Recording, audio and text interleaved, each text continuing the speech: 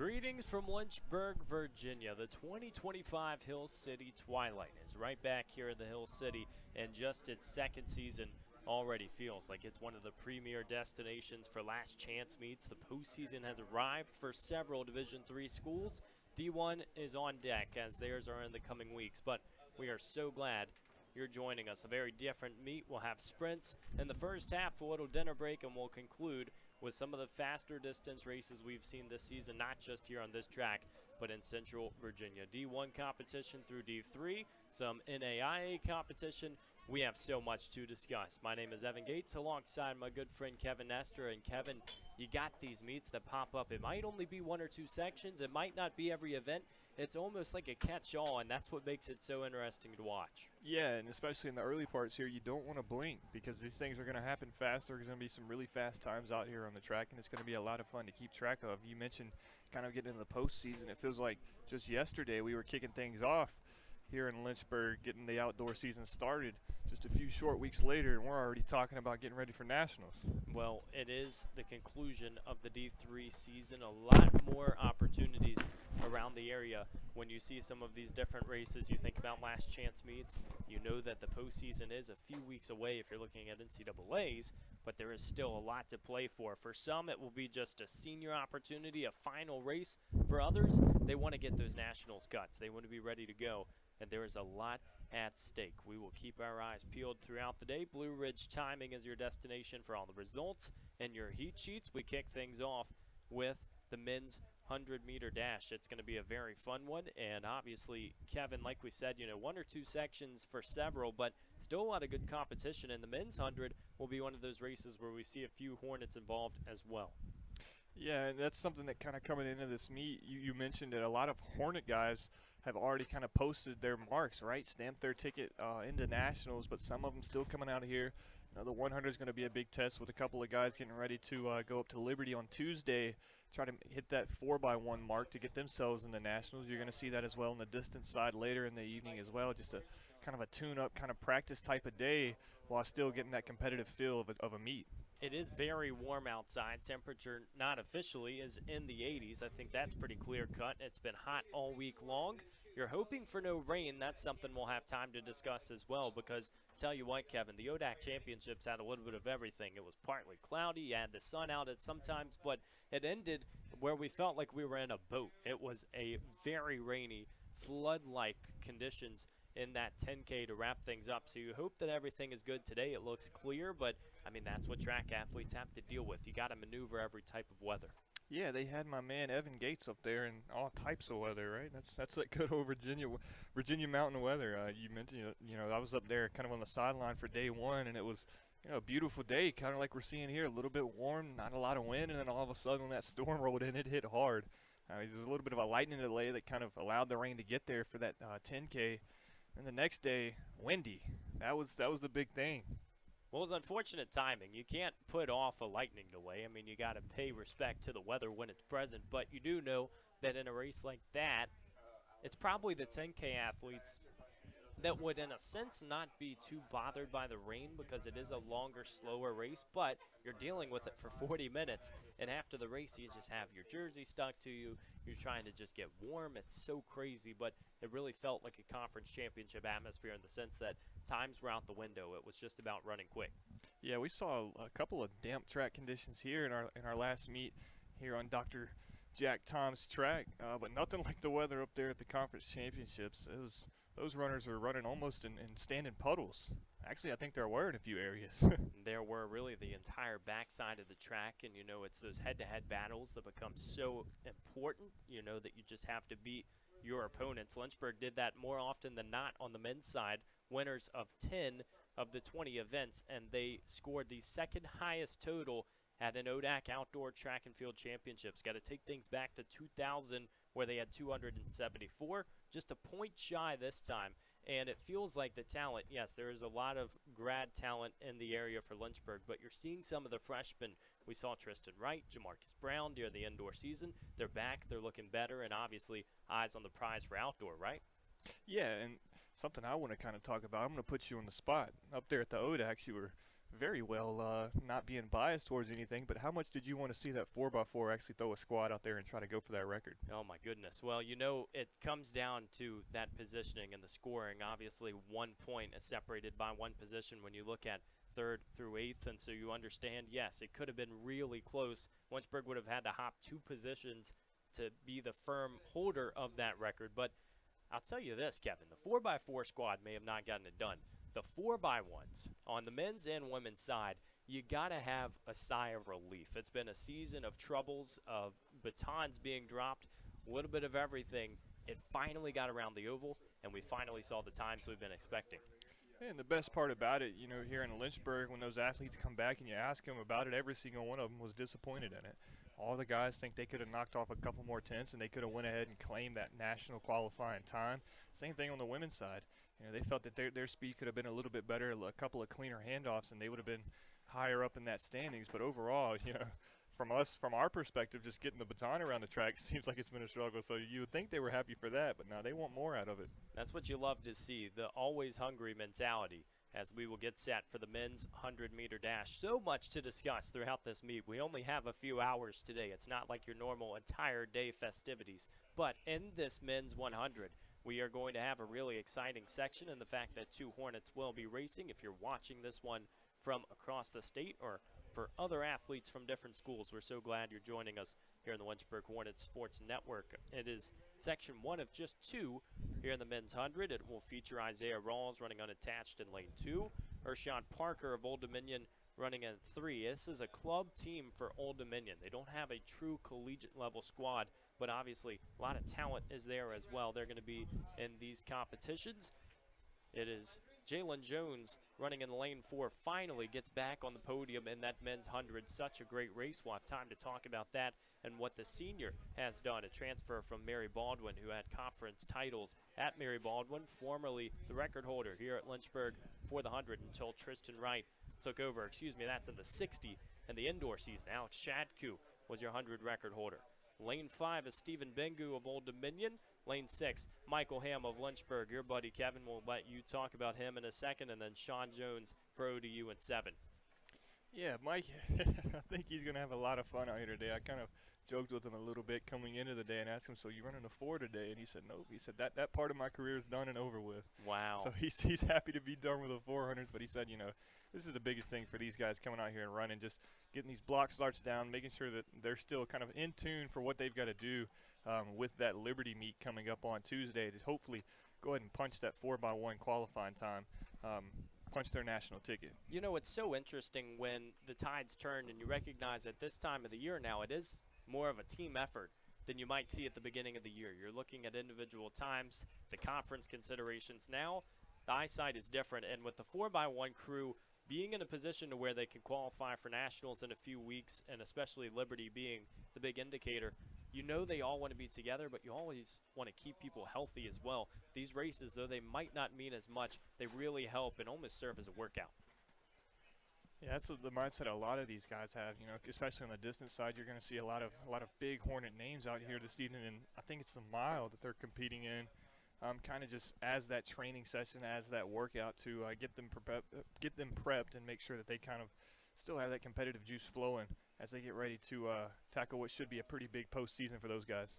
Well, you know, you talk about it being a training session. We don't want anybody to think this is going to be slower than normal. It is going to be some fast times. The distance side is always, you know, one of the premier meets here at Lynchburg, just its 2nd year, the Hill City Twilight, but we are super excited to bring it right here back to the Hill City. Keep your eyes on Jalen Jones in the middle of the track. He will come into this one, the chance to put a nice time on the board, the favorite here in this section. We'll see what he has in the opening event of the day. I say training, but these guys' training is still 110%. I think you're about to see that right here in heat number 1. These teammates on the relay, but they're going to get after it out of the blocks.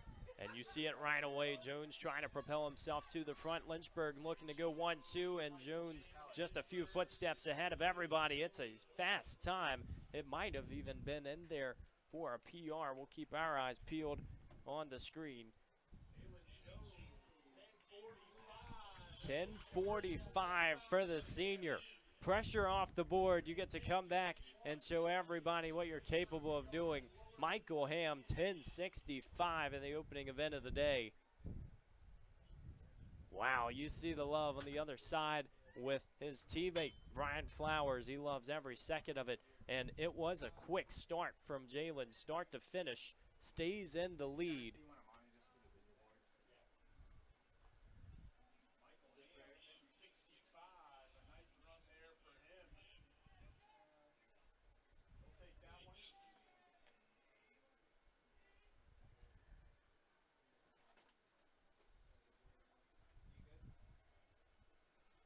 Isaiah Rawls goes 10.95 for third.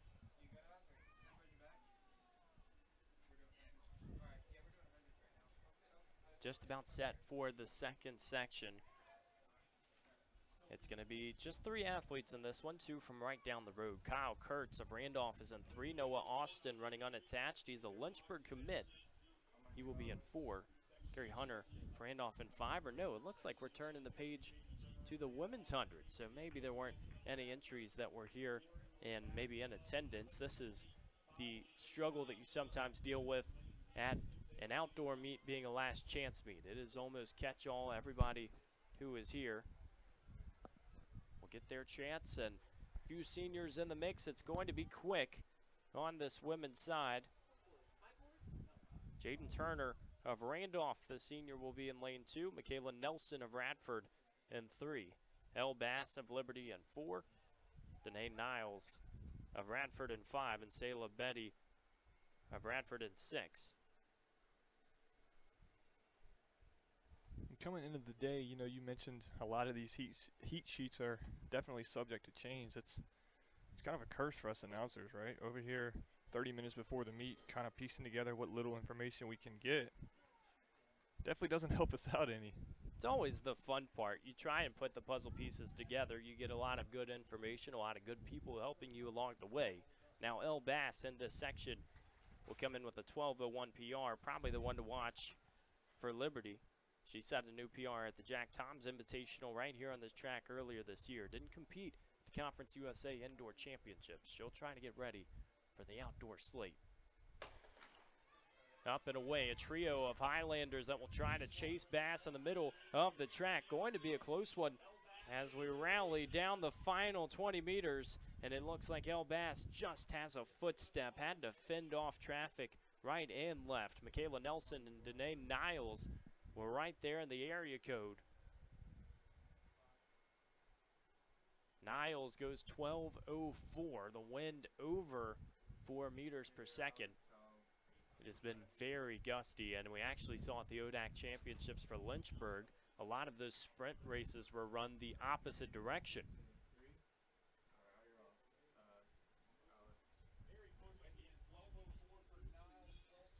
Entirely, really, in that final 20 or 30 meters, everything stays close.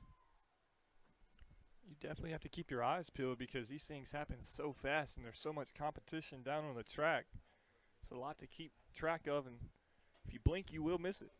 Sure will. We will try and get you all the times that we can. Niles goes 12:04. Looks like the other Highlanders are right there in the group in that top 3.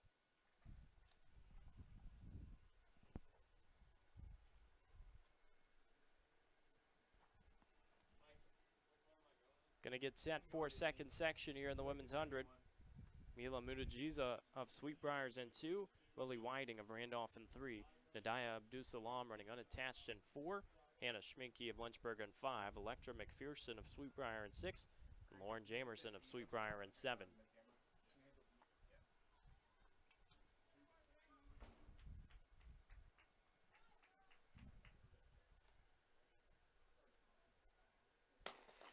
And up and away we go here in the second section. Athletes trying to post one final time for the season. Going to be tight. Hannah Schminke of Lynchburg is in the mix. Got to watch out for Lily Whiting as well, who might have gotten it at the line. Extremely close. Pair of athletes here in the Hill City. Schminke goes 13:37. Whiting goes 13:43. 0.06 of a second separate first from second in the section. Sweetbriar also had a good start. Looks like Electra McPherson got out hot. It's Jamerson with 13:47 in third. McPherson 13:82 in fourth. Another close one there, neck and neck as they come down. Really, and I don't want to say to the finish line because this is the entire race could have been decided. A lot of good starts, a lot of close races as we are underway. So Jalen Jones on the men's side, able to get it done. He goes 10:45. Looks like the trio from Old Dominion were not in that race. So we mentioned it was just consolidated into one section. The three Monarchs not racing. Then it looks like it's a few unattached athletes in the mix as well. Jalen Jones was first, Michael Ham was second, Isaiah Rawls finishes up in third, and then the women's 100-meter dash results will be coming in soon, but it does look like Danae Niles of Radford edged out Elle Bass by just 100th of a second. Big gust of wind. Sorry, Kevin, you're looking at some of those PRs, though. I mean, the 12.0s, a lot of them really hanging by the ropes in that race. Yeah, that's exactly where I was about to go with it. The PRs definitely close to being knocked down. And if we can do a little bit of foreshadowing here with Jalen Jones and Michael Ham doing what they did there, if that's any indication of how the 4x1 is going to go, they're going to be a dangerous foursome going into nationals. I always want to try to get the quadruplet on the same page at the same time. Easier said than done. It's a long outdoor season and ultimately a war of attrition. How many athletes can stay healthy from December to May? Because mind you, in the track season, it's not just this outdoor slate you're looking at. Several coaches consider the track season as one big stint. They don't really separate it into indoor and outdoor. As we see our fantastic hurdle crew getting things ready for the 110 and 100-meter hurdles.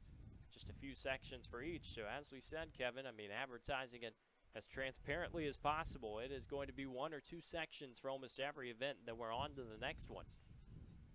Yeah, it's going to be a lot of fun to watch because although there might not be quite the depth that we're used to seeing, it's still going to be quick. There's some really heavy hitters from really every division whenever you look at the entry list that we have that can go out here and throw down personal best and really make for great racing out on the track.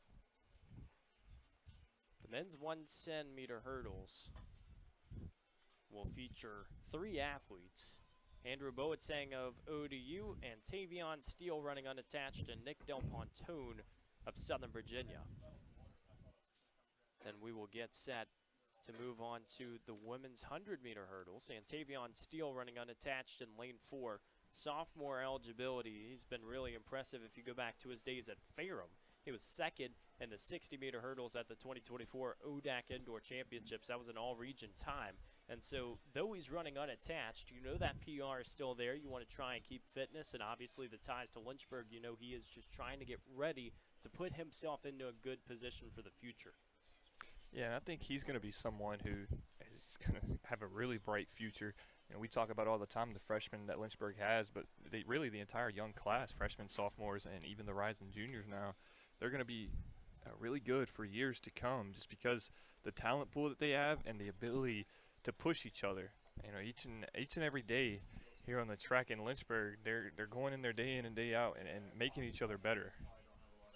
You don't always see some of the practice that goes on, and you recognize that several of these athletes are working together. They are getting chances like this, but it's great to have that chemistry and camaraderie already in a season that is ultimately unattached. It's a little bit different. You get ready to go, and then, when things are ready in the indoor season the next year, that guesswork is out the window. It's just about running fast.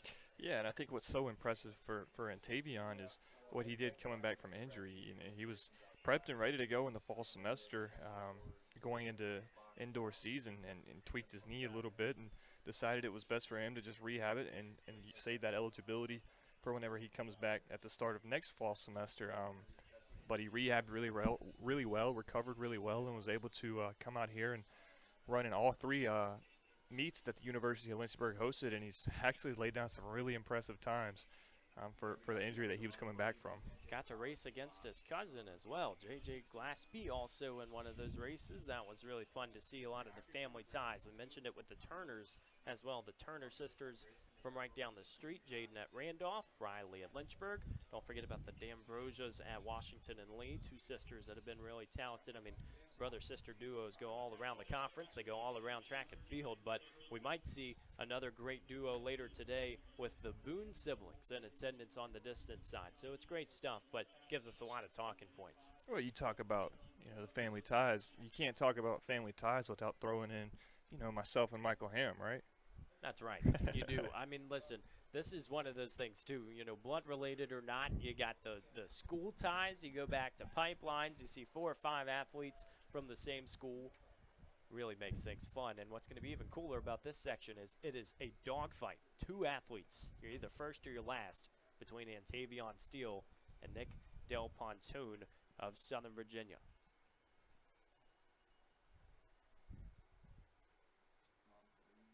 Middle lanes, obviously, you don't want to clip those hurdles. It makes the pressure a little bit tougher when you're right next to each other, but that's how the game rolls.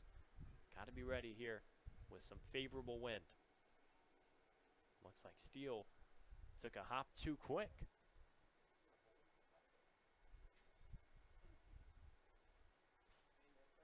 We'll have to do this one over again. We're going to see what the decision is. I don't think I've ever seen a race with 2 athletes where one got DQ'd. But this time, yeah, it looks like Steele is out of this one, and that's unfortunate. Wow. So Nick Del Pontoon just has to technically finish. Not that he's going for the event win, but you do want to see a nice time. You lose your competition, got to reset.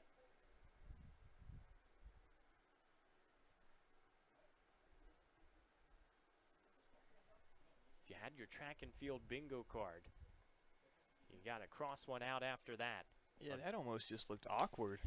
It did. It was way early. Del Pontoon's on his way in the middle lane. Looks strong so far. It's always the last few hurdles that can be troubling. He's trying to get over and maintain that speed. Just the final 2. And he will get over cleanly and rolls through right around 16 to 17. Shortened up at the line, and it ends up being 17-18. Wow, sometimes, it's so tough. You want your momentum to carry you through the finish line. It looked like that could have almost been a quarter of a second or a half a second. But Del Pontoon goes 17-18. That was just an awkward event. That was. I mean, that's the last chance meet speaking for us here in the second event. And Tavion Steele, obviously, you got a feel for him. You wish that he could have ran that event to completion. Now the hurdle crew will move the hurdles down a little bit for the women's race. Now, Kevin, I did not want this to happen for our viewership's sake, obviously for the families if they're watching, but I don't think I've ever seen a race where every competitor got DQ'd. And so good thing that Del Pontoon was on his way, or otherwise, I don't know what happens. Yeah, I don't want to say he looked checked out after Steele DQ'd himself there, but that was just, it was awkward, right? The jump that Steele got, it didn't look natural. Like you said, it was way too early. And then the race itself, it just ended. Well, and we mentioned this, you haven't seen people get DQ'd normally if their section's that small. That was a very obvious jump. And so I don't think as an official that you have much leeway to say, okay, this guy gets to go in the race because, if it is tight, if it's maybe a tenth of a second before the gun, it's a different conversation we're having. Or maybe even just a flinch, but that was like, I don't even know. That's one of the few times I've been speechless up here this year. That was diving into the lake for Steele, but we'll see what he has in store. Obviously, got to feel like he will be around for a few more meets, maybe this postseason, trying to stay fit for next year. But our women's race here, the women's 100-meter hurdles, will feature a lot of Highlanders from Radford. You will hear that throughout the day. Radford making the trip for this meet. Several other D1 D1 opponents will be in attendance as well. Kevin, we've talked about it. This is meet number 4, number 5 that we've broadcasted here in the last couple of months. If you look at the ODAK championships, where Lynchburg, or LHSN rather, was able to broadcast in Roanoke, it just feels like we have seen a little bit of everything at this point in the season. Yeah, and it's leaving us kind of speechless, right? It almost sounds like we're getting a little slow coming out of the blocks here today, but it's been a weird start. It's not what we're used to seeing, but you're still seeing a lot of different things. So if you're a viewer at home and you're playing, what's happening on the track bingo with us, then you're getting close already. The game might already be over. That's right. And, it's so very cool to have a last chance meet because for so long Lynchburg hasn't had that discussion. You add one more, it's not too difficult to get an extra event, especially for some of the local opponents. Last chance meets, you see those national caliber athletes wanting to extend their seasons, wanting to put a nice time on the board, but we forget some of the seniors, some of the athletes that might just want one extra race to finish things up. And so it's very fortunate that it's right here in Central Virginia. A lot of different opponents only have an hour or two drive to make it to Jack M. Tom's track. I think, obviously you touched on it with the seniors there, but Lynchburg being able to kind of do this, like you said, 2, 3, 4 times a year, I think it's really cool to be able to include everybody because there is, such a community right here in Lynchburg with, 3 or 4 different universities that come out and run here. And then not to mention, if you could go the 1 hour radius, right? I mean, you could have an entire track meet filled with just those schools that are just kind of in range here. So it's cool to see Lynchburg continuing to host and make these things better. Yeah, it's been a fun season for sure, and this will definitely be an exclamation mark. Got to watch some of the facility records a little bit later as we paint the picture here for the women's 100-meter hurdles set for 5:30 start time, so still a few minutes until we are off on the runway. But Naomi Rhodes of Longwood will be in 2, Leah Moy of Radford in 3, Jaslyn Robinson of Radford in 4, Candace McIver of Radford in 5, Flo Torres of Southern Virginia in 6, and Chandry Allman of Southern Virginia in 7. And in this race, Jaslyn Robinson, 14:46 personal best, will be the lady to beat 14:54 in her last appearance. So she is right there. She also was second with the 4x4 squad and 8th in the 60-meter hurdles at the Big South Indoor Championship. So scored in 2 events and looking to trend in that direction again come this postseason. And this is another one of those kind of one-section heats or finals, if you will. So, and you don't want to go anywhere because you don't want to miss the action. It's going to be done and over here in just a blink of an eye, especially with the caliber of athletes that are racing here in this event. Our schedule throughout the day will ultimately go all the way until the women's 200. And then I believe there will be a dinner break until the women's 4x8. So you are truly separating the sprint races from the distance races. That break is coming up relatively soon. We only have the 400s and the 200s to go before we turn the page. It is going to be a very quick meet and several distance races on deck that could shatter some of those facility records a little bit later.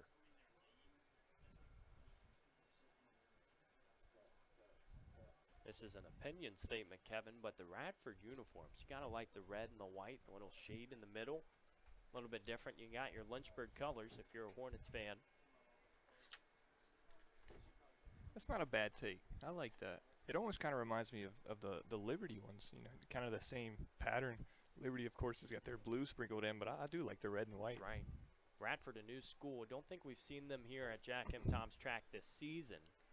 Liberty has been really opponents of choice every single meet. We're off and running. We'll see if the Highlanders get it done. Robinson in 4 looks commanding early in this race. Her teammate right next to her. We'll see if they can finish. Just 2 hurdles to go, and Robinson had a nice few barriers to get over. We'll see what that time is. 14:41, and she will come away with the victory. Robinson 14:46 was that mark coming into the race. So you see once again another one of the upperclassmen getting it done. The Highlanders out going 1-2 as Moy went 14:52.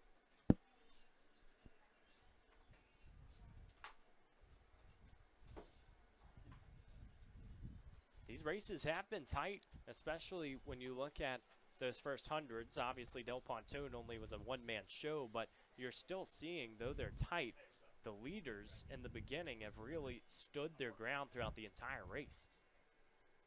And it's been tight, really, kind of among teammates, right? You saw it right there again with the Highlanders just kind of pushing each other, and I think that's a lot about what this meet is about. Coming out here and being able to race each other and kind of seeing what you can allow each other to do. We will turn the page now as we transition from the straightaway. It will be the 400-meter dash followed by the 200-meter dash. It is truly postseason time here at Lynchburg. A lot of different events going on. D1's going to be coming up very shortly, but the one to be paying attention to today, if you're on LHSN, you probably saw on the opening page, there's a baseball game going down at Fox Field, a walk-off in the 11th inning of that first game. Man, that was gnarly. That was definitely a game of two different strategies. First round of the ODAK playoffs going on down there. Lynchburg and Ferrum going at it. Ferrum, they went through 10 pitchers in 11 innings in game number 1. Wow, that is a bullpen game in its clearest sense. And Tyler Kaltrider, I think, got the start for Lynchburg. How many runs did he give up? Because he's been in the national statistics, a top 50 type of pitcher. How many did he give up today? I think he gave up, I want to say three or four through 7. I think he had 7 innings of work and gave up 3 or 4. But you know, a lot of that was credit to Ferrum. They hit 2 solo shots, which Lynchburg did too. That's right. Bryce come out and he did what Bryce does, and then of course you got Connor Moore walking it off. You know, just adding on to his resume from the year. He's been impressive. He's hit homers and timely points. And what's interesting about the baseball season, you see the ball start to fly a little bit more at this time of the year as it gets hotter. If it gets up, it can go out because the air is a little less heavy. You know, it's interesting in track and field because you see some athletes that enjoy the heat, and it's normally the sprinters. You don't want them running in those 40s or those 50s at the beginning of the year. But then the distance athletes still show up when it matters. And I think it's cool that, you know, even though it is 80s, as it starts to cool down, it'll be a little bit more favorable later in the meet, but it's just very cool to watch. I'll be interested to see kind of how the Lynchburg guys handle it. Obviously, it's a little warm for them, and we know how they feel about layers. If they could, they'd be out there in nothing but the tights on. It'll be interesting to see who's coming out in the shades, who's coming out in the warm-ups, and see how warm-ups goes for them. That is very true about distance runners. If they can be bare bones with their outfits, they will choose to do so. Here at Jack M. Tom's track, LHSN will have the entire meet, and it's going to be a quick one. We can highlight some of what happened at the ODAK Championships. As we said, the men winning the conference in dominant fashion, and it was Washington and Lee that was in second place. That meet was never close as Lynchburg got out in a hurry. Won events on the opening day in the steeplechase and the 10K around the oval, got several others. And then for the women's side, they were able to really capitalize, not projected to get as many points as they scored. They end up second behind a Washington and Lee program that has a very strong distance squad, well-rounded. But it was just fun because even though it felt like it was lopsided, it was a lot of great results all around from the conference. Yeah, it's just extremely impressive just kind of as a meet in general. And before I touch on some of the individual things, you know, you're not going to do it. So let's give my man Evan Gates his flowers. Up there the whole weekend, he grinded it out through the wind, through the rain, through the sun, through it all. Solo. Doing it, man, right. It hurt my heart watching that whenever I come back in and had to see you doing it solo. But, man, you killed it. You did awesome.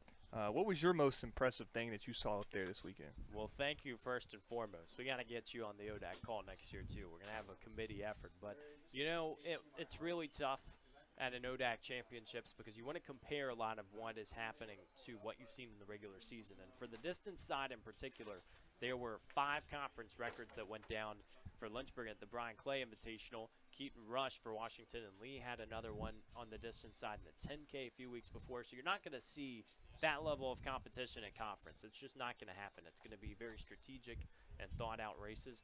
I'm going to say 2 things. I liked the 4x1s, obviously, as a Lynchburg fan, and even the sprint races. Tristan Wright, as a freshman, wins the 60 in indoors, wins the 100 in outdoors. But also, I mean, seeing those 10K athletes battle through the rain. I mean, it wasn't a race that got out of hand early. You got some athletes that want to stay in the pack for 3 or 4 miles and then they take off. But from the gun in that men's race, it was pouring. It was almost like a joke when you see the gun fire, and then 10 seconds later, the downpour just intensifies like tenfold. But it was such a great race, and obviously Lynchburg's Aiden Riggle came away with the men's side, Allison Dell on the women's. So it was fun. It was not a very pleasant experience calling that, trying to get rid of the rain. The EMU crew did a fantastic job of getting all the water out. They were fantastic the entire weekend, but afterwards we got a little Waffle House trip for dinner. We had fun. That was a good time, Kevin. How about that 4x4 that Lynchburg threw out there? I think that was awesome. Kind of seeing it come together. It almost looked like last minute on the screens, and you see a guy like Jason Hunt out there running anchor leg. I think it almost in a way was, because they didn't necessarily have any doubt that they were going to win the ODAK championships. They were ahead really throughout the majority of that second day.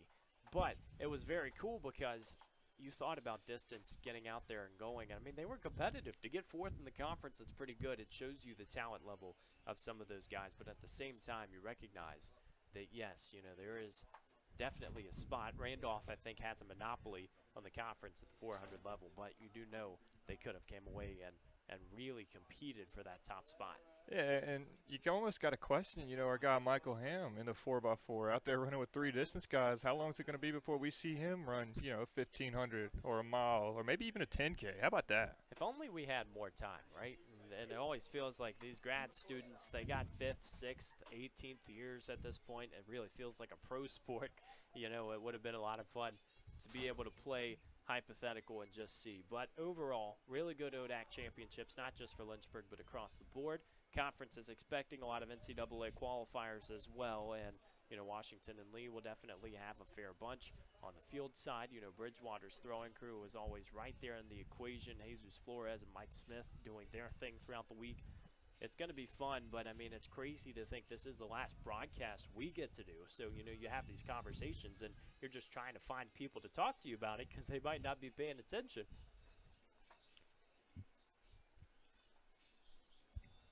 That's the craziest part about this time of the year, right? You always talk to these different athletes, especially runners, and you talk to them about postseason, and they'll tell you, man, our season's just getting started. And you're like, well, you know, we've kind of been talking about it as it's already over. Right, and it's very crazy to think it's still a few weeks. You know, Ohio is the site for the NCAA championships. The D3 level, D1 will be a little bit later, and it's just really cool to be able to start looking at it, start somewhat finalizing it. I think a lot of athletes that are in those top half, maybe you could say, of those final standings are feeling pretty confident about the fact that they're in. And then for others, it's going to be a really stressful few weeks trying to just wait and see if they can get that mark to go. Obviously, the 4x1 crew here at Lynchburg might be in that discussion. They want to be trying to get that done. They will race Tuesday at Liberty, but several other opponents will be at that meet. It's also going to be some local competition continuing to race, and then this one coming up here in the men's 400, just 3 athletes. Again, similar story, a lot of Lynchburg people in this one. Gary Hunter from Randolph, Logan Koenig in lane 4 for Lynchburg, and Noah Duffy for the Hornets in 5. So all 3 right here in the Hill City. And you know, this is interesting because Noah Duffy, somebody that will look like he is leading this race and winning this race for 200 meters, always gets out quick. He's going to be a lightning bolt, and it's just a question of can he hold on in the final stretch. Yeah, it's something. It's always kind of impressed me how these runners run. You know, we don't necessarily think of the 400 as a distance event, but whenever you kind of break it down, it is. Whenever you have to manage how quick you start, the energy that you use up on the start, and then what do you have left whenever it comes down your side by side on this last 60 meters or so. It's definitely something that makes for a really fun race and a lot to keep track of. Definitely a lot, and you know, you have the stats and all that stuff at your disposal. How much do you pay attention to it? You know, it's a pretty good sample size at this time of the year. For Logan Koenig, the man in the middle lane, 51:13 is that PR, and it was 12th at the ODAK Outdoor Championships when he ran that race. So very competitive conference at the 400 distance. His best indoor time was 53 even, so that's getting almost 2 seconds off. You know, a lot of improvement, but it's not just for Logan. It's for so many athletes in these meets. They're starting to feel that rhythm, and you want to capitalize before you go into summer. Yeah, you took the words right out of my mouth. You know, this is the time of the year where this it can be deadly for these athletes because you saw it. You know, I'm not going to put you on the spot and ask you for an exact number, but you know, last week at the conference championships alone, how many different PRs were set? You know, it just seems like as the season goes on, you know, you would think, yeah, fatigue's going to play a little bit of a role, but for some of these runners, man, they're just now hitting their peak. And so, you know, these conference championship meets and the last chance qualifiers, they can mean a lot for these athletes.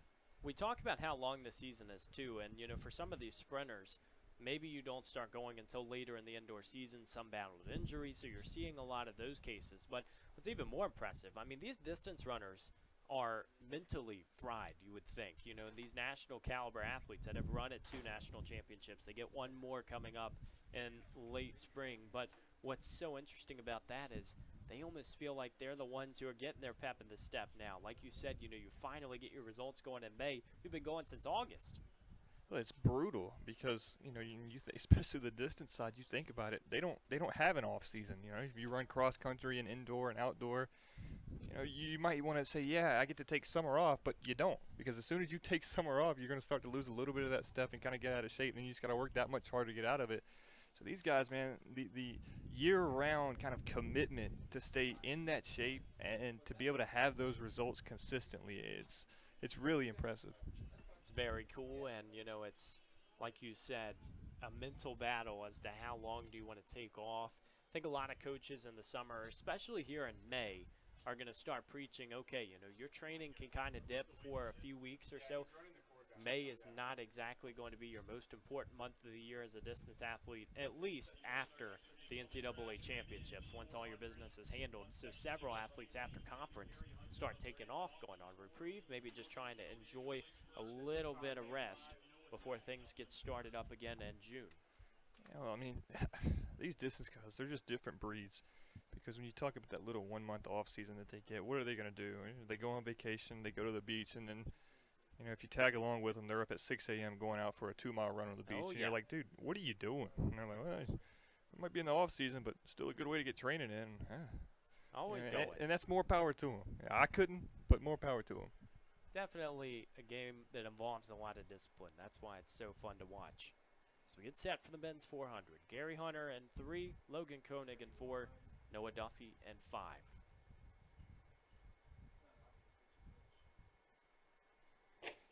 Gun fires, away we go. We mentioned on the outside, Noah Duffy likes to get out quickly. We'll see what he can do to hold in the final 200. Right now, Logan Koenig is having a very nice start as well.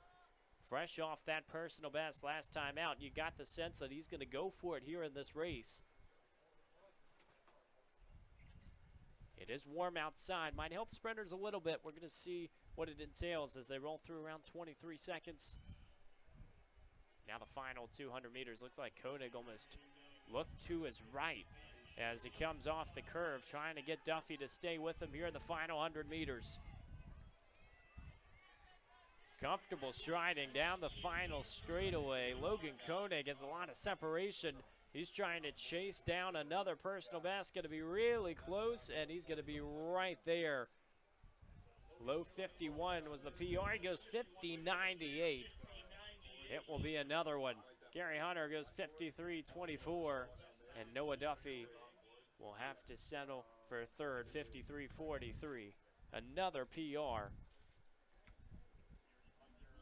I think, again, you kind of see what we were talking about there, the different paces that you saw. He just never burned out, right? You saw those guys in the later 100 that were chasing, kind of just run out of gas there towards the end. He just steadily went on, and when you're able to kind of pace yourself like that throughout that race, it leads to one of those, you know, we're going to say it a lot today, PRs.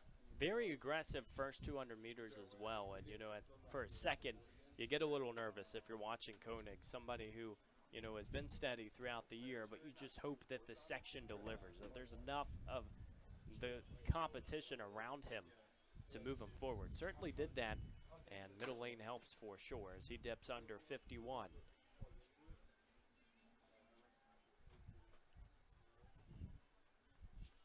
Over to the women's 400. Reminder, Blue Ridge Timing has all of those results throughout the day. You can keep your eyes peeled on their website as we update them. Now over to the women's 400. And another quick section. Jaslyn Robinson of Radford is slated to run in lane 2. She just ran in those 100-meter hurdles, so maybe 15 or 20 minutes removed from competing. She will be back. And then there is a strong Liberty contingent in this one. Amaria White will be in lane 3. 53.97 personal best. This school record for the Flames is 53.28, so very close. She spent 4 years at Coastal Carolina running for the Chanticleers, and she's the former Sun Belt champ with the 4x4 squad back there. So this is just her 4th meet with the Flames. She has had several of them right here at Lynchburg, trying to put together some nice results. Jayla Hamrick, 54.09 personal best, is representing Radford in lane 4. Big South champion indoors and 5th in the 200, the Williamsburg, Virginia native. Great story for Trinity Alexander running in lane 5. 57.25, a big-time personal best to win Dennis Craddock despite not breaking 60 before the season. She has really started to excel for the Flames, somebody that you can expect to show up in a big way. And her father, Sean Alexander, was an NFL running back for the Seahawks and the Redskins. You go back in history, he was the best NFL player ESPY award winner in 2006, an Alabama graduate. If you ever say that on the football field, you know you're in pretty good company. Well, Evan, I can tell you've been around our buddy Kyle a lot. Those are some pretty deep stats, and I'm proud of you for it. Thank you. That's right. Kyle Haney can tell a story, and we have so many great people around us who help us. Paul Carmody at Liberty, fantastic worker over for the Flames, helps that SID department. He has so much info he helps us with as well. Trinity Alexander, definitely someone to keep your eyes on here in this 400. Jordan Jackson of Radford's in 6. Maddie Flores of Radford is in 7. And immediately Alexander starting to make up the stagger on the back straightaway. We're going to see what the Flames have in store as we head to the postseason, a team that loves to compete at that conference level. They're very good at doing it. They definitely have developed the depth, both on the sprints and distance side. Alexander, some big PRs throughout the season. We'll see if she has something extra as they go to the final 100 meters. Just trying to stay in front. It's only by an inch right now as Jordan Jackson looks to make this one close. Final few meters. Can Alexander get another PR? Going to be right around 57 seconds. 57.69, so just off that 57.25 PR.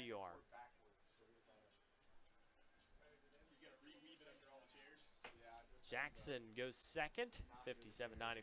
Flores, 58.13 for third.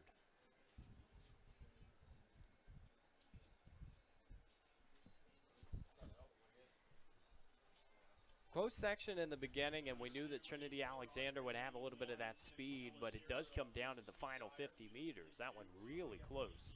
Yeah, that's another one of those. I think he could have thrown a blanket over those final 3, especially coming out of that final curve, coming down the final 100. They were really neck and neck.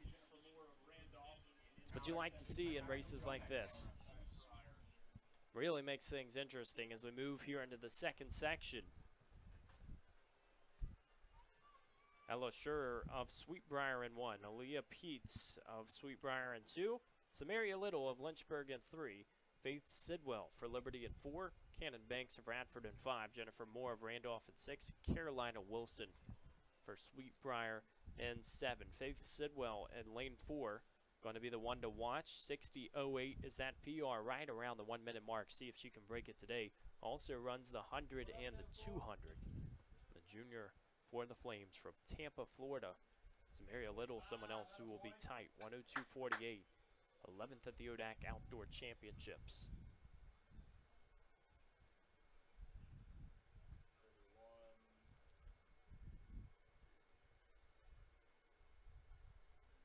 Down in blocks again, the 400, one of the more popular events here at this meet. 3 sections for the women. Actually, no, it looks like it will end up being 2.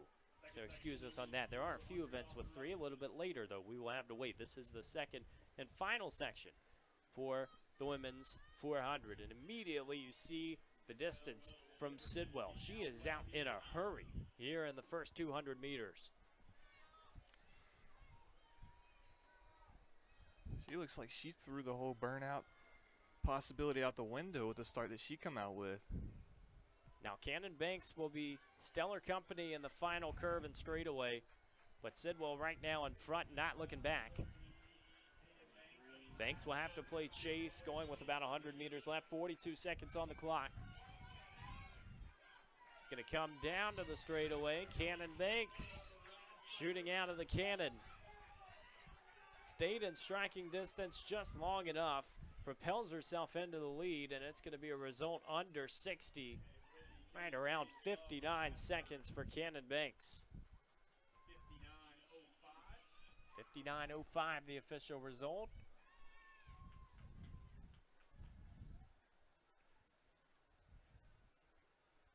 It's always the pause of waiting for results that's so fun, so intriguing. Probably not the best for athletes. They probably want them a little bit quicker. Moore's in second, Sidwell's in third. That's always at national championships. The wait, when you feel the collective gasp and just waiting. It was the indoor championships where we saw that firsthand. It was in the women's triple jump. It came down to 100th of a meter, and it just felt like that building was going to explode when they were waiting. Yeah, you kind of mentioned as an athlete, when you're on the track, man, you want to know, and you want to know right away, right? That way you can go over and take a seat and catch your breath a little bit. You don't like the whole anticipation building. Makes things fun for us. We get to do a little what if. It's always fun to have a little bit of extra time. You want to obviously build up the suspense. You feel like in a result that we might see later, some of these facility records that might go down. You never know. You want to just play the hypotheticals throughout your head, but you do understand, you know, some of those won't be close. You've got some results that might end up being different, but it will be very interesting to keep our eyes on. We will wait momentarily. Just one more event to go before our break, and we head into the second half. Some of those longer events will not be competed today, thinking about the 10K in particular. That'll be a different end to the meet, and it'll be the 5K, the end of invitational section, that will be lightning quick, that finishes us off. And that will only be a men's invite as well. The women will have their 5K invitational a little bit earlier in the meet.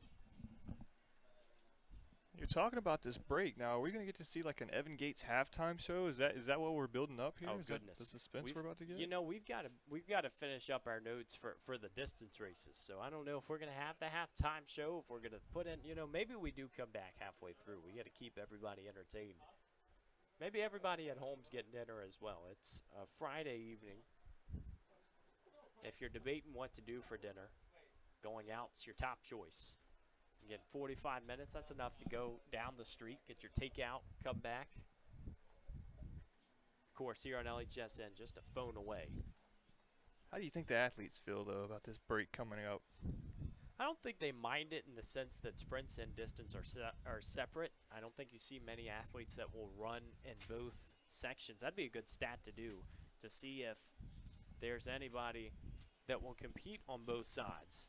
I think the distance guys, they might, 45 minutes isn't long enough. They might go, let's get a little 2-hour break. That way we can run in a little bit cooler temperatures, because it's pretty warm out there today. It sure is. 9:30, the start time for the men's mile, and then the invitational 5K is right after. I think it's 9:38, the official time.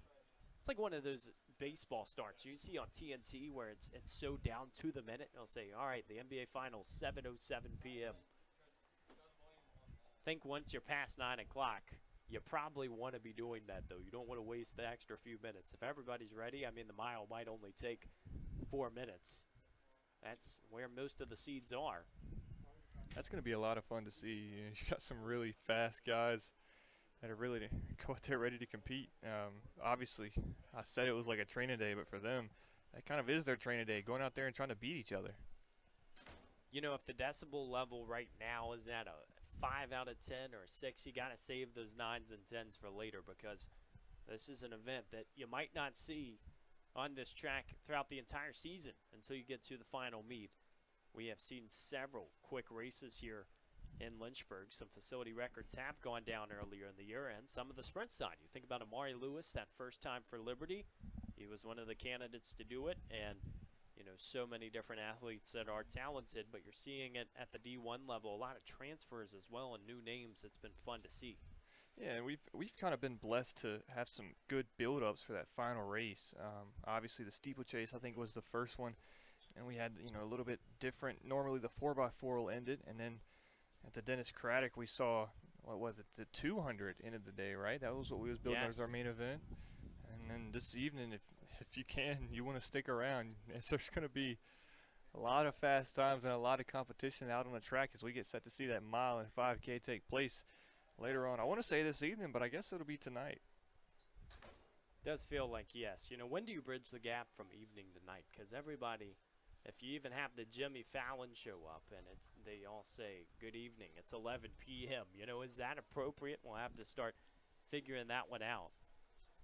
It's the conversations you get to have at a track meet. You know, if you're calling basketball or hockey or something like that, don't think you have the time to start getting off on the tangents.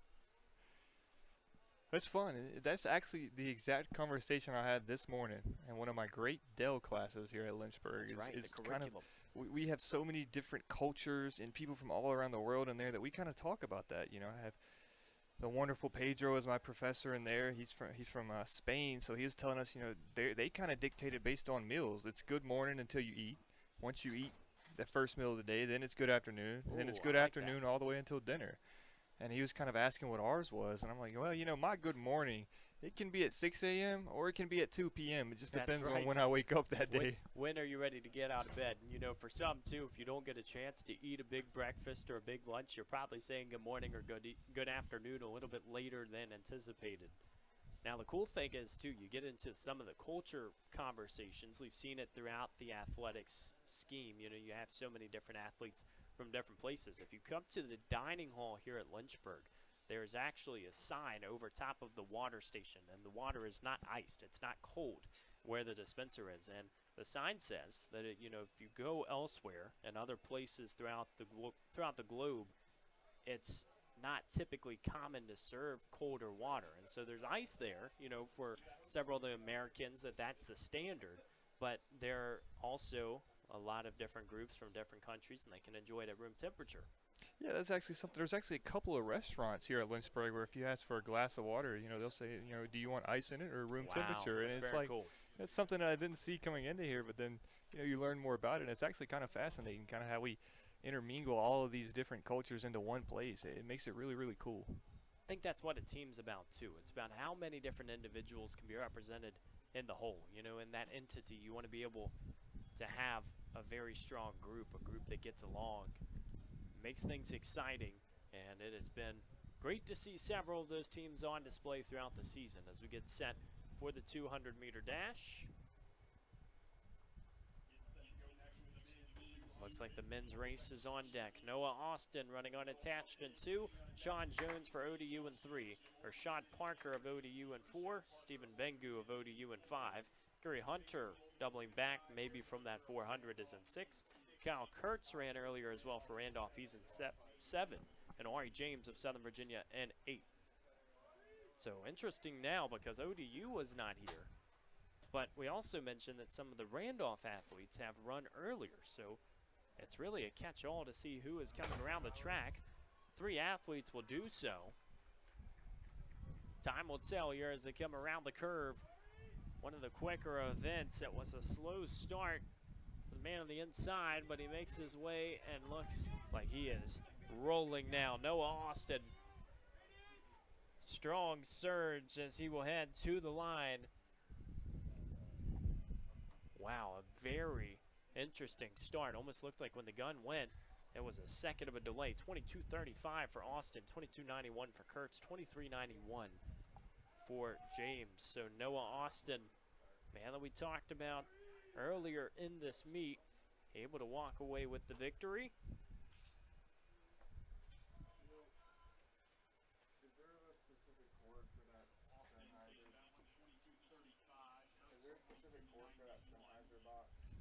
Men's 200.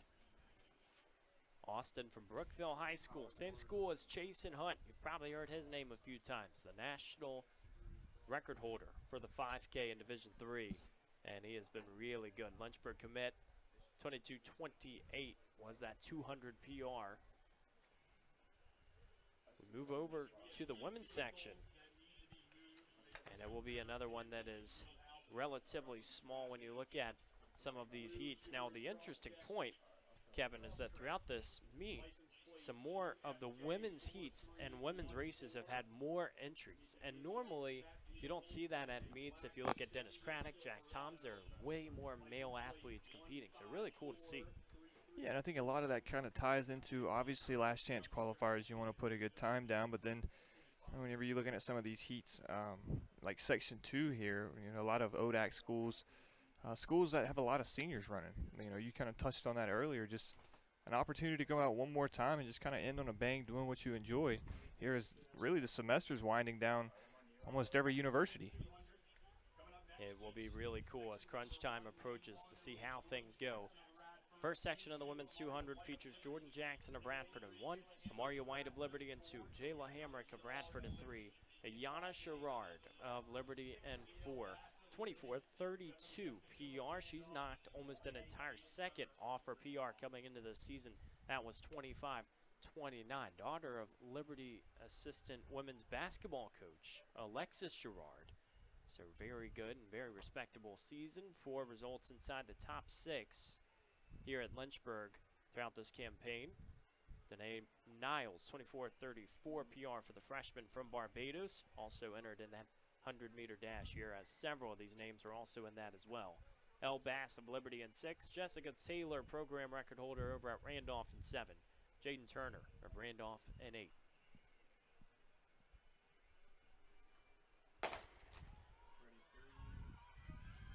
Everybody around the oval ready to go. Who will fire first? Middle of the track, we're going to have a battle going down. Sherrard looks strong. She's going to try to hold off Hambrick. Few quick strides, and she's going to get there with ease, just under 24 seconds. 23:84. Sherrard almost half a second off again. Talk about progression. It goes even further down past the 24-second mark. Wow. Yeah, that's just impressive. Liberty's depth, too. Amaria White, someone else who we had mentioned earlier, didn't run in that 400, elected to go with this one. Hamrick goes 24:23, and Bass goes 24:53. 2 other athletes that are entering the equation right there. And that is a great way to start this women's 200 as we have one more section.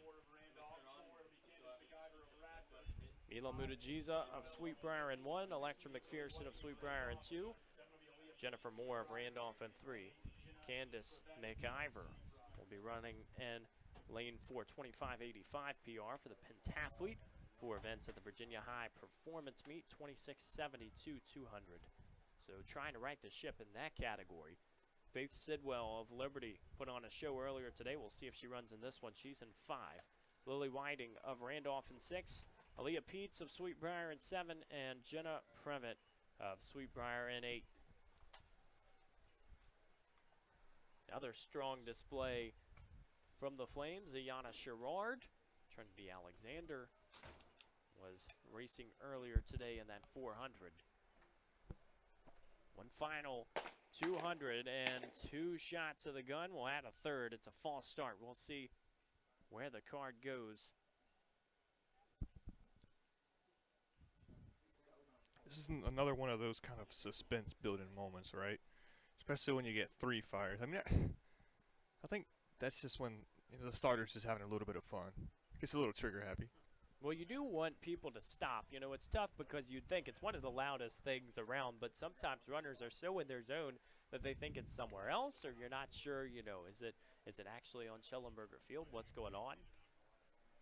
I guess we should say Jack and Tom's track. It looks like Electra McPherson might be out of this race. So unfortunate again, we've seen now 2 false starts result in a DQ. Had it happen earlier today in the men's 110.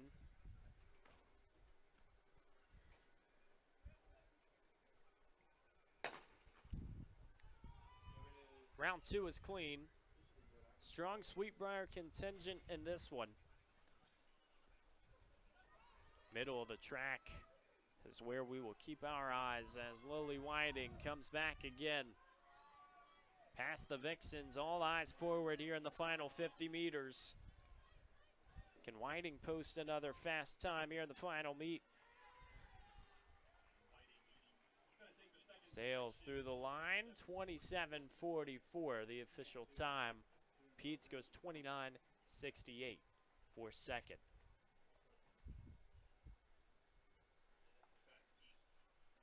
So 200s have concluded. That women's 200-meter dash was slated for 6 o'clock, right on time. Our next event will be the women's 4x800 relay. We're going to take a little bit of time. As we already mentioned, we have a good old dinner break. We will wait. This is very untraditional, from some other meets. But Kevin, give us a little bit of insight here before we take this break. Obviously these sections are smaller, not necessarily as competitive as what we will see in the distance races later, but still a lot of PRs. Yeah, a lot of PRs and a lot of things that we just haven't necessarily seen before, right? We talk about the false starts, especially in Tavion Still there in that 110 hurdles. Definitely uncharacteristic from him. A lot of things you don't see on the track, but then like you said, yeah, these fields are small, but they are mighty. We're still seeing a lot of quick times get laid down. These athletes, they're coming out here with a point to prove. Well, last year it was even more unorthodox because a lot of the events there would be 1 or 2 athletes that would start the race and not even finish just to register it as an official meet. And now the attendance has grown this year. That doesn't need to happen, but it is one of those meets. You got to get your bingo card ready. As announcers, keeping us on our heels and on our toes. It's been a lot of fun so far, though, and we will be back here on LHSN with the distance carnival side of things a little bit later. A lot of quick, competitive races in store. We're going to get our final notes ready for what should be a lightning quick evening here in the Hill City.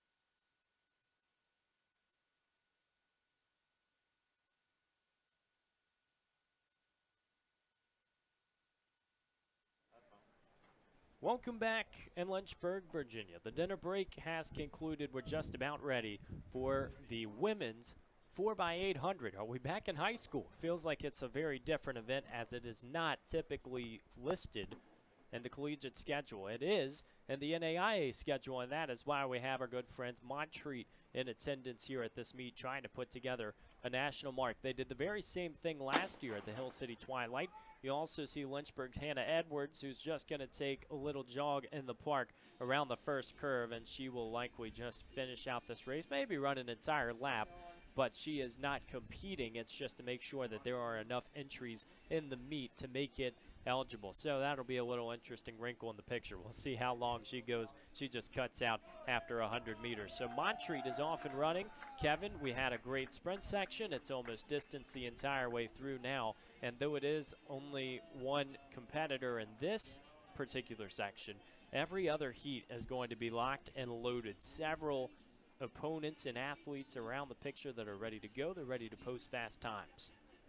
Yeah, and that's the thing, right? The competition coming into this meet, whenever you look at this heat sheet, really every event after this has some really fast guys and girls, and it's going to be a lot of fun to keep track of. Just seeing how these times stack up against one another and how they stack up in terms of last chance qualifying. This is a Montreat squad that was competing at the NAIA Championships last year. We will have to check out the cuts. 22 teams qualified. They were 17th in those final championships as they're running through the second leg. Blue Ridge Timing has all of your information if you're looking for some of the stuff that you will see throughout the meet. Obviously, you have the entries and the different results, but you also have your entire list of field events that we can try and update you on throughout the day. It was rolling starts down at Moonfield. Started this afternoon at 3 p.m. Really every single throwing event being contested, and it was just whenever you finish one, you're on to the next. We will see what Montreat puts together here in this particular performance. The only team going around the oval. It can be a little difficult when you know you've got to go against the clock and no one else trying to get one of those cuts, the A cuts and B cuts in NAIA. They roll around right now looking comfortable into the first handoff. It's Parks, Castellanos, Standifer, and Garcia. Just over 2:20 through the opening leg, on to the second. You feel like in an event like this, Kevin, obviously the ladies on the track know better than anybody else in the facility what they need to get things done, but we can use a little bit of help just by looking at the women's 4x8 throughout the season. Right now the A cut is 9:17, the B cut is 9:28.50, so those are the marks you want to go for. Fastest in the nation set by Dort is 9:02.33. And those marks, I think, can almost play into an athlete's head, especially in a race like this where you're kind of the only team on the track. So you kind of know what split's expected of you, kind of what your mark is whenever you come around at 4 and 800. So you really, I think you're going to see a little bit of scoreboard watching, being how you know there's not really any competition on the track. It's just going out and laying down a quick time. Well, it's cool to see Montreat back at this event because several different meets throughout the schedule, or throughout the season rather, you will see colleges like to find some familiarity. Montreat down in North Carolina, it's not too far of a trek, but it is cool. Even looking back at Jack Toms was a big PSAC contingent. That's, of course, some of those D2 schools up in Pennsylvania. Had a bit of a southern flair to the next time out when it was Dennis Craddock. You got a lot of those USA South schools thinking about Southern Virginia, Pfeiffer and CNU, and now obviously at this one, the Hill City Twilight, it's kind of a mix of everybody.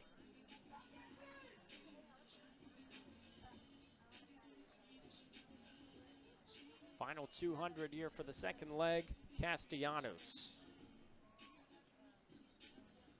We will see what they do to make things happen. It was a nice first leg, trying to hold the pace and see if they can get to where they need to be. It's 2 miles complete. If you think about how this race operates, 4 legs of 800 meters. They're going to hand off right around 4:40, so another split that's very similar. Thinking about 9:20 pace if you go to the finale. Looking at those cuts, that would be just good enough. 9:17 is the A cut. The 9:28 the B cut, and it will be a lot of fun to see if there is a little bit of extra speed, because as you know, sometimes that final leg can be a little bit more fiery. We'll have to see what they have in store. I think that's what makes kind of the 4x8 so interesting in the collegiate level, right? You don't really see it a lot, so you don't know how teams kind of stack their lineups running their first leg and their last leg. You don't know which one's going to be the quick leg and which ones are just there to kind of maintain the pace as it goes on.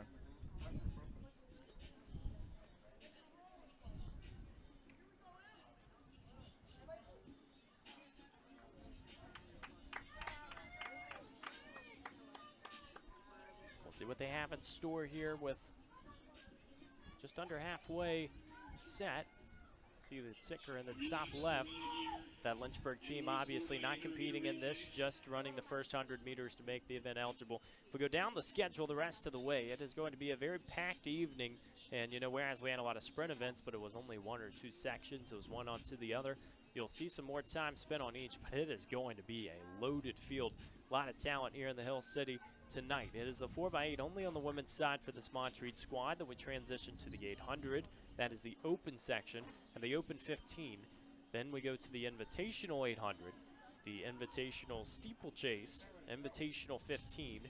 You've got the women's 5K invite, 4x4 finals, men's mile at 9:30, and the men's 5K invitational at 9:38. Very mixed bag of a schedule, a lot of different events. Obviously, you're waiting for the sun to go down, trying to get things cooled off a little bit. It is right now just shy of 7 o'clock Eastern time. Leg 3 is staying on pace. It has been consistent splits for this Montreat team. They're going to be maybe a second behind on this one, 7:01, 7:02 with the exchange. And we will see what the anchor leg can do to put something together and try to get inside that B cut. It would have to be a sensational leg if they wanted to go out and make the A cut. It's at 9:17.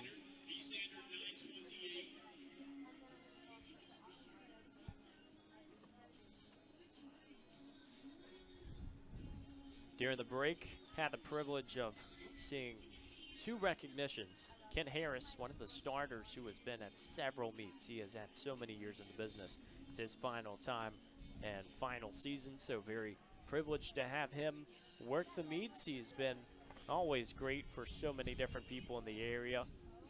And then, of course, Coach Jim Sprecher, his final home meet here at Lynchburg, as he will head down to USC Aiken next year. He always has said, you know, the big staple throughout his time talking about it is that it is a personal, not a professional decision. It is more about family, about getting closer. Some of his loved folks says this final leg could be really interesting. Montreat has a chance to hit that A standard. We mentioned things might accelerate a little bit the final 2 laps. You're seeing it firsthand.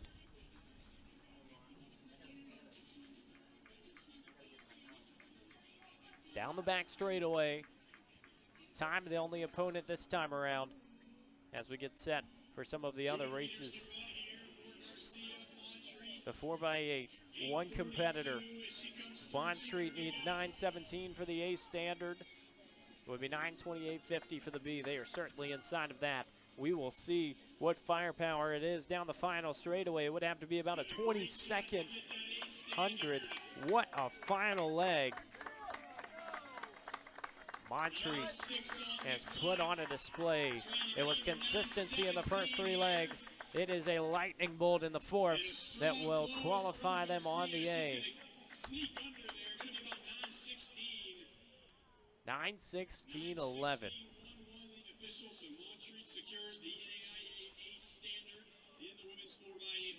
It's so crazy how such a long event where you're recording 2 miles can come down to a second but Montreat sneaks under, and obviously you got to feel like coaching-wise, that was right where they wanted to be. Keep it consistent, let your anchor leg do the work, and it was just good enough today. Yeah, that's really impressive, especially when you consider they're going out there and running solo. The only team on the track, you know, they came in, they had a goal in mind, and they went and executed it. Easier said than done sometimes, but it did look very simple that time, and it is going to be good enough as we are concluding the one and only 4x800 here at Jack M. Tom's track this season.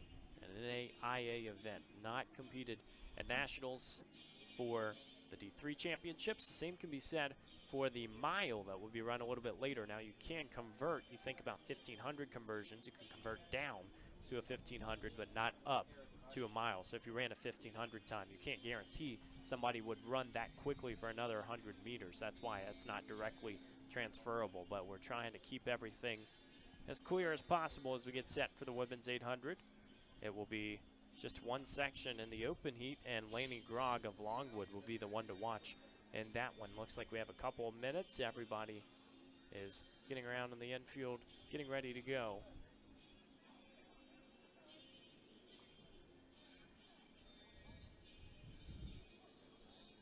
It's been a great atmosphere here inside this facility for a few days now.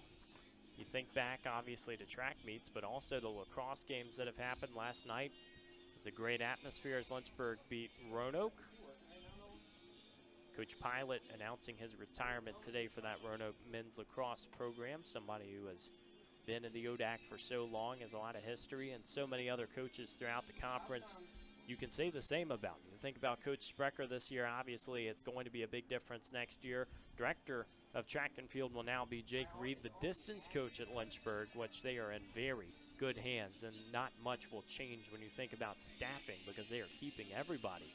But what's so interesting is that, you know, Coach Sprecher, I mean, somebody with so much history, he's had so many national qualifiers, and it's hard to just up and replace that from a culture standpoint, knowing, you know, even if it's the same team, same coaches, it just feels like we're really going to miss Spreck in the 4-3-4 next year. Yeah, he's a really good guy, you know, outside of a coach. It's fun to be around him. And when we transferred in, you know, we came in, there's quite a few of us that came in from Ferrum, you know, myself, JJ Gillespie, Michael Ham, and Tavion Steele, and I'm sure there's a couple that I'm forgetting, but I remember they came in to run here, and he was kind of giving me a hard time asking what events I was going to run for him. And he said the standard here is if I come in with those guys, I got to run with those guys. I told him, Mr. Coach, I'm just a voice, man. That's right. Could do both. That would be the ultimate Shohei Ohtani. There's a look at Coach Jake Reed. Probably sees himself on the video board in-house. He's just enjoying a slice of pizza, so we'll let him, for the moment, have his privacy. But you know he's always somebody who is a man of the moment, and he is going to obviously continue the standard of excellence at Lynchburg. So much fun, and it has been so historic. A team that podiumed at the Indoor National Championships, looking to do it again on the men's side as we are set. Looks like there are 11 athletes ready to go. Lainey Grogg of Longwood, Sophia Mast of Liberty, Caitlin LaFawn of Radford, Anna Fletcher, former pacer for Coach Reed with the homeschool squad for Liberty now in 4. Same can be said for Emma Irvey representing the Flames in 5. Caroline Jones for William & Mary, Grace Schellberg of Liberty, Nia Folk of William & Mary, Julia Seeley of Liberty, Samantha Troop of Liberty, and Peyton Holtz for the Flames. So, large Liberty contingent in this open 800. Looks like everybody will run in lanes until that break line after the first 100. It's interesting because a few will be doubling in those lanes. You see 2 to a lane. Lainey Grogg, 2:23.05 PR from Jack Toms earlier this year is probably going to be the mark or the standard here in this section, right around 2:20. You can go ahead and add that stacking lanes to our bingo card. It's another one you don't see very often, but you know, on a day where we don't see a lot of things, why not throw some curveballs? Well, the same was happening at the ODAK championships. It's probably more favored by those 800 athletes. They enjoy staying in the lane, being able to create some separation in the opening 100 meters before they got to go and break in. Helps as well in an event that's quick to make sure nobody's tripping. somebody who did fall at the ODAK Championships, Hannah Edwards, will be competing a little bit later today. And, you know, it's so tough because, Kevin, I mean, there's a balance between wanting to be aggressive and then getting clipped. It's unfortunate because most of the times if you hit the track, it's not your fault. It's probably just an unfortunate circumstance that somebody else clipped you, but you got to get up and keep going. Yeah, it's always one of those rough things whenever, you know, there's only so much real estate for all of these athletes, and when you're so quick in those times, you want to be able to make your moves and be aggressive, but you also want to kind of have that respect and courtesy to the other competitors. It's just sometimes, man, those lines can get a little bit blurred whenever you're fighting for every inch. So those little collisions, they'll happen. Definitely a fine line, as looks like Nia Falk has taken this one out. William and Mary leads it through 68 seconds.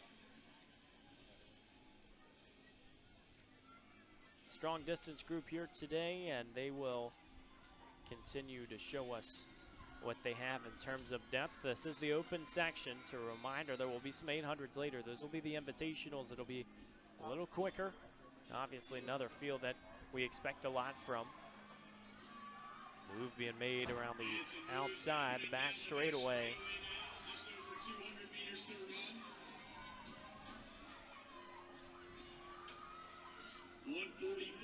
It was actually Caroline Jones that was leading it to start. Lainey Grog right behind. And Grog has now taken the lead for the Lancers. She's had a teammate this year, Sophie Farley, who has been really impressive at this distance. She is showing once again the Lancers have a lot of strong athletes. We got to watch out now. Sophia Mast of Liberty. Shoulder by shoulder right down the final 10 meters, and Mast is able to inch her out. Just gets there in time, 2:19.45. Grog will settle for 2:19.64. Can't feel too bad about that one. Caroline Jones finishes third. Split almost evenly up top with Mast and Grog. First lap and second, very, very similar. Almost identical, less than 2/10 separating them on the track. It's kind of one of those going back and you talk about real estate on the track. If you're running 800 meters and you're only separated by 2/10, that's a fine line. You would obviously, I think, you know, as some of those athletes want to get out early, but you do know if those times are tight, it's probably a pretty good section. It was good that time around. In our only women's 800 open section, we move on to the men's race. Here in a second, Ethan Stansberry will headline the top section, 3 of them. Here on the men's side, we will go and reorganize heat sheets, get everything ready for those 3.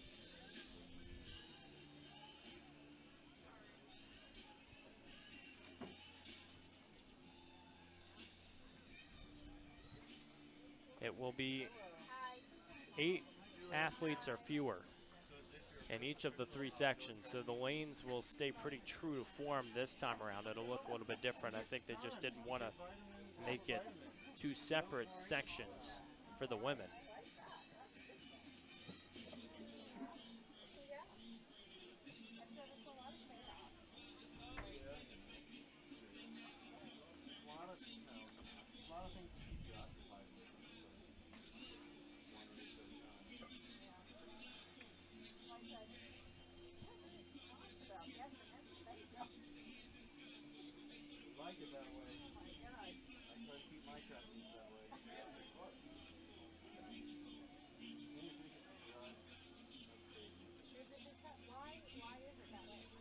Here in the Hill City, if you're just joining us, this is the Hill City Twilight. It is deemed a final qualifier meet. Really exciting and obviously brings in people from a lot of different walks in their season. Some might be competing for a final time, others maybe a few more down the road.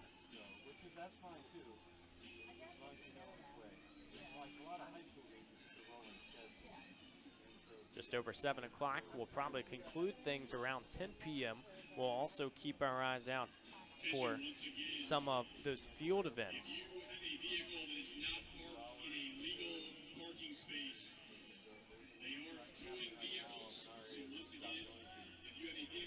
got some vehicles that are not parked in the right spots. And Kevin, I think that's probably a good problem to have at this time of the year, because that means you're still hosting a lot of events. And Lynchburg, as we talked about earlier, hosting an ODAK baseball playoff against Ferrum. I think they're going to get the sweep done, but I mean, it's pretty cool to see this number of teams still out there trying to extend into summer and hopefully maybe even a month more of action.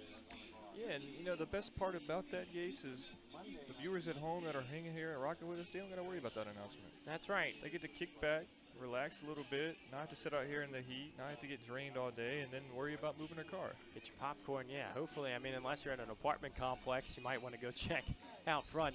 It is Friday night. You do have a lot of company out. But tell you what, I mean, it just feels so festive at this time of the year. And, you know, we can say that.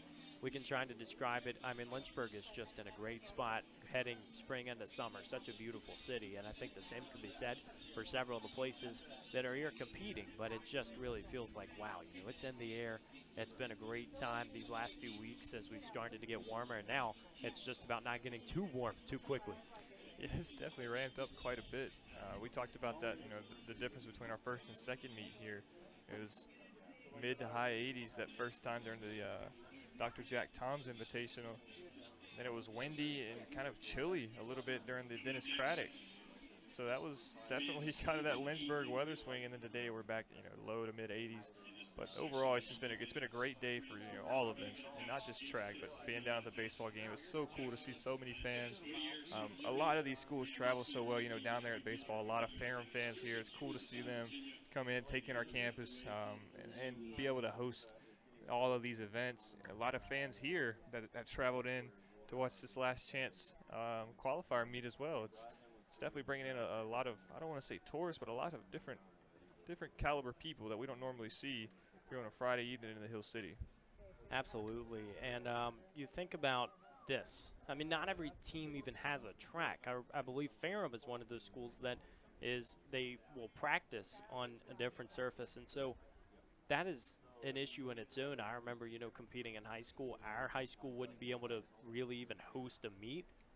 You get this atmosphere when it's almost the Field of Dreams adage. If you build it, they will come. And you have this type of setting. I think for somebody like Coach Sprecher on the out, you recognize, I mean, that's pretty special to see. Not only has this facility been built, but this program has established this level of performance to bring in D1s, to bring in some athletes that are running pro. Like last year when Cole Hawker was in attendance just doing some pace work with Cooper Tier, he went on to win the Olympics. Like, it's incredible just to see how many high-level athletes there are.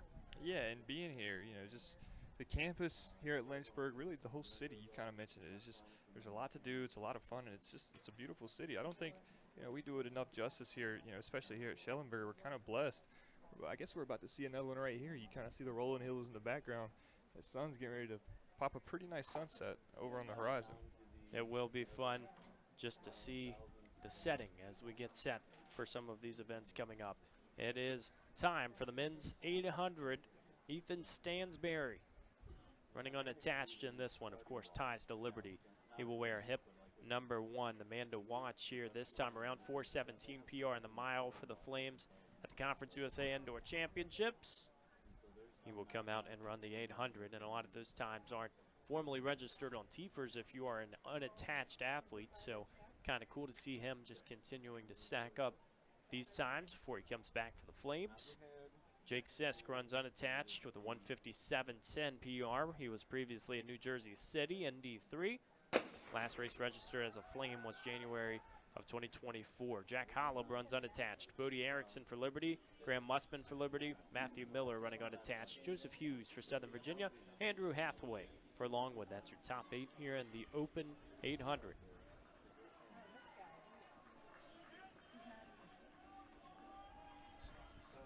Backside of the track, you are probably not going to see a lot of separation here in this first 200. Time will tell to see who makes the move and when. These 800 sections all year long. We have had several 800 athletes, but it has been impressive to see some of the skills on display. Coach Isaac over at Liberty doing the pace work up front. He's the man that you've got in about 55 seconds. Coach Isaac Wendland.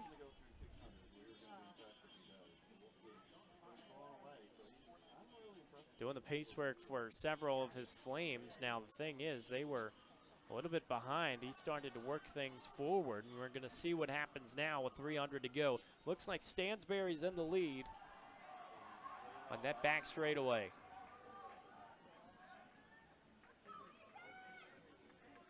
.200 left, 1:25 on the clock. Times that we were looking at coming into this section right around 1:57. They're going to have to use a strong final 200 meters. The move is made. Now heading into the final 100. Stansberry has a four-man race. It is anybody's game. Graham Musman tries to make the move into the front, and he does with some strong steps. 1:53 is the time on the clock. Musman kind of ended that with a little exclamation point. The final, what, 40 meters of that? Shot out front, did it with some authority. When you aren't talking about them 200, 300 out, that's when it's dangerous, because you know some of those guys up front have led for so long. They're taking on the wind early in the heat, and sometimes that can lead to a little bit of exhaustion. It was an easy job. Musman has been impressive throughout his days at Liberty. We will move on to the second section now. Ethan Stansberry finishes second.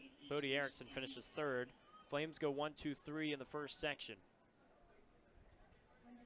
And heat 2, it's going to be Ebenezer Abibi of EMU in 1. Josh Gray running unattached at 2.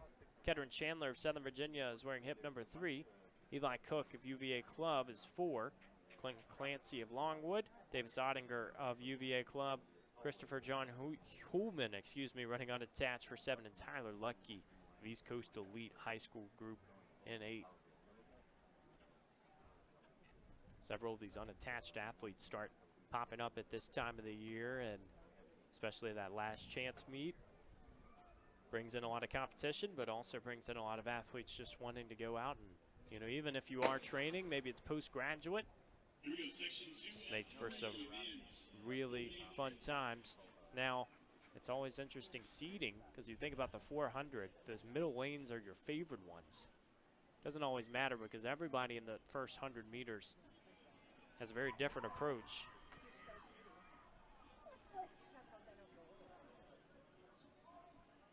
We act like it's a lot of sections. It's only 3 in the open 800. Now, compared to other meets this year, we've seen 7 or so. That's probably not that many, but it will be one of the larger events of the evening. Final home meet here for the Hornets. This race is starting to get out of hand in a hurry. Josh Gray, running unattached, has done the work to get out in front here in the final, or the opening 400 meters.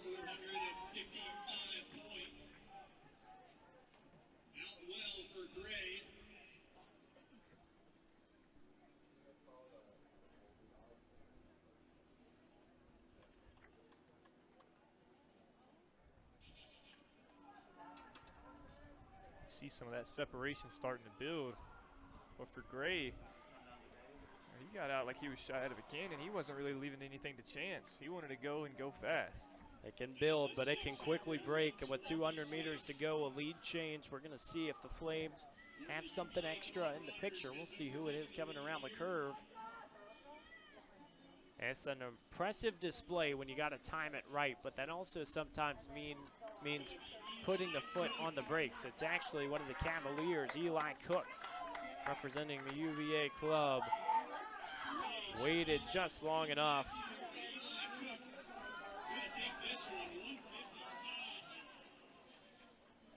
Cook gets it done.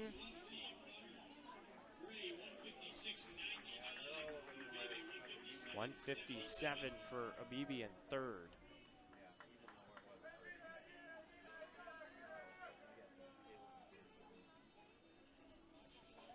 One section remaining here in the men's open 800. It'll be contemplated to Longwood, Andrew with Michael remaining unattached. And it'll be unattached. One Morales of Lynchburg, Christian Grant Longwood, George Crowder remaining unattached. And we will Eastern Midnight. Revisiting those results from the last section, Josh Gray held on for 156 and second place. So still stayed competitive, where it looked at 200 meters out that it could have gotten out of hand quickly. Third heat features Connor Williams of Longwood, Andrew McMichael running unattached, Landon Weaver running unattached, Peter Morales for Lynchburg, Christian Reed of Longwood, George Crowder running unattached, and Ben Huyard of EMU.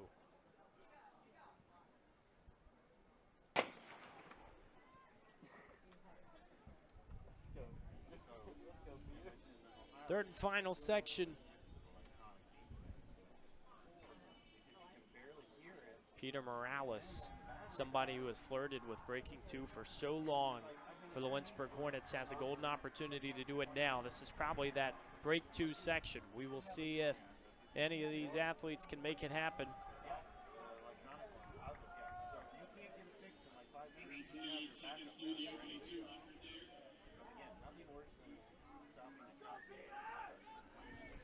This one starts to get out early.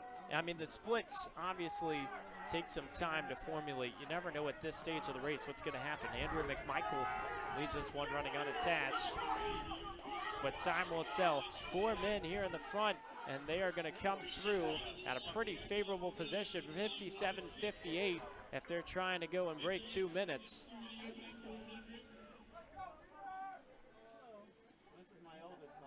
McMichael still leads this one, and it is still tight. We'll see if he has enough. It looks like he got clipped on the inside. Andrew McMichael couldn't tell by who. The field goes by as he was starting to slow down, and now Peter Morales is in sole possession of this race. Going to be around 129 with 200 to go. It's crunch time. This is when it starts to matter. We'll see if anybody has the extra kick in the final 200. The Lancers of Longwood right there as well. And Reed from Longwood trying to make a power move around the outside. Actually looks like he's going to be successful in doing it. He does, but just for the moment, Christian Reed holding on with his teammate Connor Williams. This one's going to be extremely close, and it's going to come down to the decimal points. For Peter Morales, a big gasp. It looked like he just missed it. 159.67 for Reed. 2 flat, .05 for Williams. 2:28 for Peter Morales. If you could hear it from up at the press box, I think everybody on the turf wanted it for Peter Morales. Final race of the outdoor season. We mentioned, Kevin, so many different people are in different circumstances at this time of the year. It's just so entertaining at a meet like this. It's like half the Lynchburg Hornet squad was down there, and when he came through, like you said, just a big gasp as he crossed the line.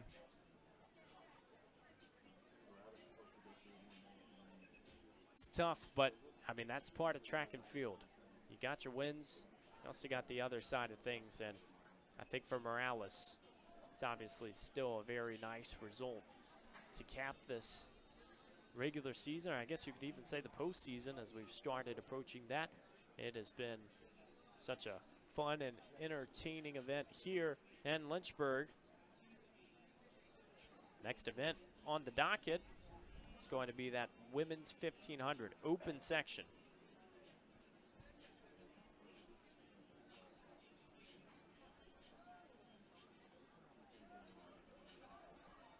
.1500 starts on the other side of the track.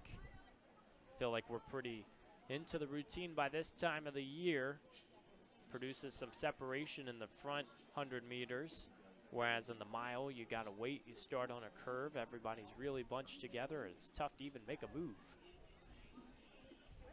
It's another one of those cases where you just see so many athletes fighting for a limited amount of real estate. This one should be fun. It's going to be fast. We say open section, but by no means is it going to be slow. Mary Kate McGranahan, 441.32 PR, 7th in the steeplechase at last year's ACC Championships. She previously competed for Amherst, a D3 school. And it's led by Hannah Chappell-Dick, who leads the distance program there. She is an EMU grad and has also been in the record books for several occasions for this Royal squad. So that team is in a very good spot. And obviously McGranahan now at the D1 level has really done well for herself as well. Rena Johnson, the freshman from Virginia Tech, ran 4:43 in her collegiate debut. Former All-State selection for Patriot High School over in Bristow, Virginia.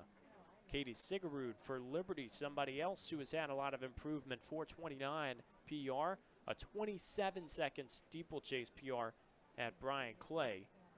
7th in the Conference USA Indoor 3K. Sigerud has really been in a good spot, looking to improve that PR from back in 2023. You got to feel like it's going to happen in a setting like this. Some changes to the heat sheet, so Reagan Underwood is actually in this section as well. She is a field hockey player for Liberty. Really successful career for that team, an all-conference type of player. Katie Dorsey's in this heat, running unattached. Courtney Drum of Lynchburg, Emily Sell and Lucy Young of William & Mary, Elizabeth Gibson running unattached, Emma Irvey and Catherine Farrell of Liberty, Megan Cash of Radford, Sarah Leach running unattached. If I can take you away from this race for just a second, I know we've been blessed to have some PRs and some records broken here during the Dennis Craddock and the Jack Toms Invitational. How do you think those guys and girls felt out at Brian Clay with everything that went down out there on the West Coast? I think they were thinking it wasn't real, because I know that is what we felt just watching the results come in, watching the live streams from Azusa Pacific. It was maybe the most impactful 3 days the ODAK has ever seen at one time. It was incredible seeing some of that stuff. And, you know, the great news is that so many of those athletes are back. Running right here. 3:52 right now is that pace. Or excuse me, we'll have to go and reset that. That was a 72 first lap. So it's actually, as we look at our sheet, 4:30. We're looking at 62 through 400. A lot of calculation, different splits you can look at if you get a chance and you're a big-time track fan. You got to go look at those pace charts. It tells you so much. You know, I wonder how many different coaches get into all that good stuff.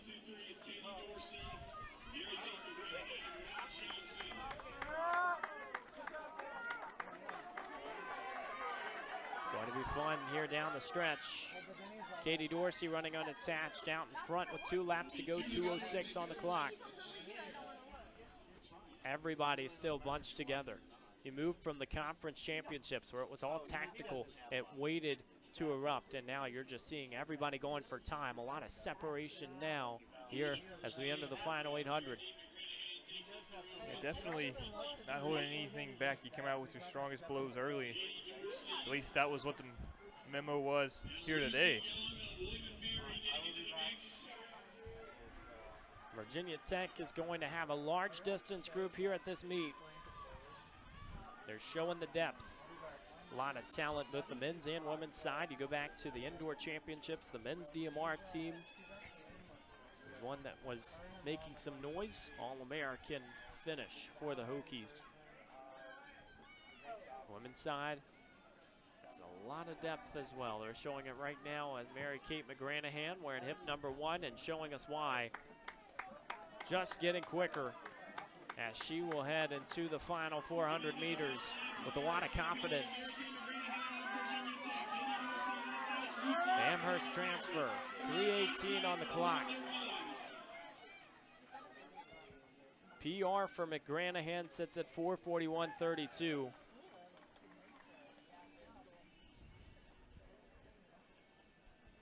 This is the time of the race. If you ever want to be out on an island, you got to feel like now is the time. You get confidence. You've waited with the group long enough.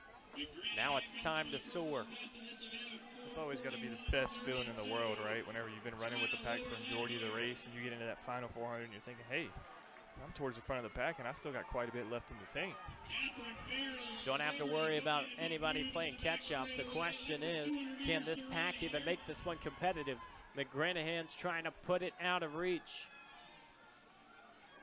Big battle going for second right now.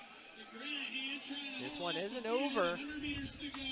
Got the Kentucky Derby tomorrow. You got a lot of endurance sports. You know, if you've watched that in the past, it can come down to the final tenths of a second. But I don't think Dorsey's going to catch McGranahan this time. Strong surge. It's going to be a lightning quick PR. 4:31, 10 seconds go down. Dorsey in second. What a performance.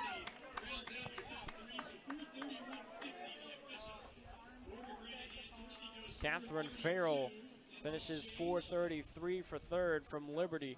Was a 72-second final lap for McGranahan. As you see on your screen, all the results come through. That was a lot of guts to go at the time that she did. 4:55 mile during the indoor season, so you can see that progression. This is the 1500 debut for this outdoor year for McGranahan.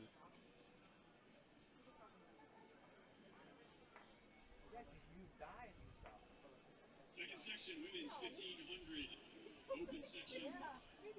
Getting set to go here. It'll be Heidi Martin of Southern Virginia, Anna Fletcher of Liberty. Moving on to our second section momentarily.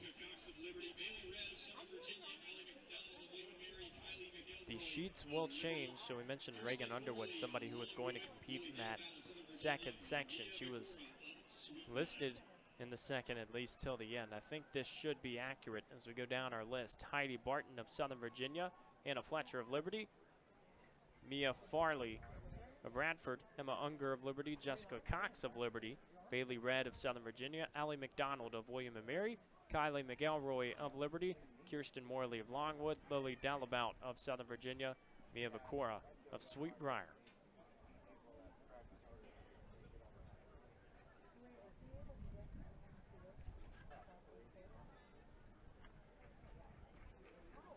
Throughout the time that we get, though it isn't much, just a few more hours to go here at the Hill City Twilight, we'll try to keep you updated with some of our field events going on today. Obviously, so many different ones, and some of them might only have 3 or 4 competitors. So we will have to wait and see those results come through. We'll keep our eyes peeled on this heat right now for the moment. If you're just joining us here on LHSN, Evan Gates and our man Kevin Nestor having some fun around the oval at Jack M. Tom's track. Beautiful evening here in the Hill City. Friday night, the vibes couldn't be better.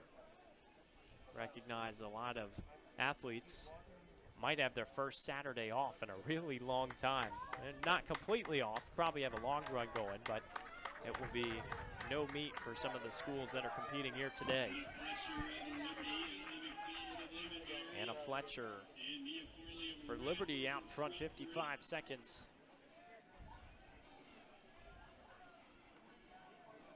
Fletcher, somebody who ran for the Pacers with Coach Reed in the past.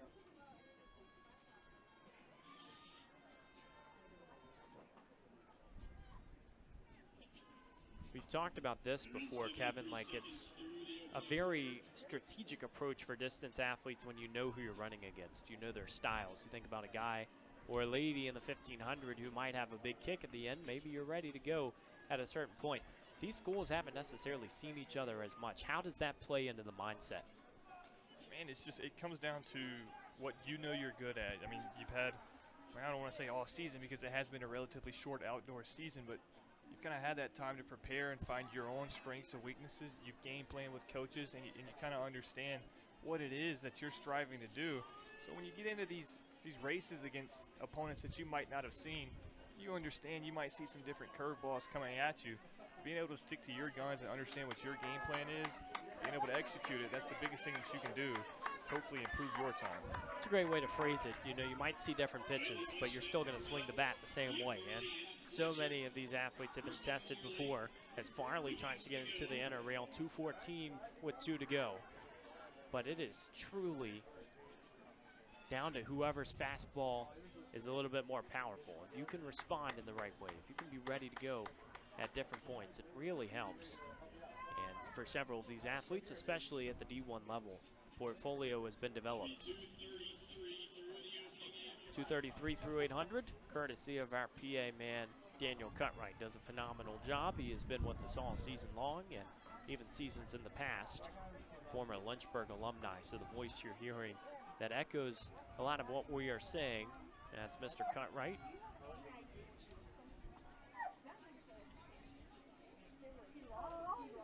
You'll be able to see as these athletes come around the pole vault going on outside. A few meets this year where it has been in Wake Fieldhouse, so welcome sight to bring it back out to the D zone. Some athletes running into lane 2. Still some congestion here with a lap to go. Fletcher and Farley going to have a battle with 400 left. It might come down to those styles, as we've already touched on. Who has a little bit more? Can anybody here from the second pack find their way back into the race with 3:31 on the clock? 1 lap to go.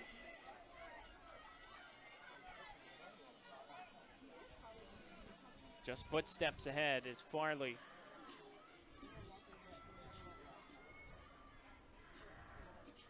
It is 1,500. You're only eliminating 100 meters. It is not some drastic change, but you can really feel it sometimes in your kick. You're at this point of the race, maybe a little bit of a mental boost saying, you know what, I've done a little less, it's time to go. I know we're not talking about the same person, but in a 1,500 or around a 1,500 meter event distance, whenever you're saying Farley's out front, I almost have sort of those flashbacks to when we see Sophie Farley from Longwood kind of dominate this event early in the season. Pretty sure she was undefeated here at Jack M. Tom's track this year.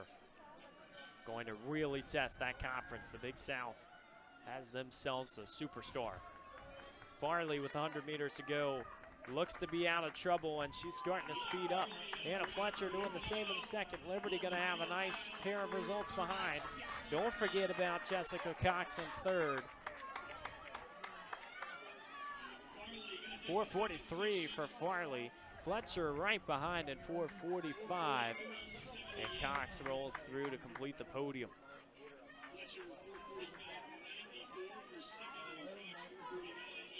Stellar showing in our second section here, the women's 1,500, the open section.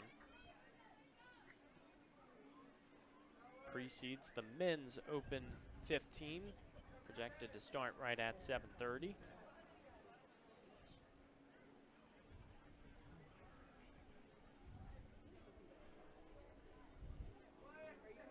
Here on the men's side, 2 sections as well. A lot of athletes will be entered in multiple events at a meet like this just to give them options, especially if you're a week out trying to figure out how your training is going to go. So it'll be interesting to see who actually races in this one. Because somebody like Josh Gray, who I believe we've said earlier, is listed on the Heat 1 entry list.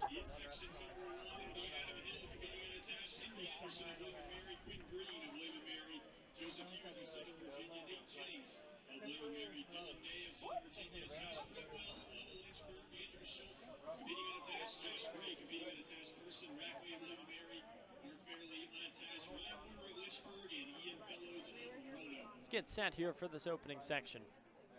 The men's 1,500. The open section features Adam Hill running unattached, Henry Anderson and Quinn Green for William & Mary, Joseph Hughes of Southern Virginia, Nate Jennings of William & Mary, Dylan May of Southern Virginia, Josh Fretwell of Lynchburg, Andrew Schultz and Josh Gray running unattached, Carson Rackley of William & Mary, Mark Fairley running unattached, Ryan Warner for Lynchburg, Ian Fellows, the freshman from Roanoke, a pair of newcomers to the conference at the back end of this section who have been really impressive this year.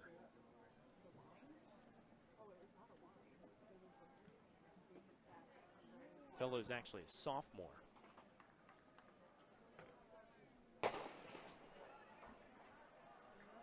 But Roanoke, safe to say, has a strong level of newcomers. They are ready to go, looking to challenge the conference.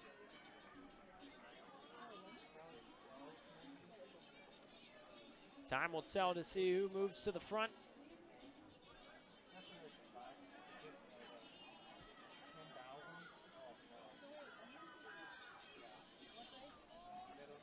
Great vibes here in the Hill City.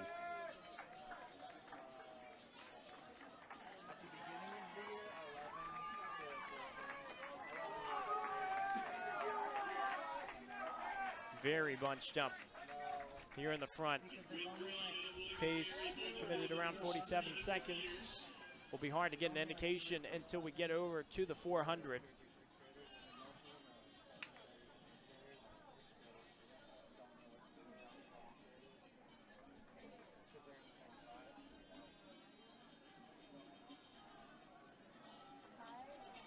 right around 105, 65 seconds. 64 seconds through the opening quarter. That'll give you around 4:03 pace.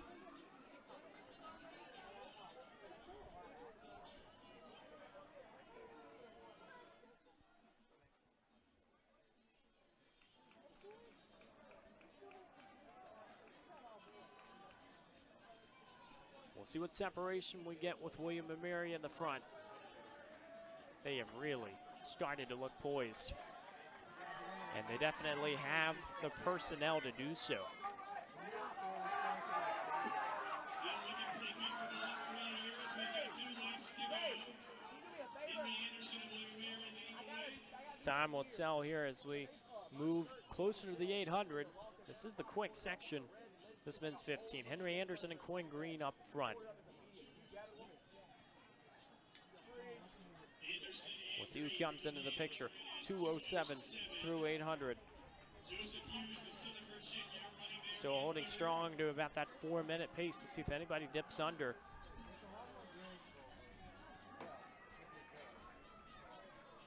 These are the athletes that you might not necessarily have many more meets with later in the year.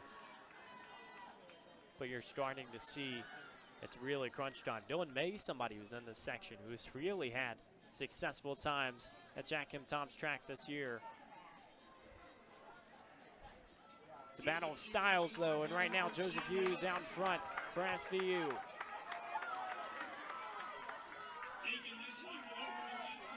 Just a lap to go, 2:54 on the clock. Hughes is going to have to fend off the wave. They are all starting to pick up.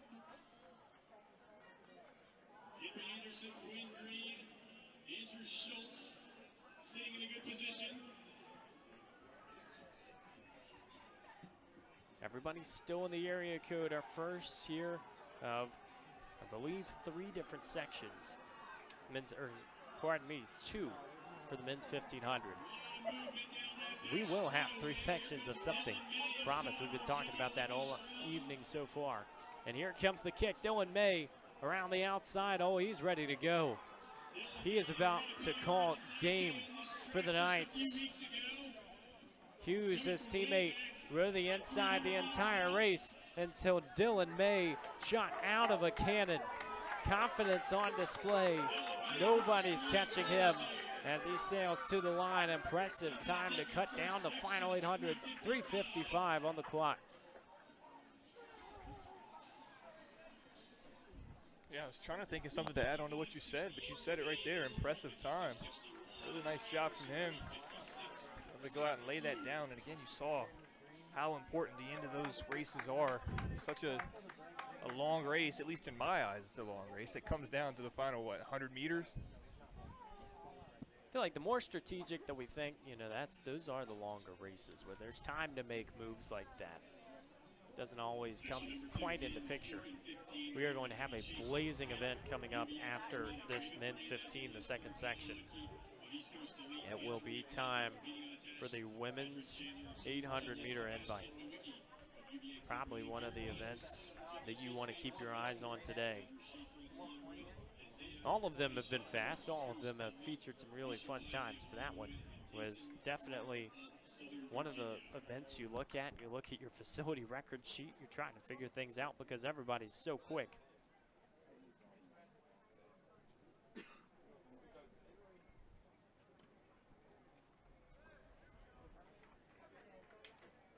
Facility record for the women here at Jack M. Tom's track is 2:02.65. It was set last year by Lindsey Butler. It's so amazing that we get to talk to that, like, you know, almost every meet we get to talk about, you know, a record being broken. I think it's so cool, and it just speaks volumes to the caliber of athletes that come to these meets and that are willing to put on their best shoes here in the Hill City. They're always ready to go, and it feels like that's been the type of mentality for so many teams this season. Gotta be in the moment. Let's go ahead and introduce you to the final section.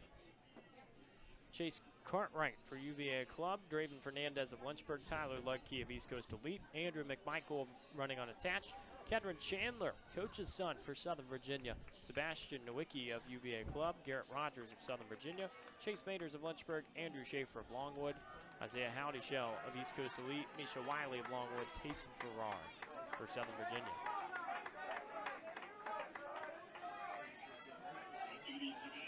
Several athletes, if you're just joining us, you've probably heard times from throughout the day, but obviously not everybody is competing in every single event. You might have athletes entered in 3, running 1.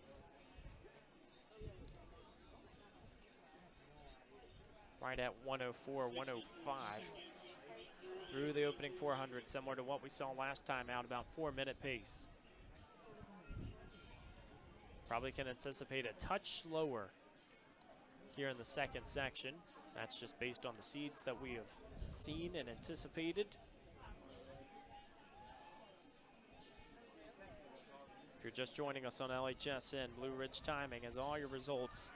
If you're looking for some info, the women's and men's 800-meter invitationals coming up. Facility record set last year by somebody that we will see this year, Lindsey Butler, in that women's 800.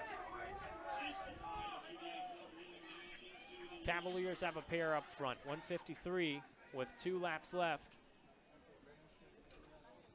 Starting to string out. Yeah, and it's so unique whenever you see them. You know, you mentioned starting to string out, but they're still really in those bunches, right? You mentioned the Cavalier pair out front, then you got the Knights right behind them, a group of 3. A couple of Lynchburg Hornets right there together. It's always amazing how these teammates find each other. Now, whether that's design, whether it's just by chance, I'll leave that up for you.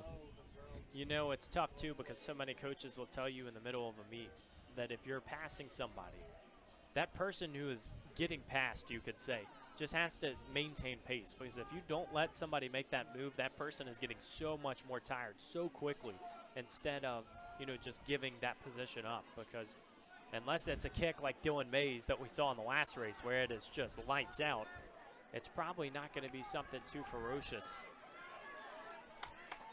We'll see if that comes into factor in this race. Very tight section here up front, and it is right now Chase Cartwright's to lose. Heading into the final lap, they're going to need a 60 if they want to go under 4 minutes.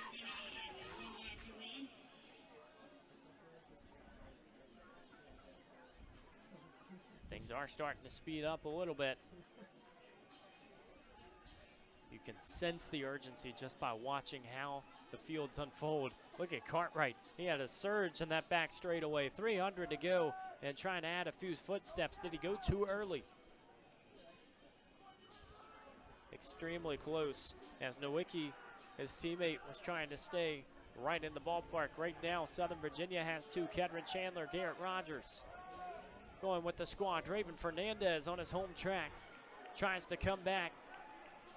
4 athletes can make this one interesting. 100 meters to tell the story.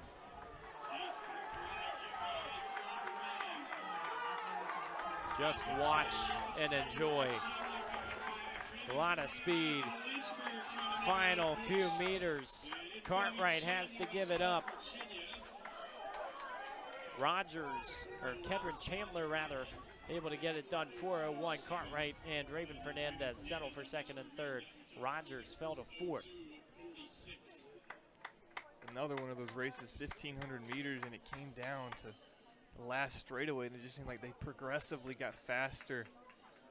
Once they started to think they were separating, here would come someone else with a burst of energy. Wow, you just really feel like that is one of those sections that kind of tells the full story. You get guys up front really working for it. Got to look at some of the guys in the middle of the mix as well when you're looking at different PRs, because, you know, it's not restricted to just the top ones.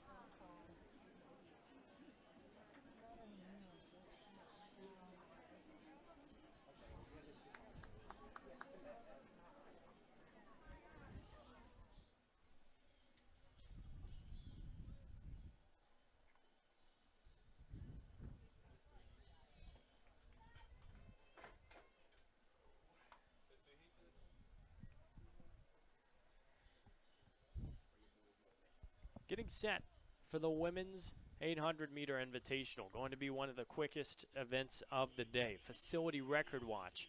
And so we've got to make sure that our crew is all ready to go. We've got an athlete that ran earlier right up in the booth. He's got the Allen Iverson on.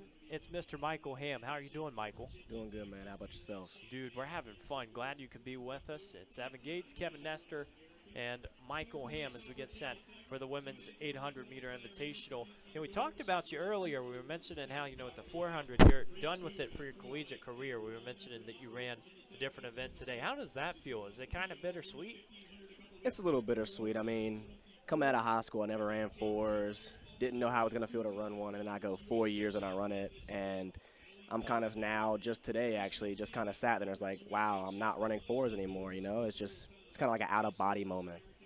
You'll just have to be like some of the unattached athletes and come back and run a few races for us because we can't get rid of you yet. Oh, you're not rid of me yet. I'll be back a couple times next year for sure. That's right. Does it make you feel good or does it make you feel old? A little bit of both. Like today, I got to actually watch Logan PR for the first time, finally go under 51. It was kind of like that proud father moment in a way. Like you get to see someone that you've trained and you've worked with finally do something they've achieved. And I've had those moments where guys have came up to me when I finally achieved things. And it's kind of like a shoe on the other foot type of moment. Passing of the torch. You know, we've mentioned that a few times with even Tristan Wright, Jalen Jones, record holder to another. We'll have a lot of time to talk about that later.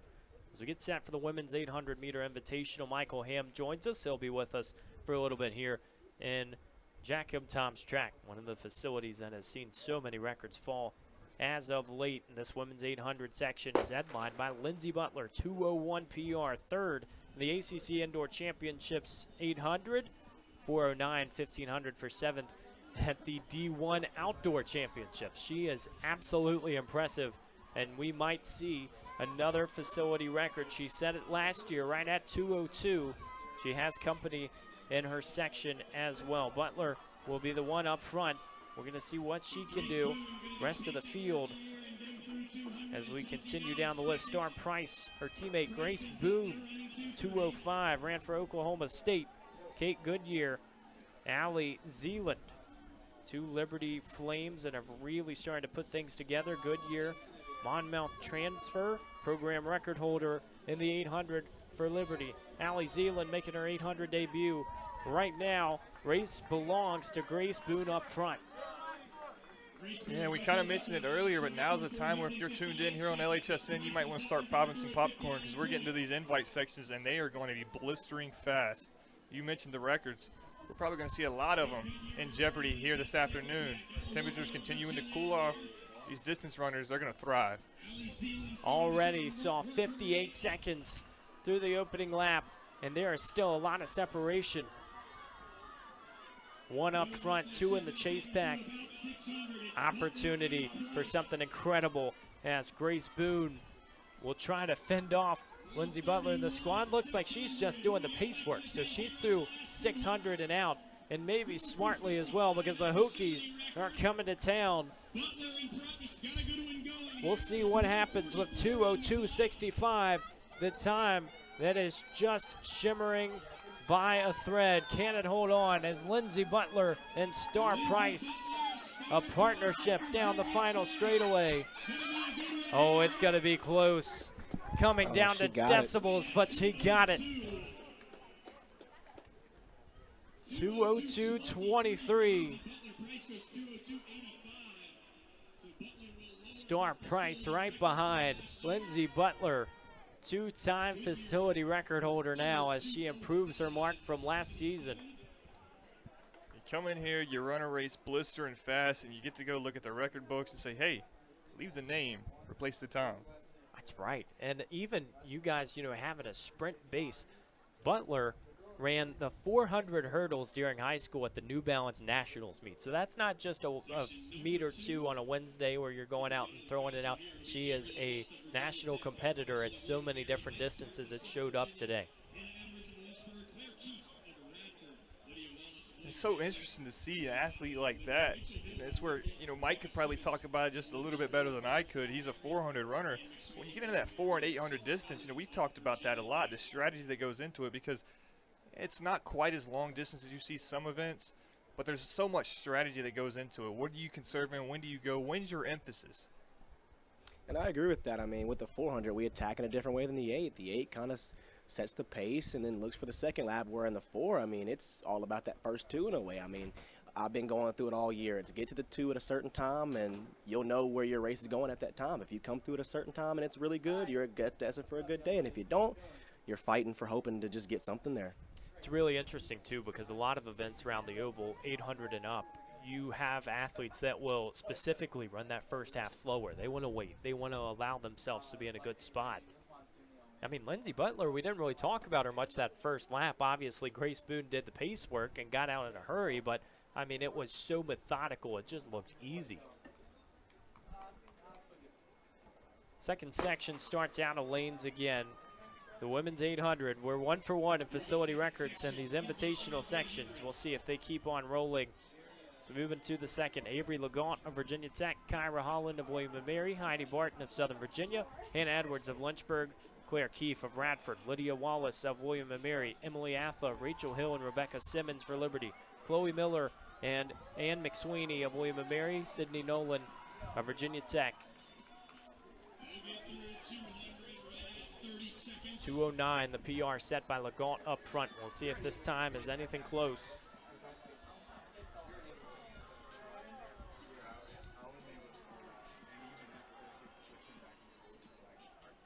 We see some of what has happened already in these events, not just the distance side, but the sprints. You wonder how athletes can set PRs of this big of a margin.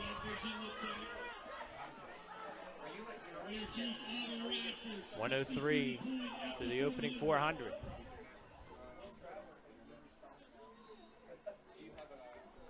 Evan Gates, Kevin Nestor. We're joined by Michael Ham. We get some time after the 800 to chat with him about some of this season for Lynchburg. Right now, 2 ladies up front. Back crew's making a run for it, though. Hannah Edwards is in the mix right here, trying to get herself back inserted in the front. Hannah Edwards actually fell at the ODAK championships. If you go back to last meet, 2:15.27 PR. Oh, it looks like there's a flame on the outside, making her work in lane 2 or 3 there, too. This is a big pack. Anybody's game at this point with a curve and a straightaway to tell the story. And that's where you talk about that real estate. So many runners in that lead pack, 5, 6, 7, 8 runners right there biting for one spot on the track, and you're seeing them having to go to lane 3 to make passes. You don't want to get boxed in at this stage. Anybody's game down the final straightaway. Here comes Hannah Edwards. Wow. She's not done yet. Big time kick for Hannah. She's not done yet. Right down Main Street for Lynchburg. It's going to be a big time mark. 2:12 for Hannah Edwards. Huge PR. How about that for a result? You saw, again, 100 meters is what decided it. 5 runners under a blanket coming out of the curve. Who wanted it more? Hannah Edwards pulling away. It looks like she had to do it kind of in between lane 2 and 3 to get around some traffic. Barton and Nolan go second and third. How many times have you seen somebody go right between to win an event? That was impressive. Talk about the C's Barton. Go ahead. Go I mean, ahead, you stated buddy. it yourself. She fell last week at ODAX. I feel like that had to have been one of them moments where she wanted to redeem herself. I mean, she knew she had a lot to give in that final, and she sure as heck showed it right there. 2:12.47. I mean, that just looked easy for Hannah Edwards.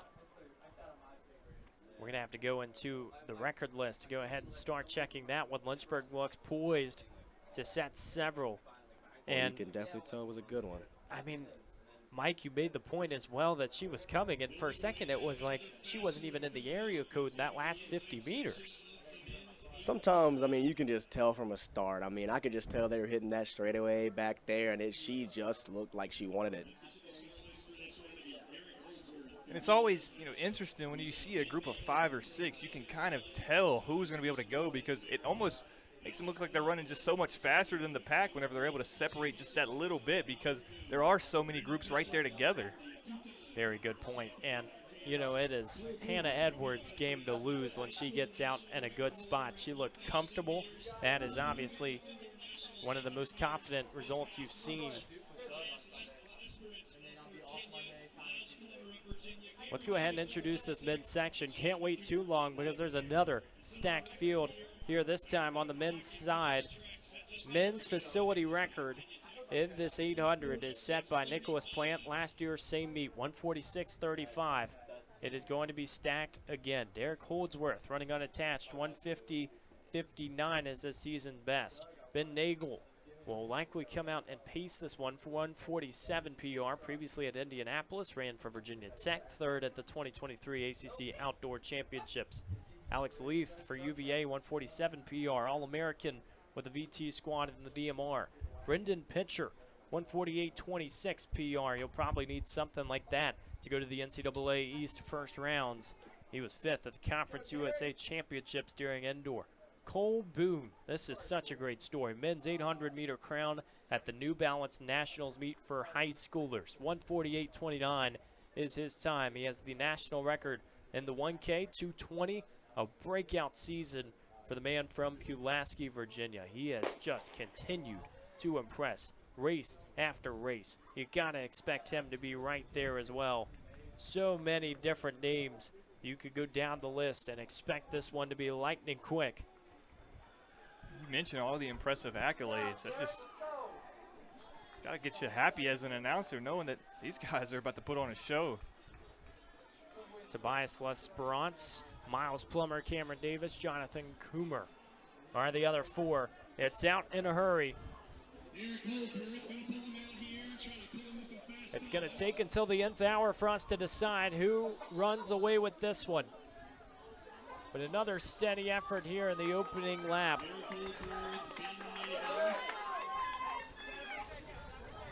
This one is obviously a race where everybody understands the assignment. 53 seconds. They're moving.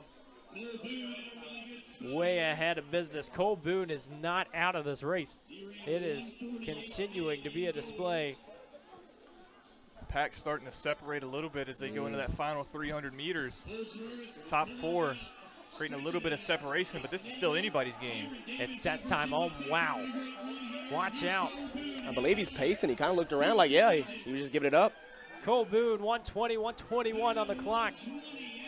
He's heading for home. Oh, look out here. It's not over yet.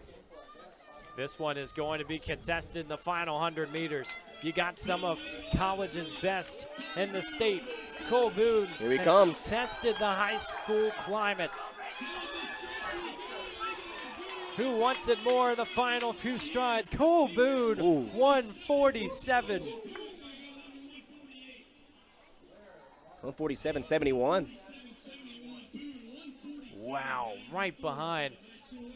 Nagel is able to get first, 147.71. Cole Boone right behind, 147.94.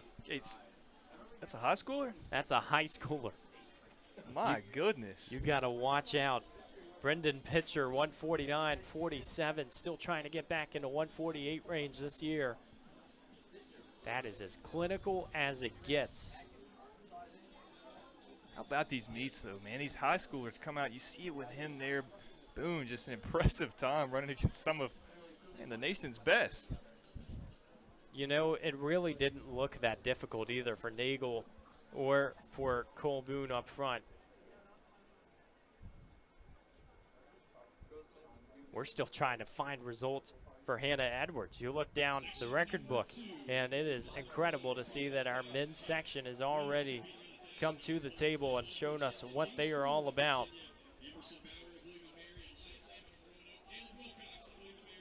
Hannah Edwards, it looks like, has the second fastest time in program history now behind Natalie Deacon, 2:11.66, now at the Lynchburg women's soccer program as an assistant. Hard to think of things to critique in that race, and then Ben Nagel and Cole Boone go 1-2.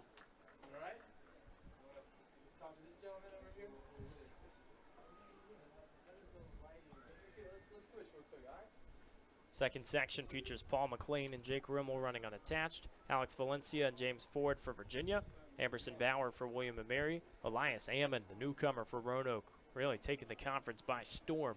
Caleb Wilcox for William & Mary, Kyle Leitner running unattached, Owen Lips and Lucas Thompson represent William & Mary. Seeing a lot of these unattached guys. Mike, you'll probably be able to attest to this. What's it like when you get into a race with these guys that are kind of unattached, coming in with no seed times, and you just kind of you're coming in with no real, I don't want to say film on them, but you have no background on them.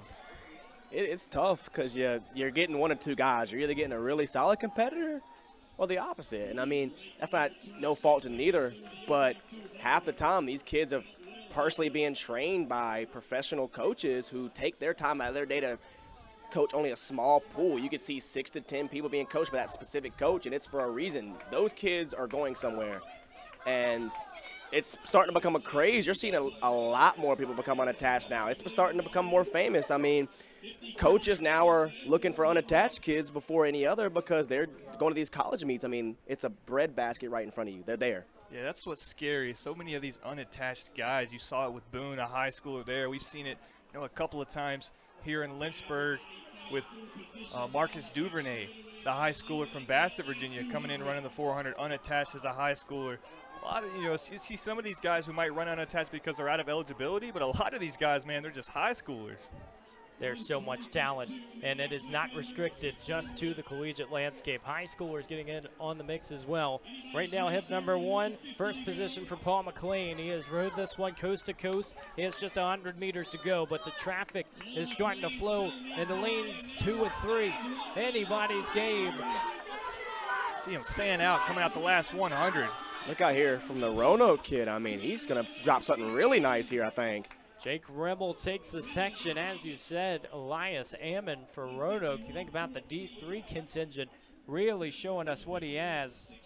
Rimmel goes 151. Amberson Bauer and Caleb Wilcox right behind for second and third. Elias Ammon just ran 151.93. Similar to what he has done at the conference level, and the Maroons all going over to support. That's the benefit of having those D1 schools in a meet like this. If you allow the heat to be quick and you get the competition around them, so many athletes can benefit. I think you see that in so many aspects as well. If you've got a guy who's 4th or 5th in the just conference, let's just say, for example, and you throw him into the pool, with some of the fastest guys, I don't want to say he gets pulled along, but he kind of gets pushed to a time that he might not have thought was possible. I know we saw that a lot just last weekend in the conference championships. Some guys running PRs, lifetime best, that are really just being attributed to being in the heat with those quick guys that they might not normally be in the same heat with.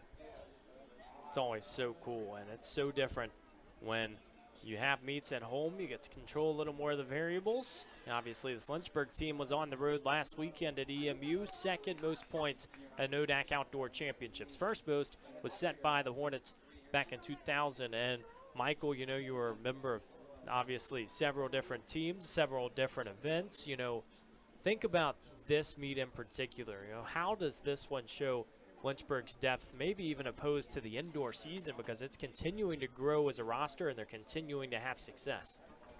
I think there's 2 big aspects that are going into it this year, especially that we went into an ODAX, and that's trust the process and trust each other. I mean, we're a very deep team, like you said. There's numbers everywhere, and we have plenty of names to spare. And I think the biggest thing that we all kind of told each other game plan-wise going into it is run your race. And if it doesn't turn out the way you want, just know you have guys and girls in this team that can pick it up for you. I mean, we're all game players here. We're not looking to just do our own thing. We're here for each other. And I think for the 4 years I've been in college, this is the biggest and the most important year that I can say that I've actually felt like I've been a part of a family more than a team. I mean, it's just people that check in on me every day of the week. And, I mean, race day, they're in my corner. I mean, they're almost in my corner more than my mom sometimes, and she don't miss. That's right. And obviously, distance is tough, too. You go to college, you don't have your loved ones back at home. It's a different team than your high school team. But what's so interesting is you come into these races nowadays knowing you've been around the conference for a long time, transferred over from Ferrum. What is it about this squad, and even with the freshmen that have made immediate contributions, but it feels like there's just a sense of pride and energy that has come back to this program, knowing there are a lot of contenders at those NCAA championships. How does that help everybody, not just those going to nationals? I think it just gives people something to chase. I mean, a lot of the younger guys that didn't get to compete at an ODAK this year or don't get to compete at a national level this year, I think the biggest thing they said was next year. That was their biggest thing was next year. They was like, next year will be different. Next year's going to be something else. I mean, look at programs like Wisconsin lacrosse. I mean, they're championship caliber teams that have people that score and win at every aspect. And I think that our team here at Lynchburg is on the cusp of being one of those teams. I think we're there. I mean, it's the window, like they say in the Super Bowl window for football. I mean, our window's open. I think as long as we keep on playing our cards right, we stick together, and we get better every day, I mean, we can be a Wisconsin lacrosse very soon. Well, the good news is this, too. It's not like pro sports where you got to worry about contracts. You got to worry about trying to get the right group together. You know, as long as people aren't graduating and, you know, people understand there's something special here, they're going to stay. So is that almost, in a way, is that more reassuring, or do you think that adds more pressure, kind of knowing, like, okay, this is a time before, you know, some of these grad students, especially on the distance side, are out and graduating? I think nobody's really thought much about it. I think the biggest thing is, and I've seen it today alone and just from last week at ODAK, is I think everybody's so busy having fun that everything else is just kind of getting thrown out the window, and that's the best type of racing. When you're not thinking about it and you're just going out there and ripping it and having fun, that's when you're the most dangerous. Absolutely. Saw a lot of it at ODAX, and, you know, it didn't matter what event. Tristan Wright comes through as a freshman to be able to win the 100, the 4x1. Jamarcus Brown, somebody else who ran in the indoor season up in Rochester, or excuse me, got to jump.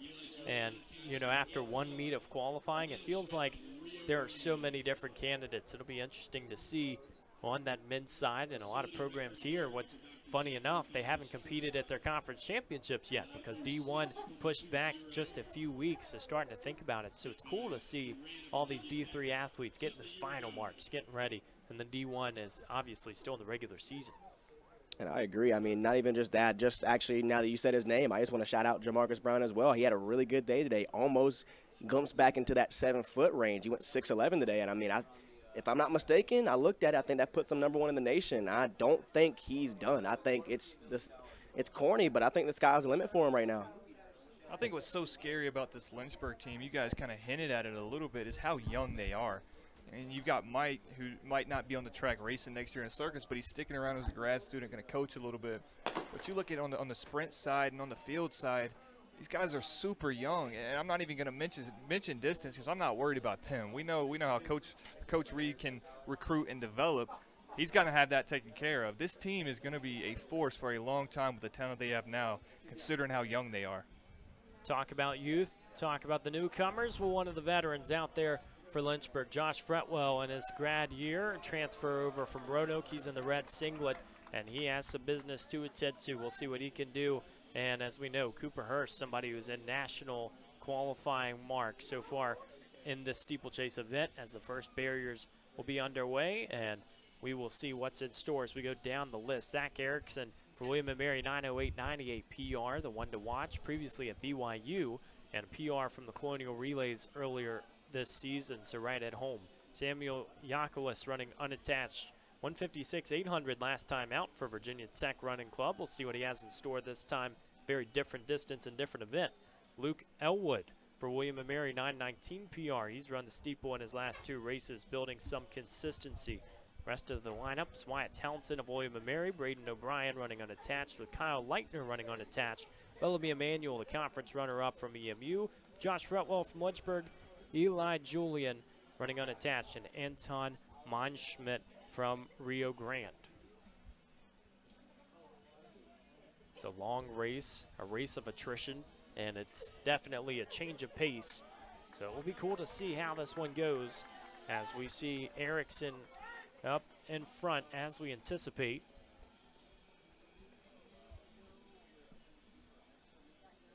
Don't know if you guys got to see the ODAK steeplechase. It was on the first day of the ODAK championships, but Cooper Hurst and Bellamy Emanuel were basically side by side going into the water jump with 150 to go. And I got to talk with Coop after the race, and, you know, the strategy was almost go when you feel like it. Be ready for the move. But Bellamy Emanuel has a kick. You know, he is just an athlete, can run so many different events around the track. I think that put a little scare into a few folks with that race being so tight at the end. Especially if you didn't know the game plan. I mean, a lot of guys are probably like, wow, like you go to California and you run like that and it's really close to the day. And I mean, like you said, Bellamy's been here for a while now. He's not a pushover. He's going to give you a race to the finish line, and he's going to go until he can't give it no more. Absolutely. That's a great way to put it. You know, he is one of those guys, played soccer for EMU.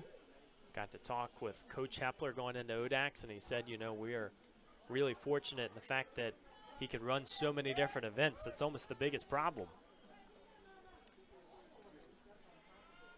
This crew so far right on 9-minute pace. So a little bit ahead of schedule when you look at some of the PRs. Women's race will be right after. And we have seen some fast times here in this event in the past.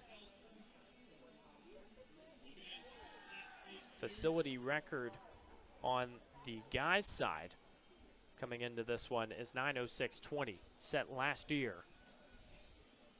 And it looks like Fretwell might have just been given a pace job. He cut off right there at the line. That might actually be strategic because we talked about earlier the fact that Fretwell was in one of those races. We've had that happen a few times, and you know it's tough when you're trying to get as many different statistics and facts ready. It is a last chance meet, though. You only have about 24 hours to get everything ready. As three guys who haven't competed in the steeplechase getting to call this, I want to ask you guys, what would be your biggest fear in this event? Because I think there's several that could come up. I think belly splashing in the water pit would probably be mine. Ooh. I mean, I would probably I would call the race there, and I would just hang out there. I'd probably just lounge, maybe float around a little bit down there in the water pit. I mean, I'm not exactly that one, but my fear would be I clip my foot trying to get over the steeple, and I'm just face planting. At that point, you can't go back from that. I mean, in the modern age of media, that one's not going to escape you. No, it's not. And, you know, the toughest part in a race like this, it gets tough very quickly if you are not in the right spot because, you know, if you get tired early or you don't necessarily even have that strong fitness for a 3K, it can be tough to add barriers. Mike, whenever you're running those shorter events on a day like today, you know, 80-degree weather, how enticing does that water pit look when you finally step off the track? You can go over and take a dip after you run the 100. I mean, actually, all jokes aside, when I was coming out earlier today to warm up, I thought about it. I was like, do I just stick a foot in for a little bit, just cool off a little bit? But I was like, I don't know. There's a lot of pollen in there. And I was like, I might not make it if I do that. You know, you clean the pit. You hope it is clean after a few days. As this week the preparations went in for the meet, you just never know. It's a very good point. Got a chance to talk with Josh Fretwell as well about this event. What's interesting is if you go over to watch this event at Liberty or some other tracks, the steeple pit is not in the inside of the track. It's actually in lane 8. There is a line that extends beyond where the finish line is, where you would see that traditional inside line with the rail, and it goes all the way out to lane 8, and the steeple pit is basically at the top of the curve. So you eliminate those 200 meters to start the race because you don't necessarily have barriers in that first curve or straightaway. You don't have to do those 200, but you go right into a barrier to start that race. I thought it was so interesting.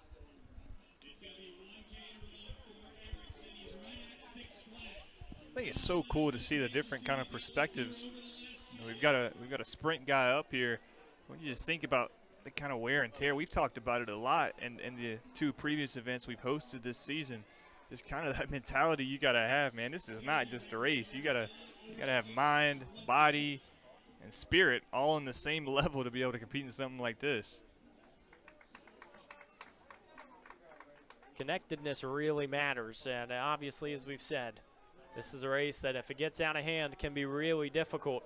Zach Erickson put the work in with just 2 laps to go. 6:37, 6:38 on the clock. Bellamy Emanuel will try to stay right there in the mix.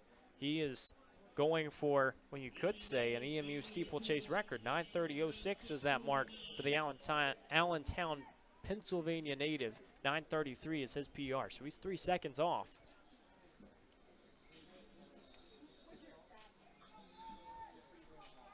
A lot of separation, and we head towards the climax. Some of these faster events later in the day, it is going to be lightning quick.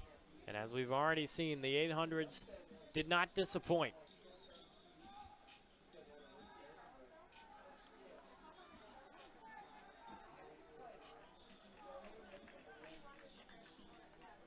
Erickson just 2 more water jumps.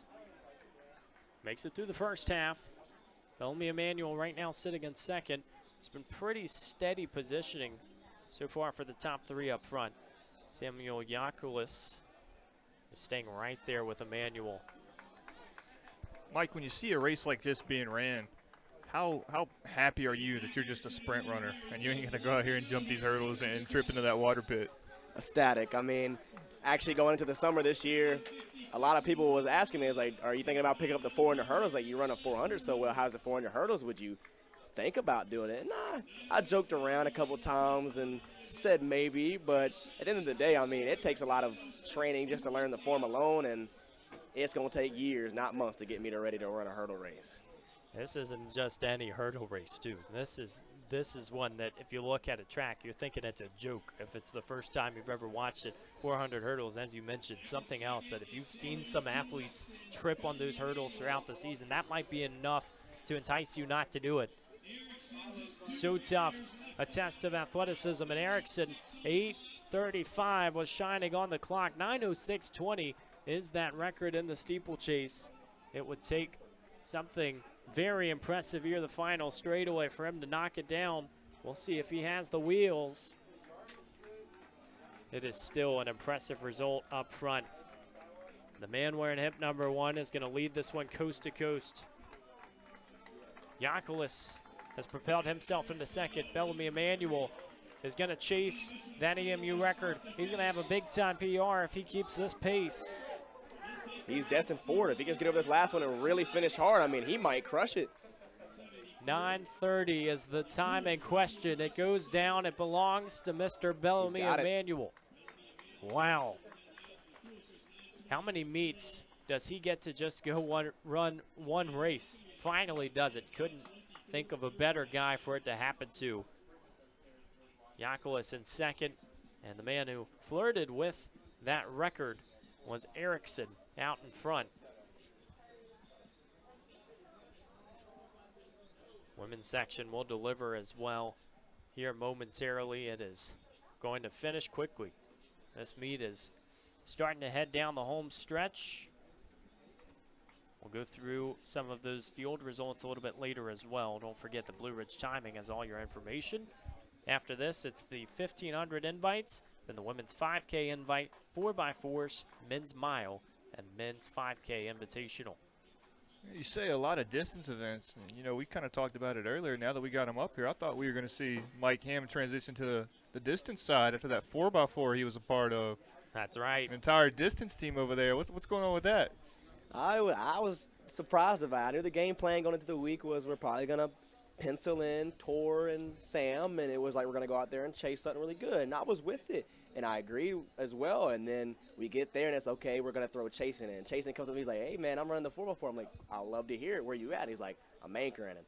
And I was like, okay, let's see what happens here. And I actually made the joke to all of them and Coach Reed right before we ran. I was like, I don't know what's going on here. Are y'all telling me I'm moving up the distance or something after this? I mean, I feel like the odd man out here. That's right, and there were conversations that were pretty persistent at one point last season when Jacob Hodnett, another one of those 400 runners, your partner in crime this season, you know, he was thinking about trying out an 800 and never could be enticed. I think 400 is probably the happy medium between distance and sprints, but, I mean, it's the 4x4. It's anybody's game.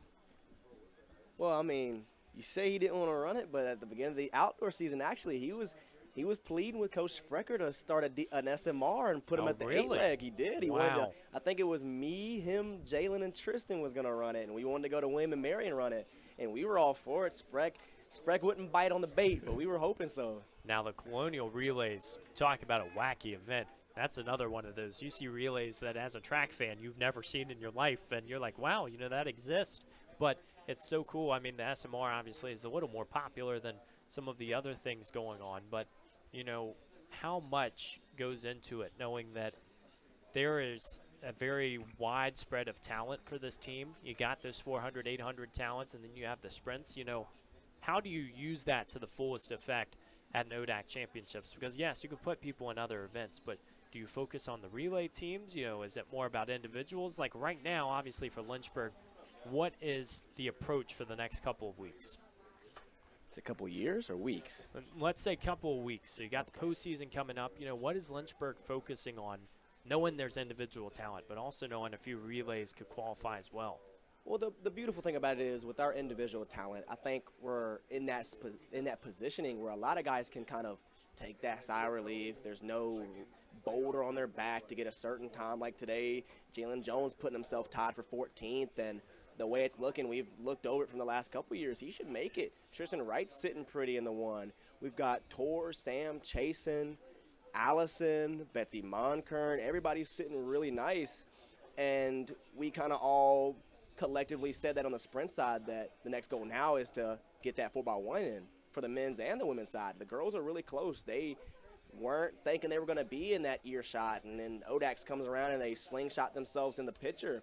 Our men's team was worried we were never going to get it around to start with, and now we see ourselves sitting 2 spots off from getting in. And you've got 2 guys like me and Nick Raya who are that's our spot. I mean, it's 4x1 or home, and we're not ready to go home yet, so we're hoping we can get that thing around and go to Ohio with it. Absolutely, and, that's a great way to phrase it. I think it happened, obviously in the indoor season, but so many different teams are like that, even cross country. You got to be top 7 on a roster, and you don't necessarily want that to overshadow. It is healthy competition, but it makes it so much more emotional, especially knowing, in your final seasons, this is what we want to do. And this Lynchburg team obviously going to have a big task at Liberty on Tuesday when that 4x1 is run. But, I mean, like you've said, I think you guys are in a great spot. It's just fun to have that problem. Know you're in the conversation, and all you got to do is go out there and just be a little bit quicker, because those decimal points, they shift in a hurry. You could go from 15th or 16th to, you think about 5th or 6th, and it could be a really quick time. What's crazy is, I've been joking with Mike about him becoming a distance runner in that 4x4, and a lot of people think that was kind of like a joke thing to do. Man, that was serious. Those guys take that serious. That 4x4, yes, the distance guys, but that's just kind of, I want to throw the phrase jack of all trades out there, because it seems like everybody on this team is. Yeah, they're all really good individually, but it's not like, one guy in the 1500. These guys are going out and running 2-3 events, almost every meet, and podium at the very least. And then you got these guys in the relays. Mike's a 100 runner, a 200 runner, a 400 runner, and he excels in the relays. And you could say the same thing about Tristan. I mean, we know what he can do in the indoor slate in the 60, outdoors in the 1 and the 2. I mean, these guys are they're individually good, but they're individually good at multiple things, which whenever you got that, I mean, there's just a plethora of opportunities that open up whenever you look at relays and different events like that. Especially for the youngsters, right? You bring them in, you kind of get to mold that training approach. You don't want to funnel it just to one event. Everybody has their thing, but it is so exciting to see what can happen. Even thinking here on the distance side about the steeplechase, you don't see many runners that only run this event because it's only offered in one of the 3 distance seasons, and obviously there's a lot more to it on the distance side. 5 athletes, 3 belong to Radford. It's Mia Farley, Caitlin Campbell, and Sylvia Hemmer for the Highlanders, Annika Griggs for William & Mary, and Haley Mast for EMU, your 5-lady lineup. And this one, Farley, an 11:38 PUR. She won the Virginia High Performance with that PR last weekend. Sophomore from Blacksburg High School. You probably heard that name at home, a very stellar distance program, state champs almost perennially. We'll see what's in store. First 200 meters, no barriers. Now we're off and running. Starting to funnel in some of the baseball staff into the press box. Almost walked in unnoticed. And it was a very fun doubleheader down at Fox Field. Lynchburg gets the double. They're moving on to the next round. Obviously, the third was an if game on Sunday. Will not be needed as they beat the Ferrum Panthers. I don't want to bring that up too heavily because I am talking with 2 Ferrum transfers here at the press box. What are you guys thinking in a game like that? Is it kind of like, all right, I'm at Lynchburg now, like it's a full conversion? Or are you saying, we can't lose? Well, I mean, I show up to that game today not really noticing it, and the camera can't see it at home, but I'm sitting here in my Ferrum tennis shorts with a code red shirt on. So, I couldn't lose today. But That's going right. down there, man, it was a lot of fun to see guys from Ferrum, a couple of guys that we went to high school with on that roster, being able to catch up with them. But then working with Lynchburg, man, that program is so special. And you got to give a lot of credit to Ferrum. They really upped their stuff down there on 40 West and provided a lot of good energy. Really, that game was theirs. The first game of that doubleheader, you know, they were leading by 4 runs at one point. They went into the 9th with a 2-run lead. They took a 2-run lead going into the bottom of the 11th. It's just Lynchburg, man, that fight mentality would never go away. When you got something like that, man, it's easy to pull for both teams because they're putting on such a show. So you're telling me Ferrum had a 2-run lead in the 11th of that game. Wow. That is, you know, one of those things you think about. This is any sport. Persistence to the nth hour, the final part of the game. I mean, that was an incredible game. If you didn't get to watch, you can go back on LHSN and see some of that doubleheader. Like the shorts and the shirt. Can't lose with that one. I need to start doing that more often with the games I watch because I always end up picking the wrong team. You just never get disappointed at that point. That's right.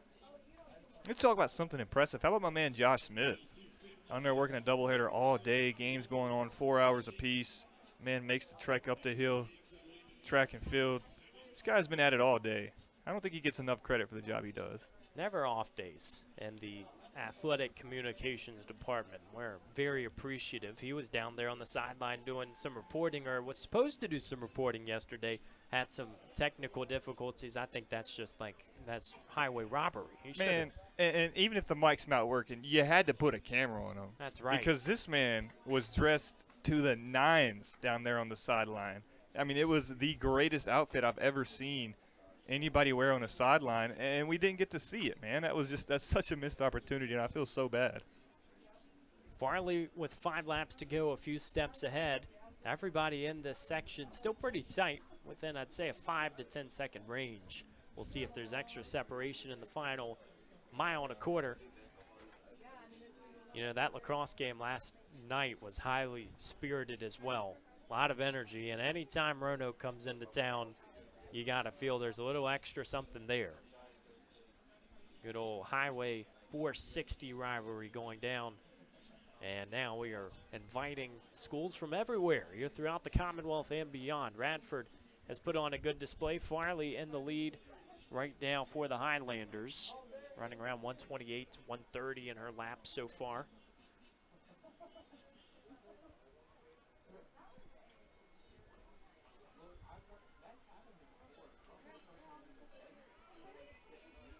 And actually, pinpointing back to the lacrosse game last night, I don't think a lot of people have known this yet, but Coach, is it Pilot, I believe? Bill Pilot. Yes, yep. He retired today, actually. Crazy. After the game last night, a beautiful career from him. That's right. We actually did talk about it earlier. That's good. That's when you know you're hitting your bingo points, if you've been able to hit it.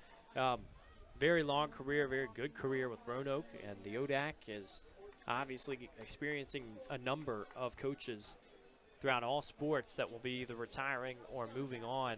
Coach Palumbo from Guilford, men's basketball program that made it all the way to the Final Four last year. He's going to Longwood. Coach Jim Sprecher right here in Lynchburg. Will be fun to see, obviously, the end but not the end. Still a lot of time, and you know, those coaches, man, they just don't want to stay away from sports. They want to find their role, and there's no such thing as retirement, right? And every single one of those programs you mentioned, yeah, their head guy is retiring, but I can promise you they are not going nowhere in the conference slate because they have such a pipeline built, and that's, you know, Roanoke lacrosse, track and field for Lynchburg. I mean, there's just it's ingrained in the DNA of the team now. Yeah, the coach might be leaving, but the culture that he built, it's going to stick around for quite a while. Sure will. There's still so much to keep playing for, I guess you could say, in the coaching realm. We're going to keep our eyes on Annika Griggs, who took the lead from Farley right around 6:08. That was right through that first mile or so. We'll have to continue to see what these athletes can put together here in the back half of this race. This is when it gets really tough. Pace around 11:30, give or take. Coming into this race for the group, fastest PR was 11:38, so it is still a little ahead of schedule for Griggs. For Farley, probably right on point, as the pair up front still running strong with just a few laps to go, 3 in total. Haley Mast finishing out her EMU career. She is in 3rd, local to the EMU area. If you're just tuning in, please stay with us on LHSN. Evan Gates, Kevin Nestor, and joined by Michael Ham. We have so many great events coming up later today. It's going to be fast. There's no other way to advertise it. So many quick sections coming up. The 1500 Invitational on the way, then the women's 5K invite, pair of 4x4s, and then the men's mile invitational and 5K invitational that we will likely finish up right around 10 o'clock.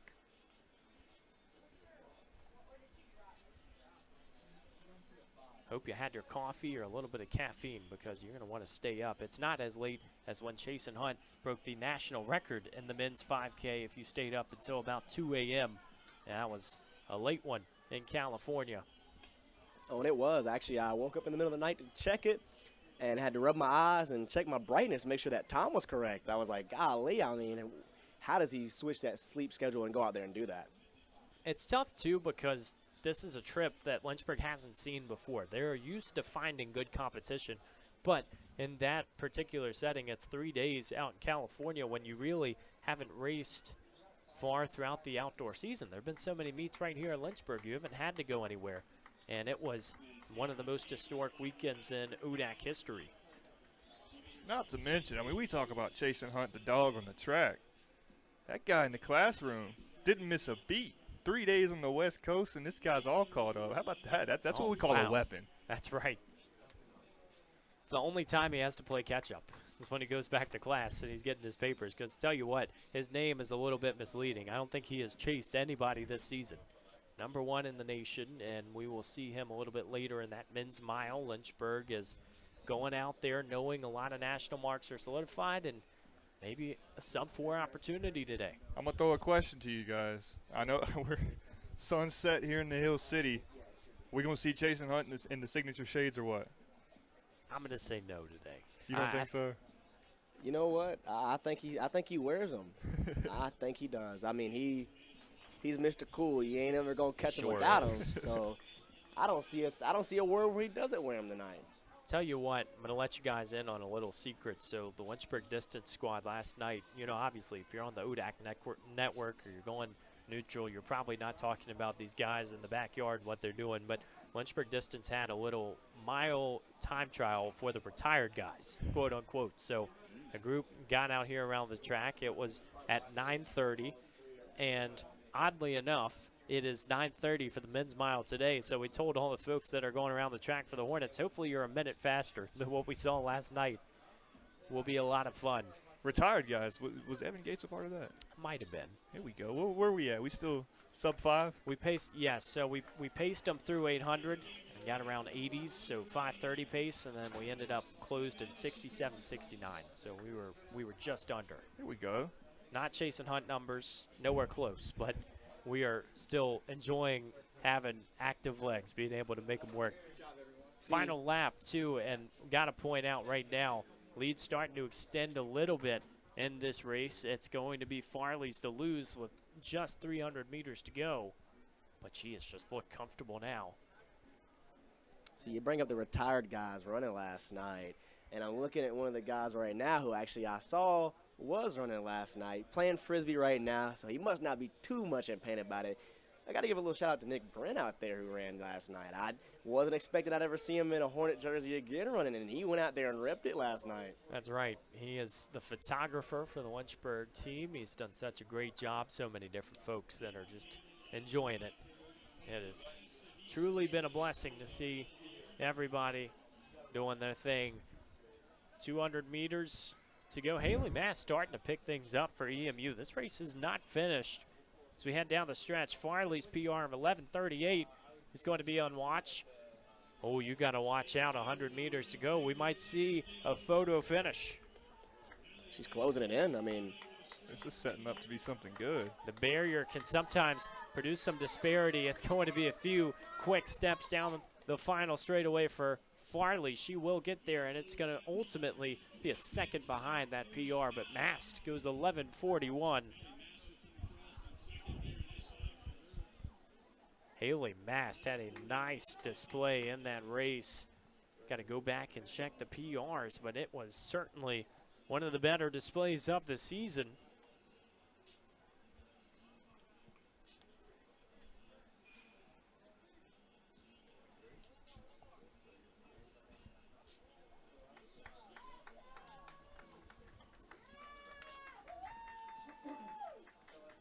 steeplechase such a different event? Don't get to run it during the indoor season. You got to capitalize when you get outdoors, and especially if you're used to getting to nationals with this event, it's got to be such a tricky strategy to try and figure out how to train, because during indoor you got the 3K, same distance, but it's all about getting everything else ready to go.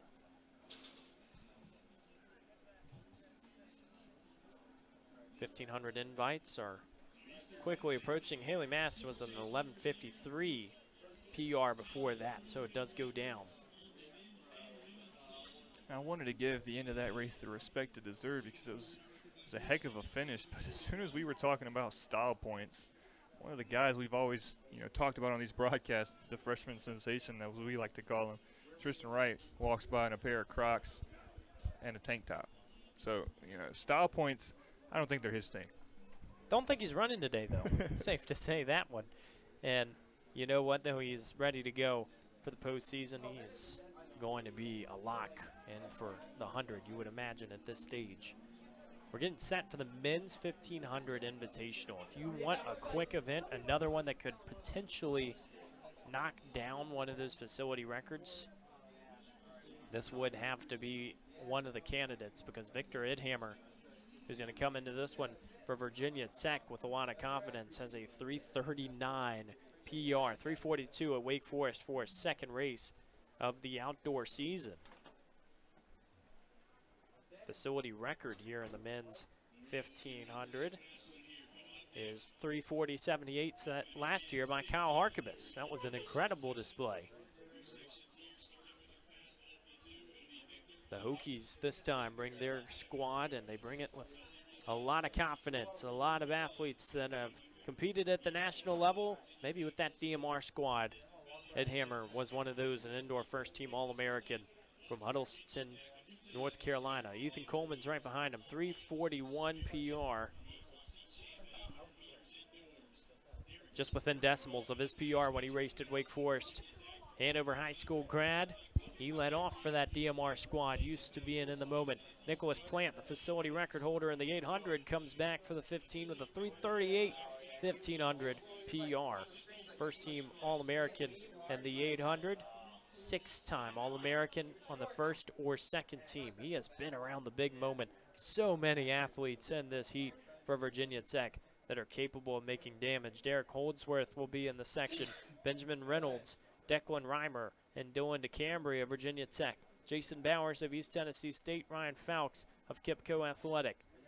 9 athletes listed to get this one underway. A reminder, the facility record is 3:40.78. Might we see it go down this time? It would be a gargantuan effort. So many of the Hokies are ready. Can they answer the bell as the smoke is in the air? It's a lightning quick start on the back straightaway. Go ahead and get your cameras out. If you're watching this race, you might have to take a few pictures. It might be a little blurry as they stroll by. They're committing to the pace early. Lynchburg has had their share of 1,500 talent, now sitting in the top 10 in Division III of history. That's, of course, Tor Hotung Davidson and Sam Laneza in 3:42. But the D1 climate is just as stacked. We're going to see it this time. Benjamin Reynolds leads the pack for the Hokies. They're going to be right around 45 seconds.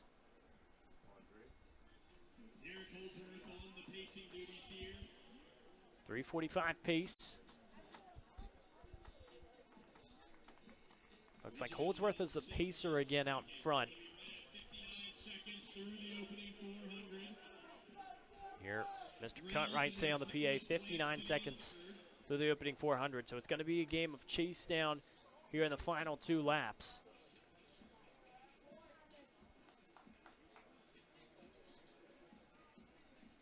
Just getting started with some of the faster stuff. Virginia Tech, the top 3. Reynolds, Plant, and Idhammer. Just looks so smooth right now, and it's hard to really judge from up here, but they are going so quick. They are rolling for this to be a 1,500 meter. 2 more laps, 142 for the leader. Facility record would require a 158 and a little bit of change in the final 2 laps. Benjamin Reynolds leads the Hokies pack. He's starting to take over now. I think he wants to just take it himself. Yeah, he's going to pass He the said, pacer. pace you later. Pacer steps off on the back straightaway. I think they understand the assignment. You got to go for it. And 600 meters to tell the final story right at 2:12. What's so incredible is the pace is there. You got to feel like one of these athletes is going to do it. It's just by a question of how much. Man, this final lap's going to be interesting. We see so many times that last kick, that last push is what determines this race. With a pack of 6 guys out front. It is truly anybody's game right at 2:41. Who has the firepower? Another one of the Hokies is out of this race. Maybe another pace job. And it is all guns blazing now. 300 to go. Idhammer, Coleman, and Plant were all candidates to go under that facility record. You got to keep it in your back pocket. 340.78. The Hokies have the depth to maybe put themselves in a really nice position heading into the postseason. It's just getting quicker now. Final straightaway to answer any questions. How about Nicholas Plant putting this one out of reach? The facility record is shattered, 336. The 800 record, and now the 15. 336.60. He ends that with a 55-17 split. How about that? How many times are you even going to see that in a race in a 1500? Tor Hutong Davidson closed at 56 to be top 10 in D3 history. Plant, Idhammer, and Fowkes, the top 3. 4 guys go under that previous facility record. 339 from Declan Reimer to get 4th place.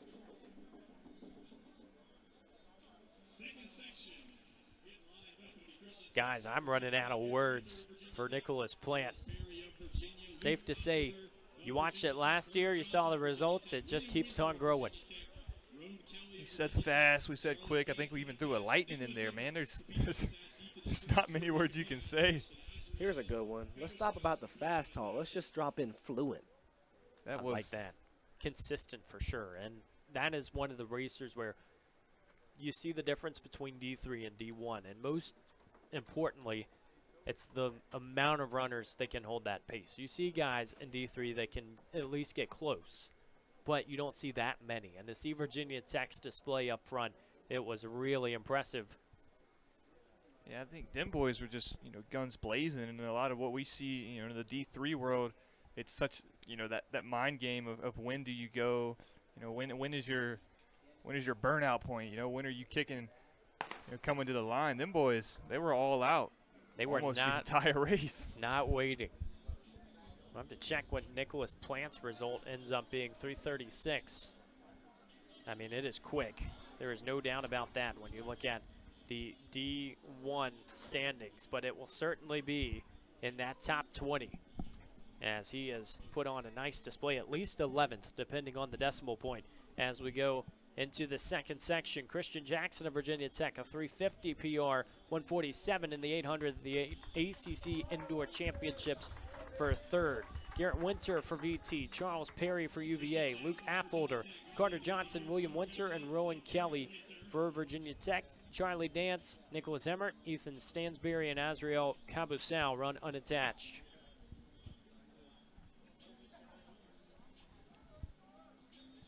One of the weird meets where you see both the 1500 and the mile being offered. It's like what you might have seen up in Boston if you're a distance fan during the indoor season. See a lot of athletes that ran both just to get those PRs, just to kind of see where they're at. Obviously, you got conversions, but during the indoor season doesn't exactly matter. Through 600, Squad still rolls around. The Hokies back up front.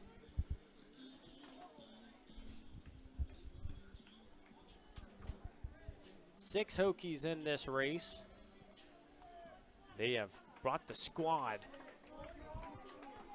Christian Jackson still up front. Competed for the VTDMR squad.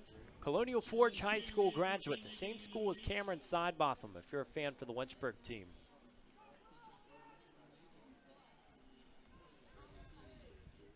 Gotta feel like he's down there on the turf watching this one as they're right around 159. 2 laps to go, just a little bit under.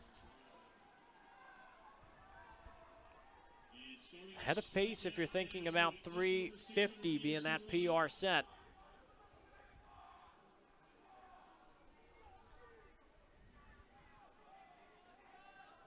Everything and then some here in the 1500 Invitational.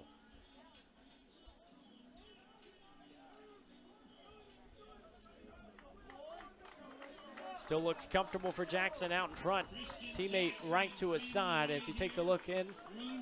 A lap to go, the bell sounds, 2:43 on the clock. Oh, there's a lot of separation now as teammate takes over.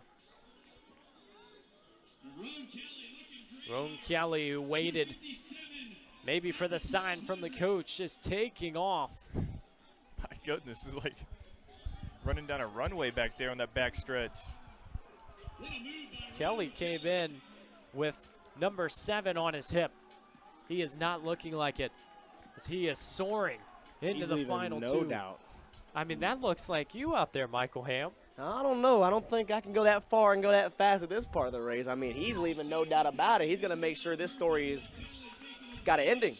He is putting an ending to it. The final page is turning in a hurry. Kelly is going to solidify a nice time. He's going to almost be at that facility record in the past, right at 3:40. Jackson finishes in second. Hokies swamp the podium again.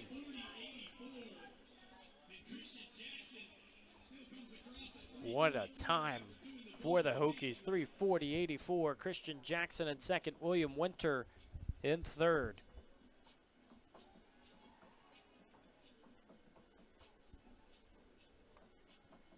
You can watch that as a sprints fan or as a distance geek and understand not only is it quick, but it's probably sending you either to nationals or regionals or in the conversation for both. I have to agree. You say as a sprints fan, you have to love it. Trust me, I don't think people understand how invested sprinters are in distance. I mean, over the summer, you could call me a Cole Hawker super fan after the summer. I mean, he absolutely won me over to the fact, actually, when he came by this year to EC Glass to speak, I had him sign my spikes. I've ran all year with Cole Hawker signed track spikes. A sprinter, a 400 guy specifically, running with a guy like Cole Hawker's autograph. You would think maybe he was a sprinter, a distance runner at one time. Never in my life. But, I mean, I absolutely love to watch it. You know, it's so cool, too, because you just don't understand how cool it was to have him at this meet last year. And so many people didn't have him as the favorite. He had the best kick in the race. He showed it.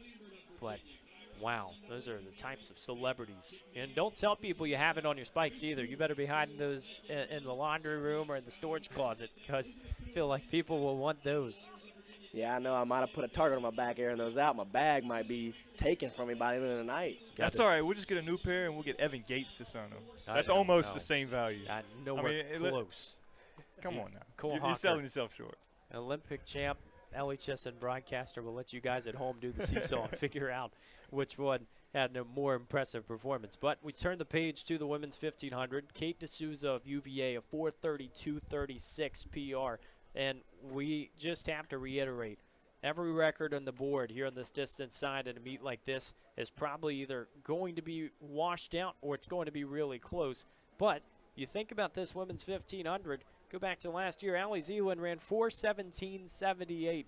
It is putting it into perspective. So D'Souza has run 4:32, but it's Stella Kermis wearing hip number 2 with a 4:19 PR. So you know D'Souza is definitely one of those athletes that can make a big jump. Sophomore from Oceanport, New Jersey.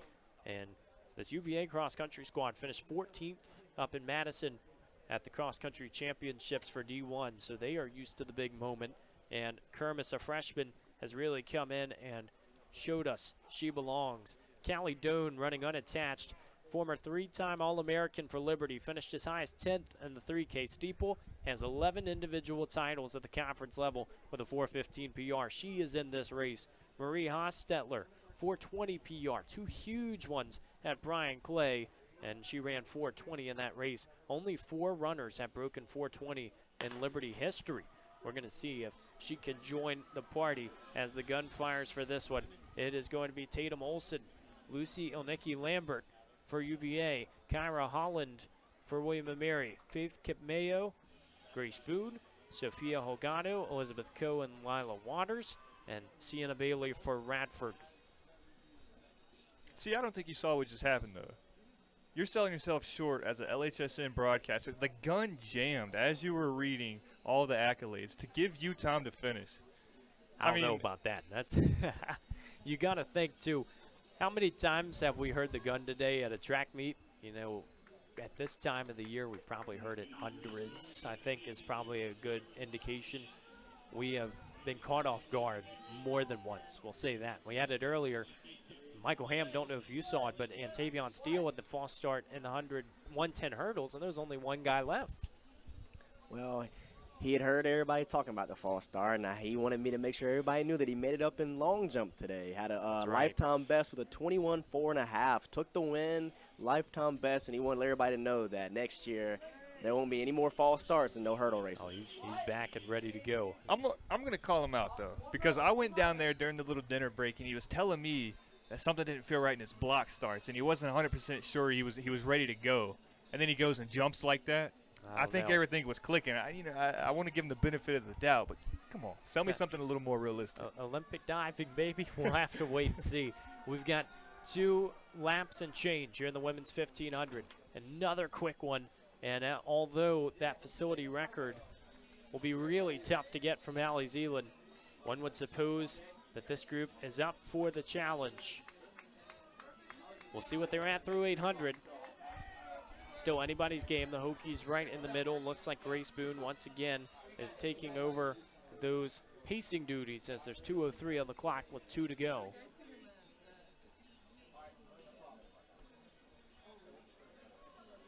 If you want to find your results, you can go online at Blue Ridge Timing. We'll try to update you throughout the meet.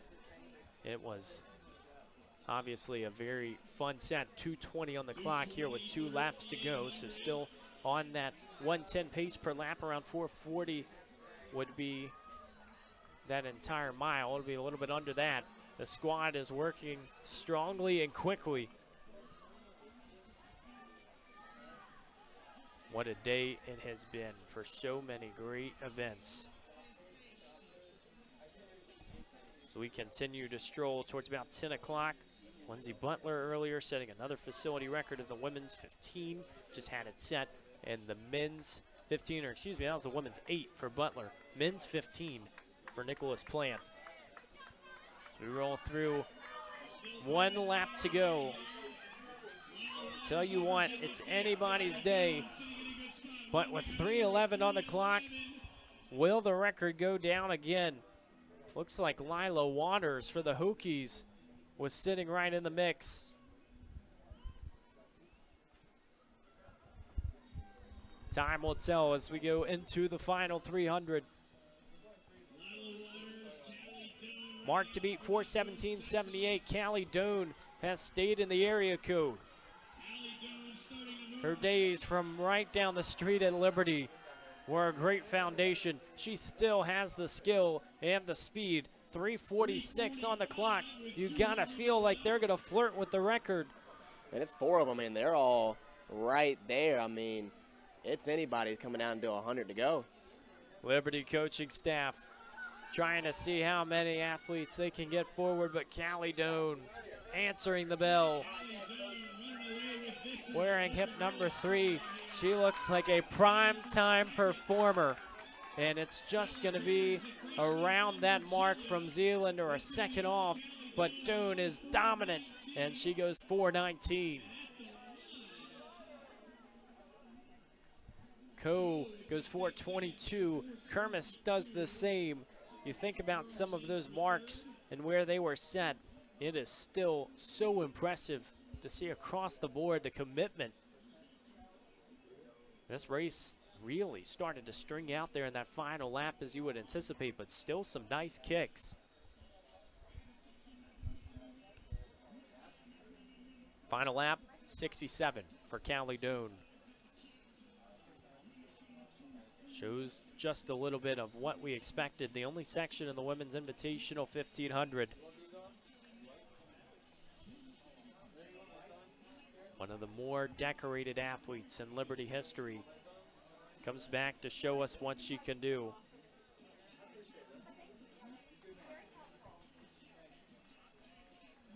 Just a few events to go here throughout the evening. Time for the women's 5K invite coming up momentarily. They are rallied in the infield. Then the 4x4 finals, the men's mile, and the men's 5K. Will be nerve-wracking if you're a Lynchburg fan, because you know if you go back to so many men's mile events in the past, you've seen what could happen. You've seen that this team has athletes that could go potentially under 4 minutes. And it feels like this might be the occasion if you've seen what they've done in Brian Clay. The conversion, if you go to that 1500, is already under. So I don't think, you know, Coach Reed and this coaching staff are judging success or not by whether or not they go under 4 minutes. They are fit. They're going to nationals, and they're trying to get individual titles. What a mix it's going to be. Oh, man, call me an optimist, but I don't know if it's the vibes of the night or the success of the day, but I think we're going to have a good amount of guys going under 4 today. I think it's a really good day to do it. Absolutely, and it just has to feel like this is that type of day, not only for the facility records and stuff, but knowing that you have a chance to go out. Nationals is sealed. There's nothing that, you know, this Lynchburg team has to prove. They can just go out and use this for fitness and a workout in a way, in a sense, but they're still going to put the foot on the gas pedal. And I have to agree with that. And I don't know if it was you or Kevin. I feel like it was one of y'all that said it. They're kind of hypothetically, in a way, playing with house money tonight. That's a great way to put it. And they are by no means the underdogs. They'll have a great heat to do it. And of course, I don't want to break the announcer code, but it makes it a little bit more fun for us, right? Obviously, we can sit here and pick 3 guys, 3 different guys, have a little friendly competition up here in the booth. I'm saying I'm putting mine right now. I'll say all 3. What we got? Go ahead. You know what? Not making predictions, Kevin Nestor. You've tried to get me to do that all season long, I tell you.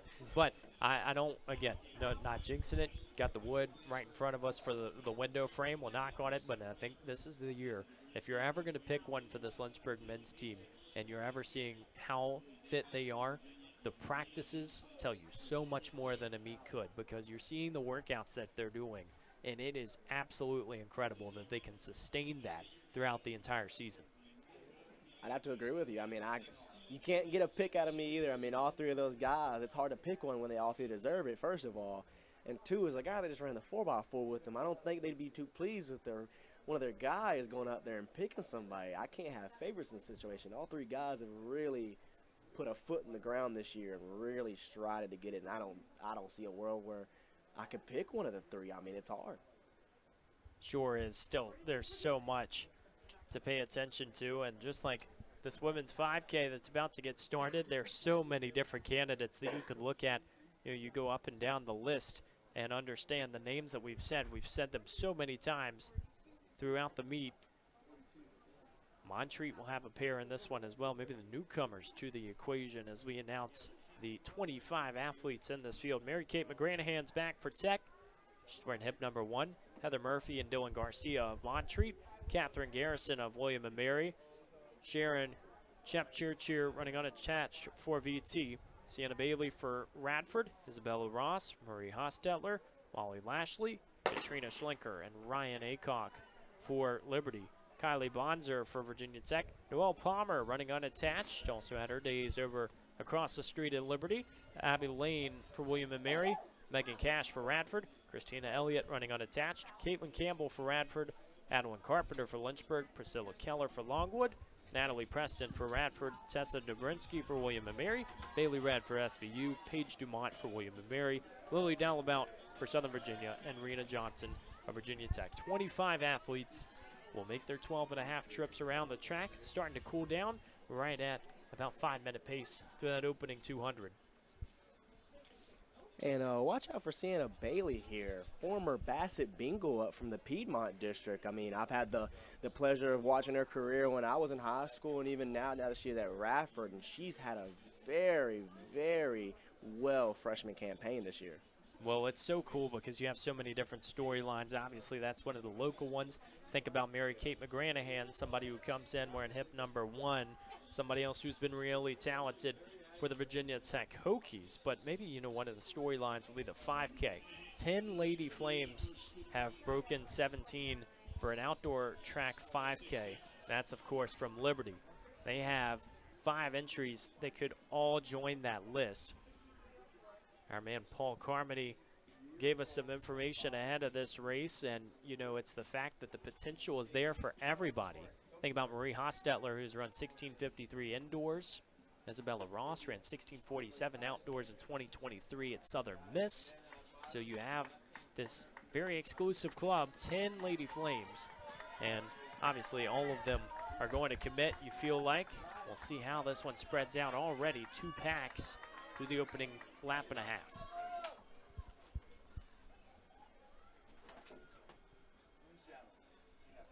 It will be great to see how these PRs hold up. McGranahan, the front of this heat, 16:46 is that personal best. And so you know that several of those athletes will be right there. We will have to keep an eye on the splits, and a reminder that it's the other side of the track where you get a lot of your numbers.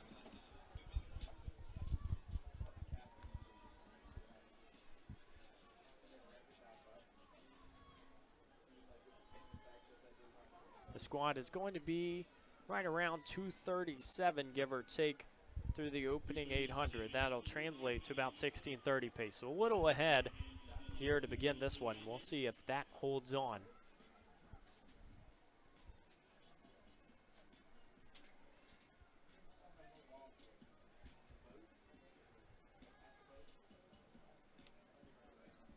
Very nice atmosphere. It is still later in the day, but you see so many athletes still warming up.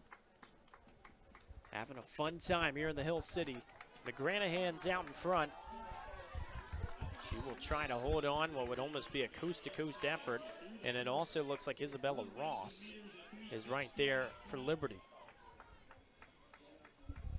Mentioned Ross's 16:47 time at Southern Miss. Some of the other Flames. Ryan Aycock, 17:07 PR. Molly Lashley, 17:13. Katrina Schlinker, 17:70. All trying to seek their first sub-17s. You think about those big barriers in track and field, and those can really entice you. If there's a lap left and you know you can get close to a mark, you're probably going for it.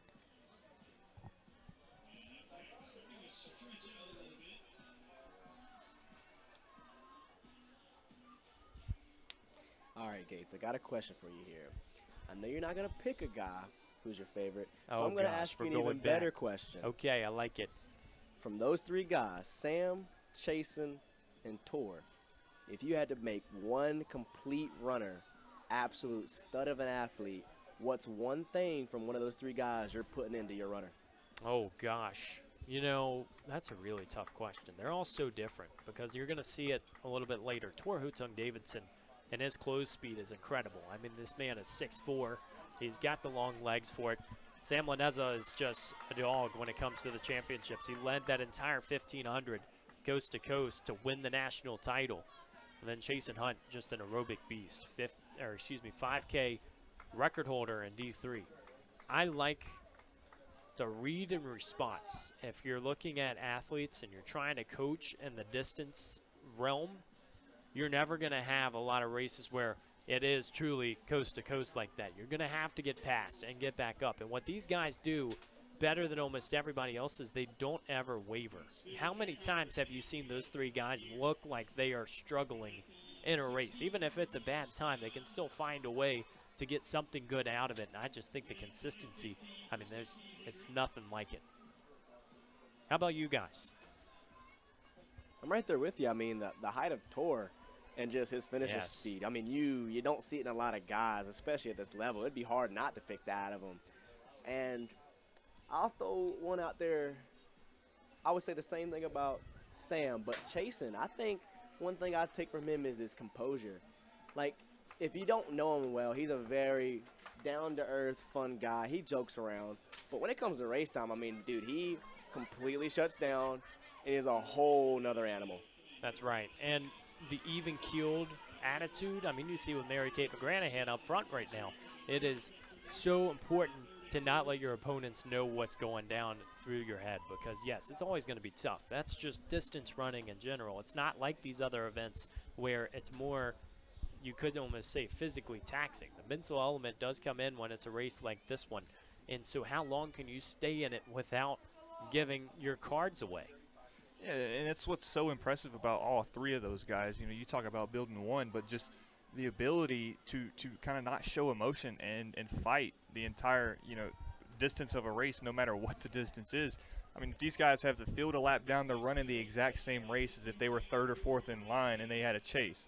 These guys, I mean, you just can't crack them, and it doesn't matter what situation they're in, whether, it's a last chance meet here that we talk about using as a training effort, or if it's at the national stage, those guys are going to run the exact same way.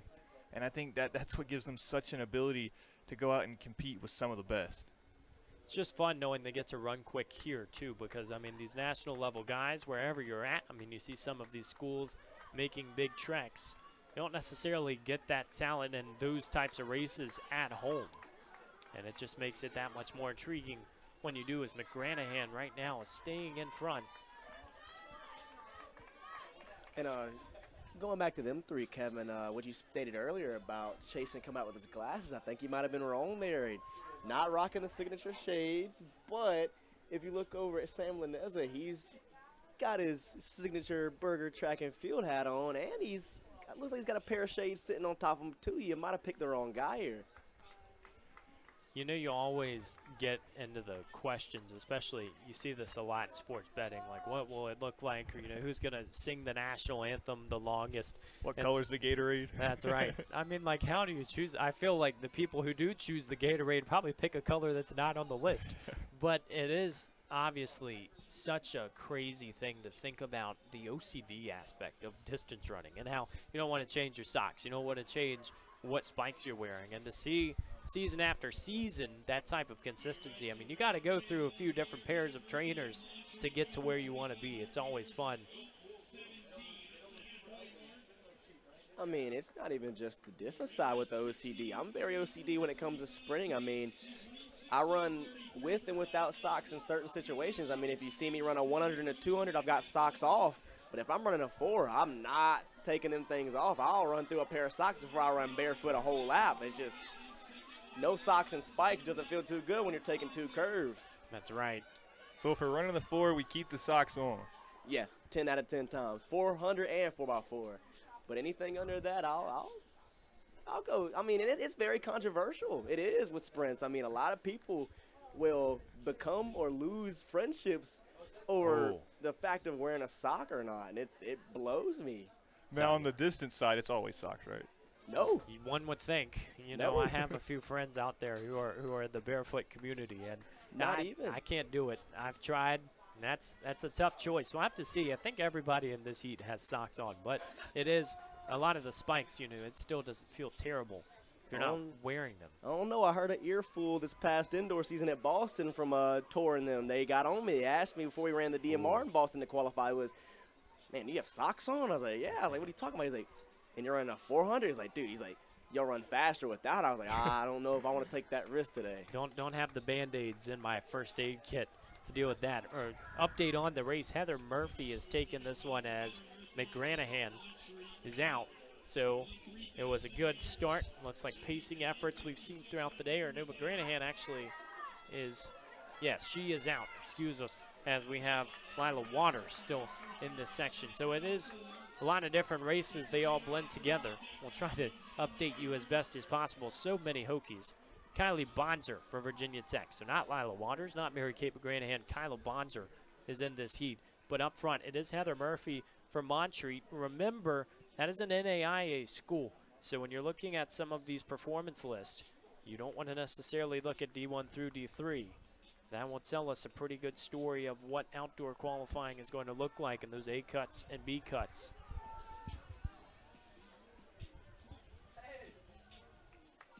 What a great day we have had here in the Hill City Twilight, just its second year of existence. It has been outstanding.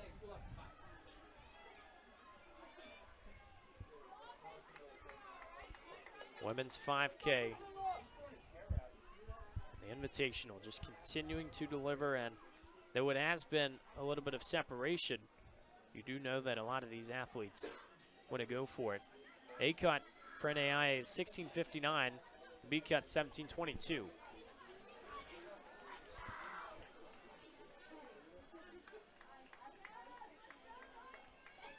Heather Murphy and Sienna Bailey up front. Mile to go.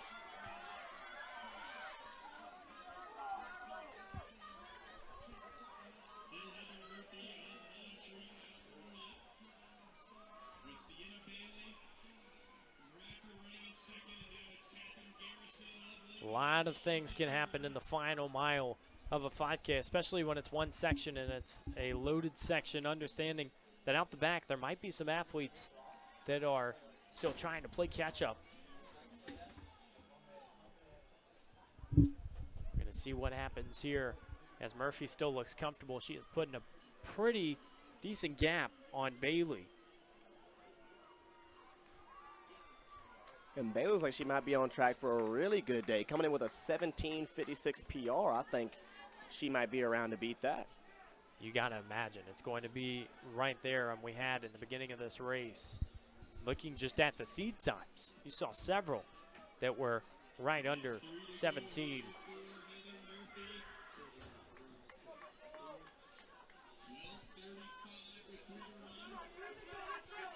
Another event, you look at facility records, you understand just how quickly they were run last year. You go back to this Hill City Twilight. It is so impressive. 16:41.92 by Carter Norbo, a former UNC athlete, came back and put the track on fire. Think about some of these other times as well. We mentioned NAIA cuts. You got Adeline Carpenter, D3 runner in the mix.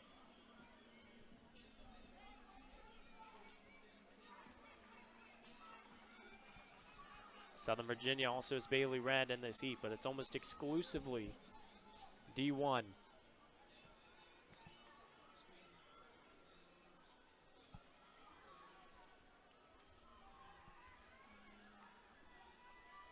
Final 1,000.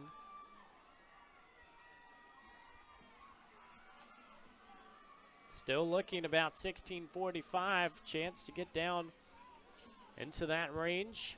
Definitely dipping under 17. We'll have to see now. The question that begins percolating is Sienna Bailey going to be right there? Season best at 16:43, personal best 16:33. She's at 13:54 with 2 laps to go. 800 left for Murphy. Sienna Bailey, it's a 16:45 PR for Radford.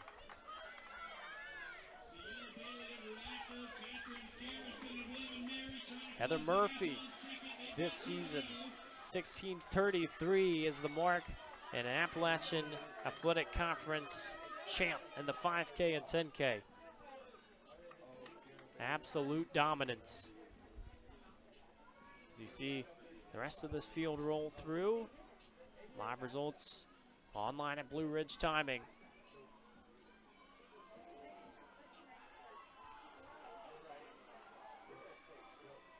Four by fours coming up right after. Then the men's mile and the men's 5K to wrap up the evening here in the 9 o'clock hour.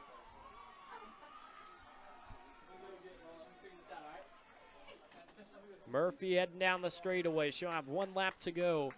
16:33 is that PR. She took off and never looked back. Tell you what, Carter Norbo's mark of 16:41 is likely going down.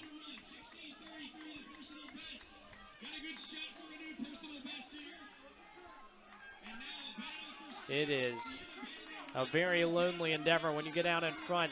It is a battle for second that is going to start materializing as well. Sienna Bailey and Catherine Garrison, 400 meters to go.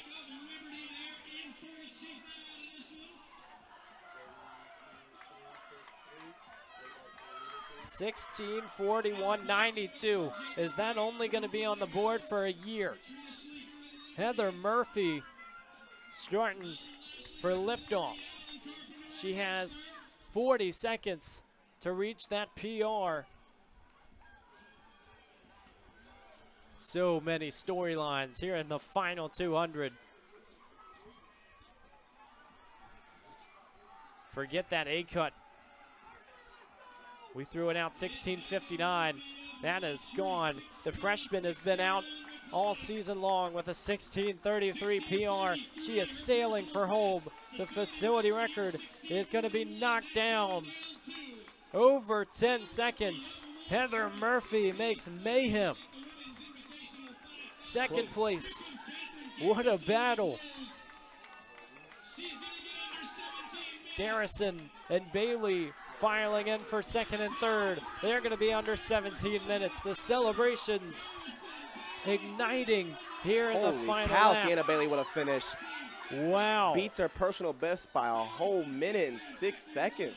Bailey goes 16:50. Garrison 16:51. Hold your breath if you're trying to find the results. Everybody rolling through.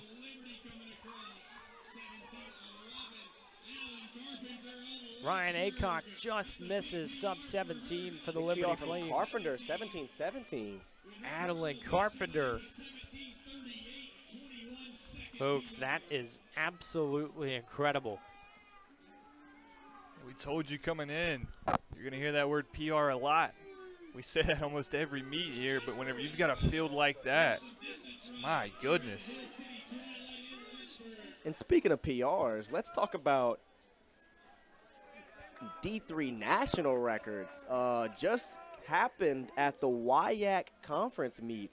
Josh Rivers from Wisconsin Oshkosh goes 8.04 meters in long jump, which is, for my people who need the conversions, 26 feet. Oh my goodness. He not only becomes I believe the first person to do it outdoors, but the first person in D3 history to do it both indoors and outdoors, where he just previously went 8.13 in the indoor seasons for nationals. Only guy ever to go 8 meters indoors and outdoors in D3 history. And I mean, just great outing out of him today.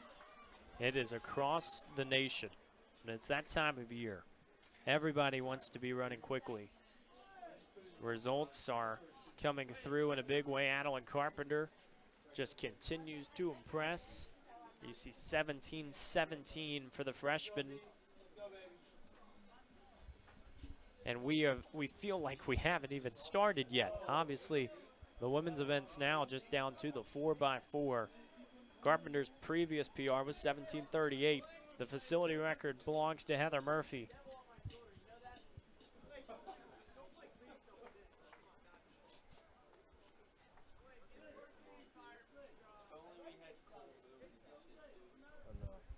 Here on the Lynchburg Hornet Sports Network, it is starting to become close to time.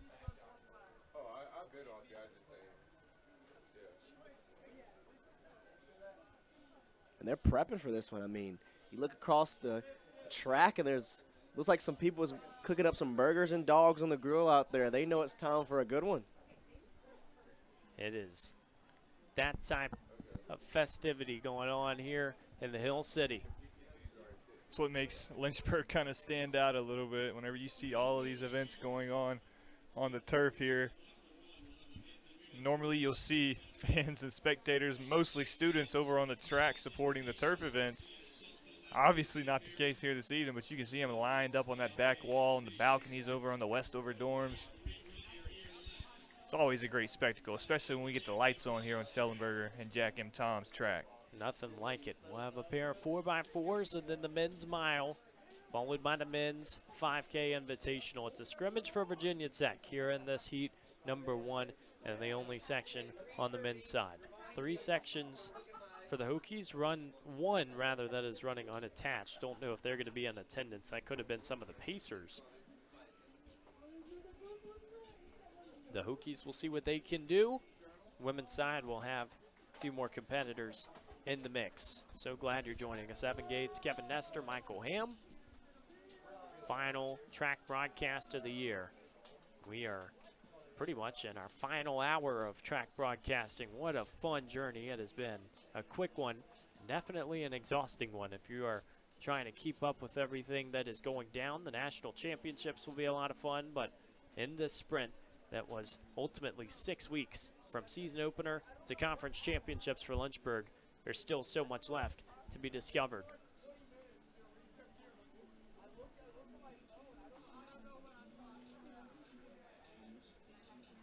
Everybody's starting to corral in the middle of the track. Excellent atmosphere. Lacrosse last night, track and field, a culture that is certainly trying to expand. It has always been one of those sports that is appreciated worldwide, but here in America, trying to give it its flowers.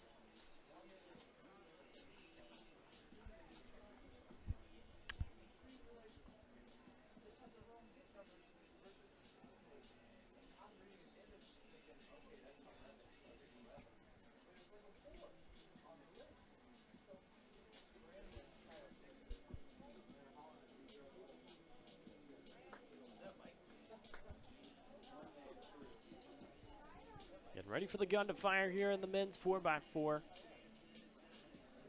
Facility record has to be checked almost every event. Mentioned it last race. It goes down by Heather Murphy. Women's 800 facility record went down. Men's 15. Just incredible. Here in the 4x4, Virginia Tech has a trio of squads. The facility record was actually set by Lynchburg, 3:13.50 back in 2001. They had a great squad back in the day. A name that we will throw around right now with Sam Laneza conversations is James Goss, now coaching in Nazareth, 10-time All-American, and Sam Laneza is a 9-time All-American. So if he doubled at NCAAs and he All-American finished in both, he would be the all-time leader for the Lynchburg program. And the scariest part is give Chase and Hunt a few more years, he might be very close. We'll just phrase it that way. Might need that extra season, though, because Laneza and his grad year has really been good. Virginia Tech has several athletes that have been around success in the past. The Hokies A, B, and C squads all going around.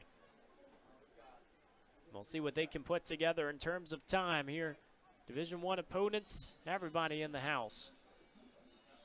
It's all tech.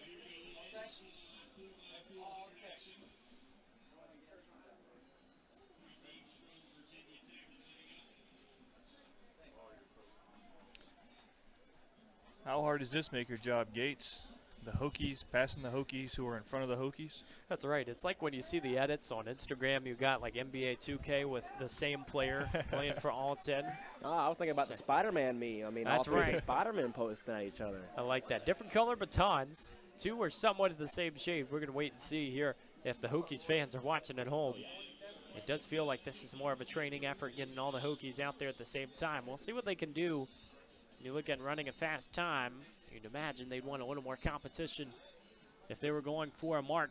But it is a great prelim for what's to come.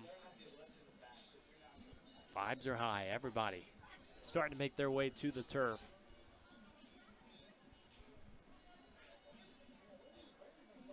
There's a little bit of separation between the first 2 teams and then that C squad, you would imagine, at least based on how we've seen it so far.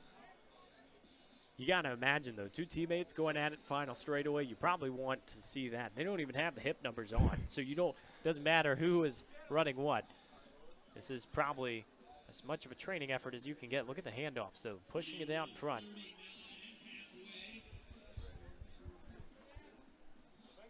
Few strides in between first and second.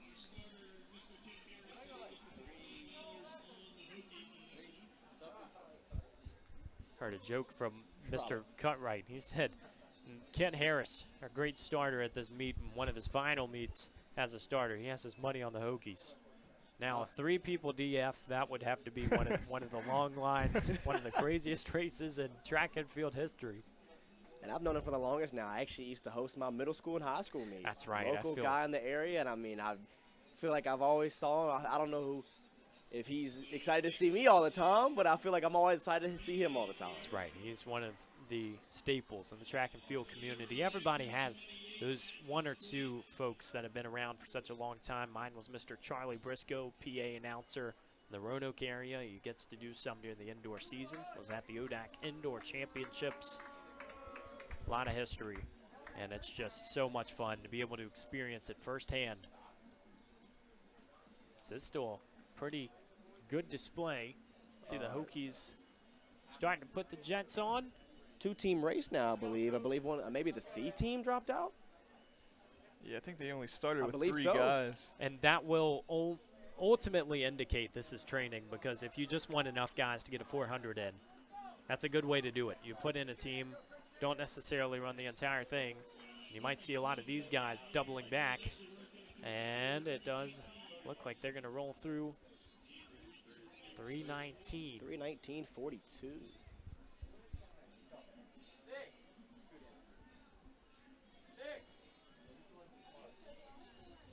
Mentioned it coming into that race. The guys from Lynchburg have a 3:13 time as that facility record. So a good training effort from the Hokies. We'll get to do it on the women's side. It will be a little more interesting if all teams show up. I believe we do have a little more disparity when we look at the women's field. Will give us a good chance to set the table for the next event as well. But Radford has a team and 2 from Tech. It is a large contingent from that distance side when you look at some of the Tech names on the women's team. So we will see what we have left and a little bit of time just to get ready for this men's mile and start talking about it, because tell you what, it's not going to be enough time to go through the accolades in just the minute or 2 we get between events. Scheduled for 9:30. Just a little behind schedule here in the Hill City.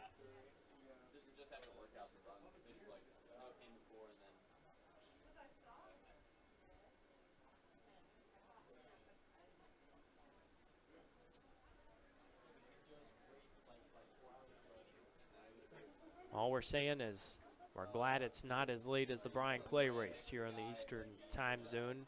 Definitely happy that it is not going to be like a boxing fight where it's after midnight and you got to wait for the main event. You know, the main event has been different for everybody at this this final chance meet. We've been saying that so many times here in the ODAK slate. But it does feel like this is one for the Lynchburg crew and community that will be very hyped and certainly fun to watch. This team has solidified a lot of national marks. They've done so in the 1500 and the 5K, but the mile is a good ego check in a way. Chance for them to break the 4-minute mark. Now it looks like Liberty also has a section in this 4x1 or 4x4. So Radford Tech, one group running unattached, and another Tech one on the outside.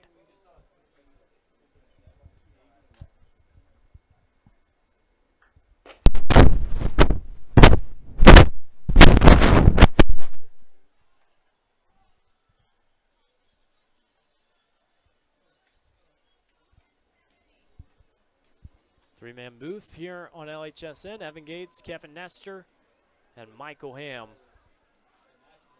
Women's 4x4 up and running.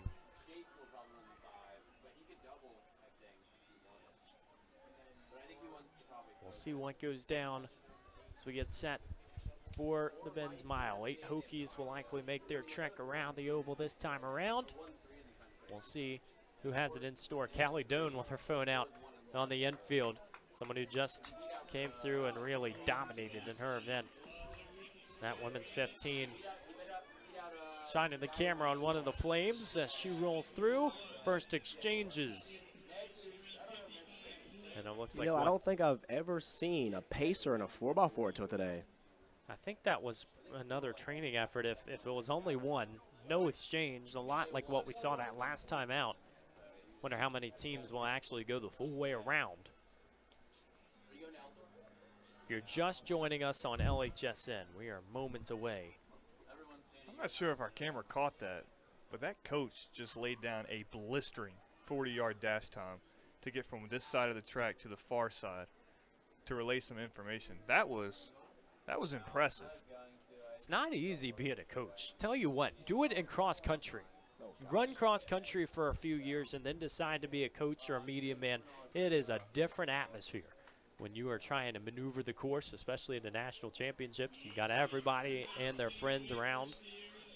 I want to keep an eye on him, because if he does it again, we might have to get him unattached. That's right. He's ready to go. Tech is ready to go right now. They're out by about 60 meters over their second squad.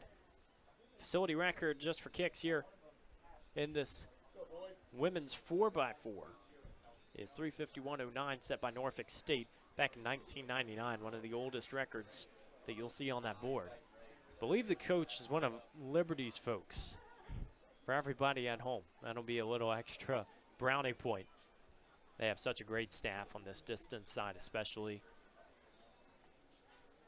I feel like some of the newcomers for the Flames are in the mix. Start just getting ready for the men's mile. It's going to be on the track right after this event concludes. A chance for D3 history. When you look at some of those boards and you know what it means, the all-time list, it is special because these athletes here for Lynchburg have been around history. They have tasted it so many different times throughout their careers. But this is an event that's a little extra special. You get a chance to come here and see what it means. The Dennis Craddock Mile is where it all started. Every year, it's now named after Frank Sorba in his honor, the late Frank Sorba, who passed away last year. But it means something for these Hornets to come out. It's not the true gauge of fitness. You know, everybody on this Lynchburg squad has been able to dip under 4 by conversion in the 1500, but it is going to be large company for the Hornets today. Final 4x4s coming through. The men's mile, Tor Hutung Davidson, conference record in the 1500 and the 800 at the Brian Clay Invitational. Long strides that you will see momentarily. Ryan Fowkes from Kipco Athletic 401 PR. Ran for VT after transferring from George Washington. Declan Reimer will be in the mix as well.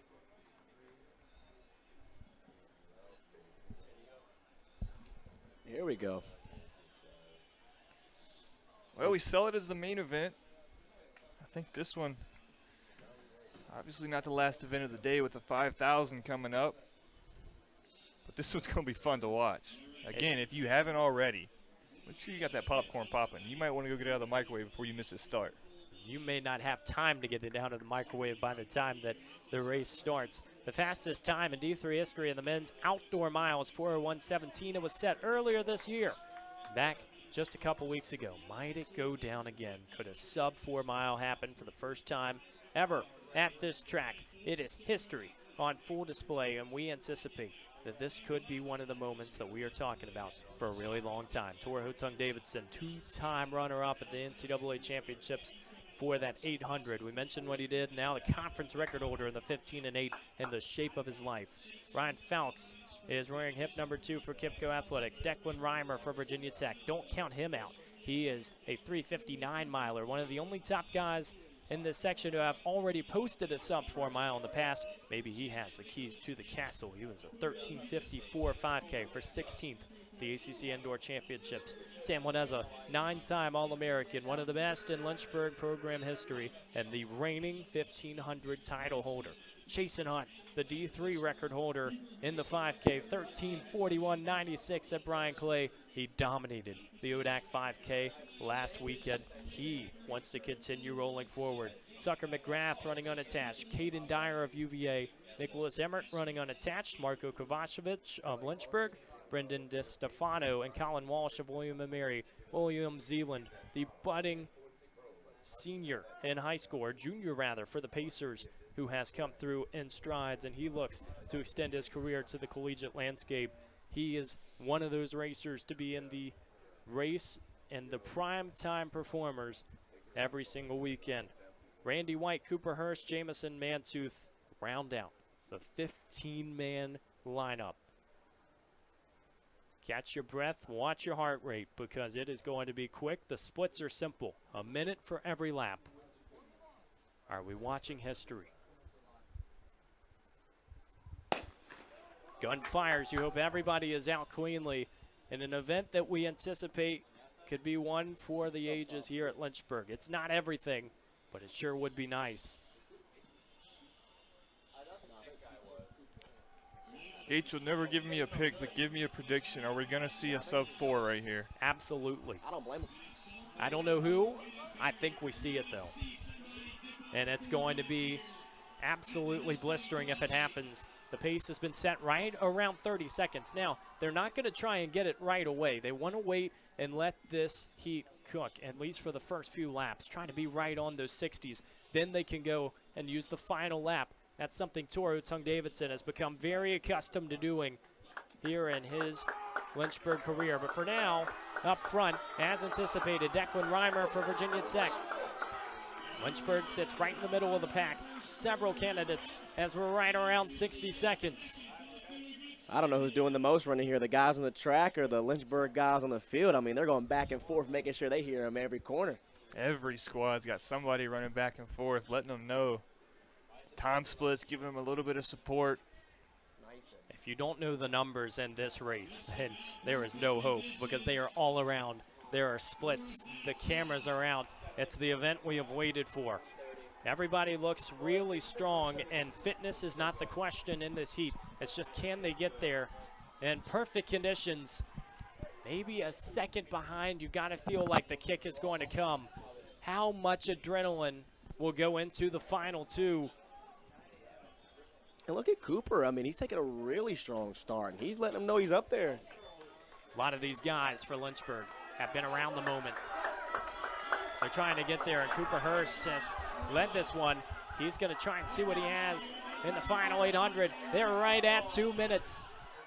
Year after year, we advertise it to see if it happens, and somewhere in this lap or the next one, we fall short. Is this the year that we complete the dots? Cooper Hurst still looks really comfortable out in front. No questions. Ryan Fouts for Kipco. They're all at 60, and the top 7 athletes in this section. Pace job done to perfection, Cooper and did is it. time. How simple does it look? Final 600 meters. The questions will be erased. Toru Tung-Davidson, who has had the season of his life, up there with the 2 Hornets. They're trying to rein it in. It's going to take a monumental final lap. Do they have it in their back pockets? Here they go. The dogs are loose. It's time to go. As much as these guys love each other, you can throw that Hornet jersey off because these boys want it. They are perfectly on pace, and it's going to come down to the final 200 meters. The event we've waited for all season long. Here comes chasing. What a race. Gates, take us home, buddy. 3-headed monster. And they're all on pace, just a second behind if they can pull it together. It's going to have to take something stifling down the final straightaway. On pace with 3:44 on the clock, and they're heading home. Toru Tung-Davidson. Lynchburg is writing the story of a lifetime, and they're going to do it. Toru Tung-Davidson on Jack Kemp Tom's track.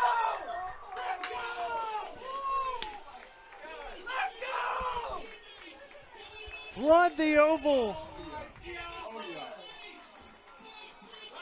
It started with Roger Bannister. 358. 358 for Tor Hotsung Davidson. At one point, it was thought impossible. It happened by Bannister. It went down to the college level, and now around the D3 outdoor oval, Tor Hotsung Davidson answered the bell.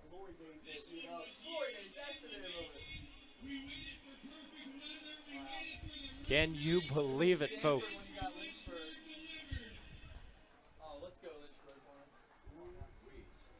Look at the picture on your screen, and that's all you need to know.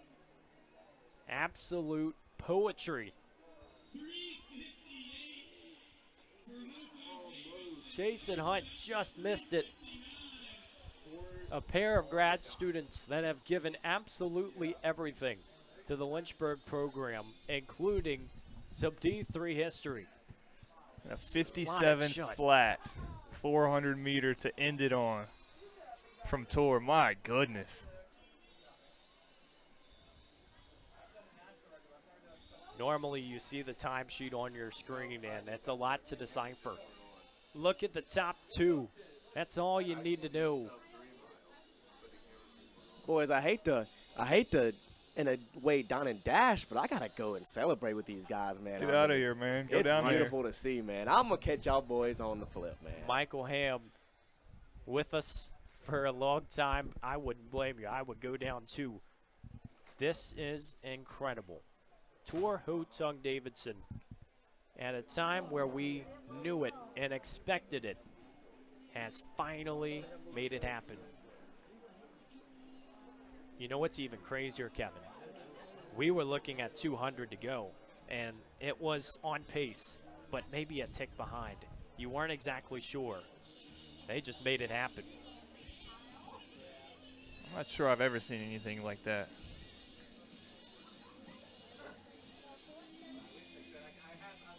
It was the dash to the finish line was maybe the coolest part. All these guys ready for the men's 5K Invitational are just going to have to sit and wait. Hope you're not getting fined for storming the track. There's the man of the hour.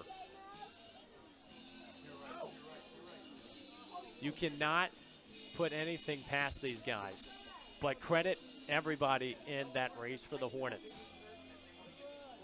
You got to get a picture in front of the board or something, because that is absolute cinema. And you know exactly what it took. It was perfect splits, but it's everybody in that three-headed monster that is making this team a podium-worthy team. Hotsung Davidson, Laneza, and Hunt. We can't forget about Frank Sorba, who passed last year, somebody who put his feet in the dirt to make this possible.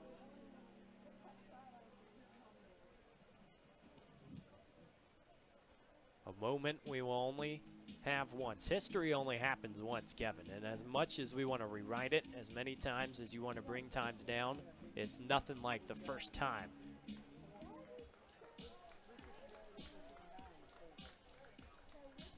That's something special.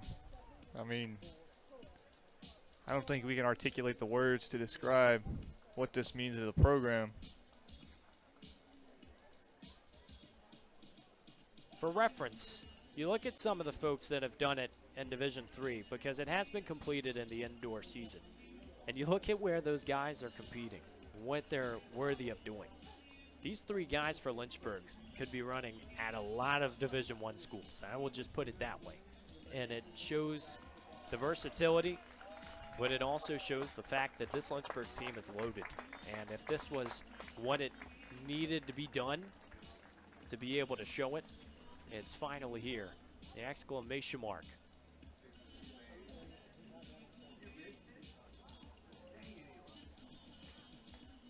How do you rally back for the men's 5K after almost losing your voice?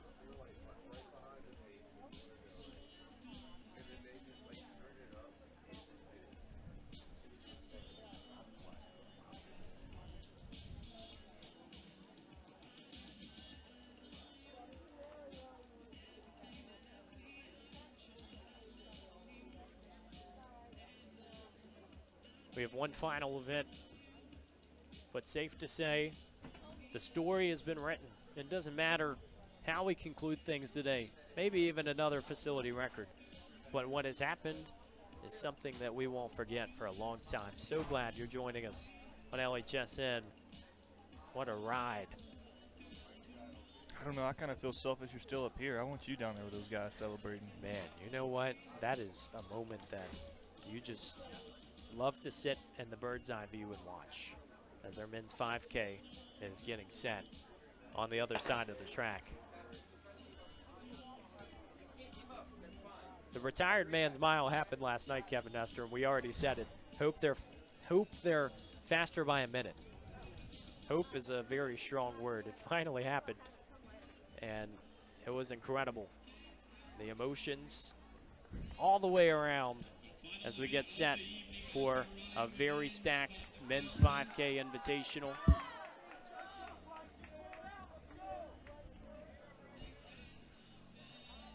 William and Mary and Virginia Tech will have a large contingent in this race.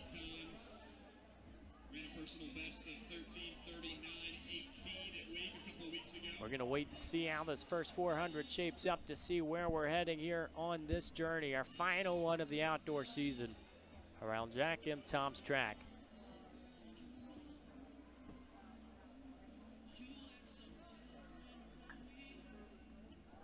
Celebrations still going on here in the infield. If you're just joining us, what a race we have seen. 105 here through the first 400 for this crew, a large one. Our final race of the day, the men's 5K Invitational. Will feature Nicholas Kipchirchir of Virginia Tech, Hayden Cox of UVA, Arnav Tiki, Nathan Atchu, Sam Hubert, and Linus Chepkochai of Virginia Tech. Colin Walsh of William & Mary, Robert Jenkins running unattached, Dylan May of Southern Virginia, Nate Jennings of William & Mary, Ethan Stamey, and Ryan Stad of Montreat, Carson Rackley, Brendan DeStefano, Henry Anderson, Will Griesmer, Peyton Golden, Amberson Bauer, Caleb Wilcox, and Quinn Green of William & Mary, Bryson Barnett running unattached, Garrett Rogers of Southern Virginia, Misha Wiley of Longwood.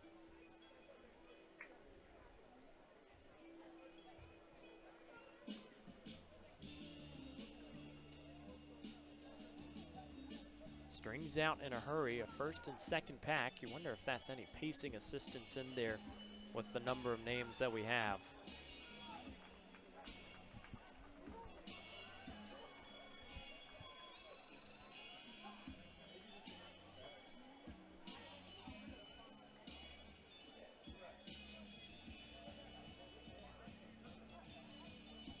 We'll see how the Hokies roll this time around. They've got 3 up front.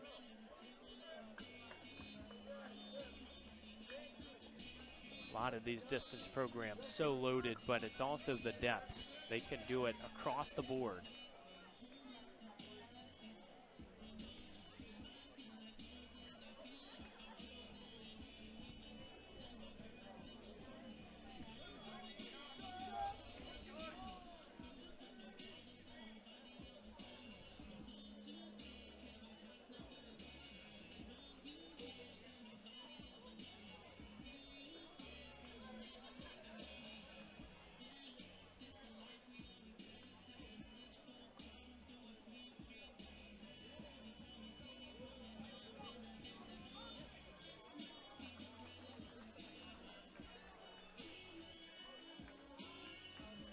We'll get set to see what it looks like through a mile in this men's 5K. Definitely a lot of superlatives to give out here in this section. We'll have to go back and check one more time for the facility record. This time here in the men's 5K, set right at 14:18. When we go and look at some of the times here in this section, it's 13:39, the fast mark from Nicholas Kipchirchir, Virginia Tech. PR at the Wake Forest Invitational to finish 5th. He's from Eldoret, Kenya, shattered cross-country records at the Buford Meredith cross-country course, and he has been absolutely blazing for so much time. Competed unattached during the indoor season. Also ran at the NCAA D1 championships. Hayden Cox of UVA, somebody else to watch too. 13:59 PR. The sophomore from Northwood, New Hampshire. PR from the Raleigh Relays up front. They're going to come through a mile around 4:35. When you look at the marks, obviously we've seen some fast ones throughout the day. 4:35 will put you right at about 14:22. So you got to feel like this is going to be, in a way, a good training effort to try and get the entire crew forward. Time that probably doesn't dip down into those 13s.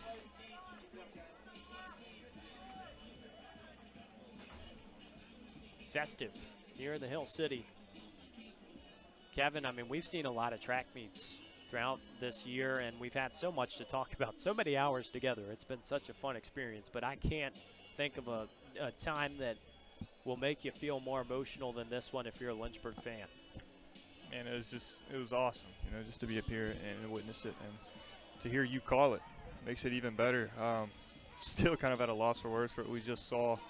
Obviously don't want to take anything away from the 5K going on the track, but man, it's been a special night. That's the hardest part. This race is not slow. This is going to be a pretty impressive time as we're through 2K. But you understand, I mean, the precedent has been set for what's good and what's great at this race.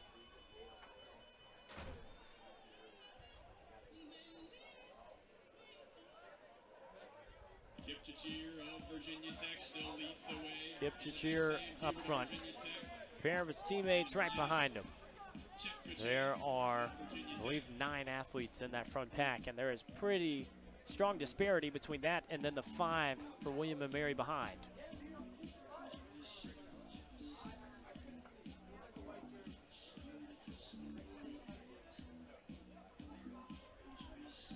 They just look smooth up front. That's what you got to do in a 5K. Conditions are perfect.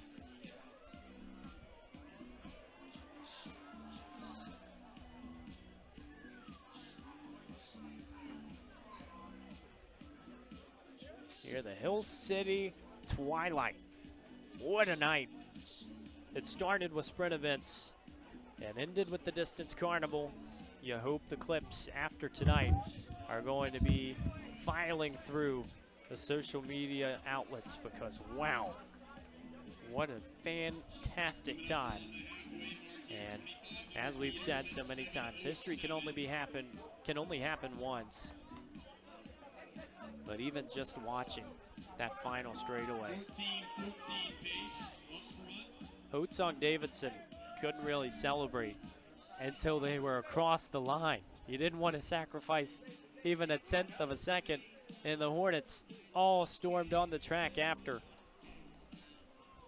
It's a moment that we would probably need Vince Scully to be in here to paint the picture for, because it's so tough to tell you what it means to so many of these Lynchburg athletes. When Coach Jim Sprecher and Jake Reed entered the program 10 years ago, there was a vision to have some national level athletes and to be able to make a trip to nationals as a team and not just 1 or 2 individuals.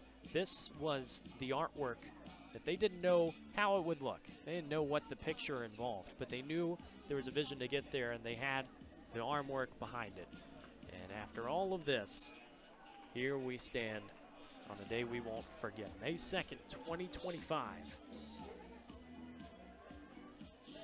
Sure, it's a matter of seconds. Think about the mile. You think about the different things and what happens. I mean, it's incredible. But overall, something we will never forget.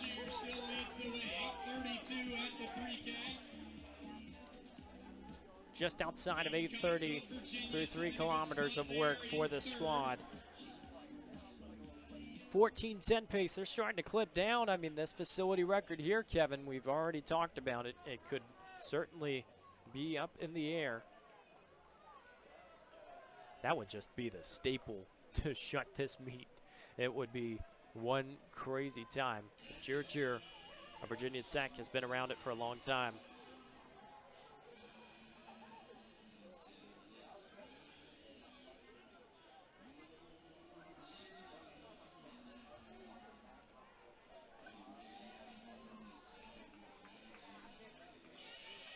Facility record here in Lynchburg.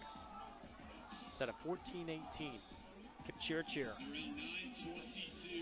14th in cross-country regionals. As we said, he shattered cross-country records at one of the harder cross-country courses in all the Commonwealth, the Buford Meredith course for Virginia Tech. Mile to go with 9:40 on the clock.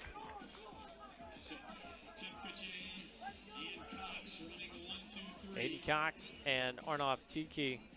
3 as we anticipated. Haven't talked about Tiki, a 14:28 PR. He's from Herndon, Virginia. Oakton High School grad, the same as Tor Ho-Tung Davidson, who just broke 4 minutes. He is actually the Oakton school record holder in the 5K. Tiki is coming off a 10K PR at Wake Forest. Cox hadn't registered an official result for UVA from April of 24 to February 25. Ran at 3:53, 1500 last time out.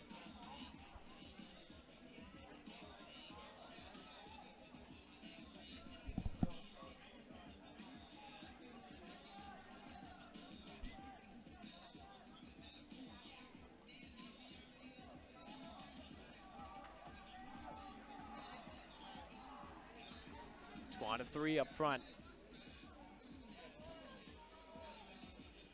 Chepkache up front from Kenya. Didn't compete during the indoor season. A 14:21 PR. Starting to accelerate here a little bit in the last couple of laps. And you're going to see it maybe go a little bit quicker as we head for home.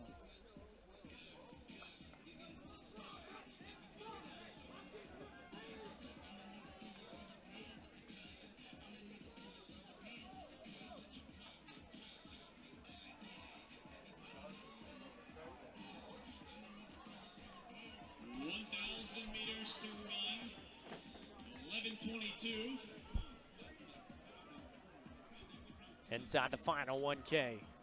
This is where the separation can really start to become a statement.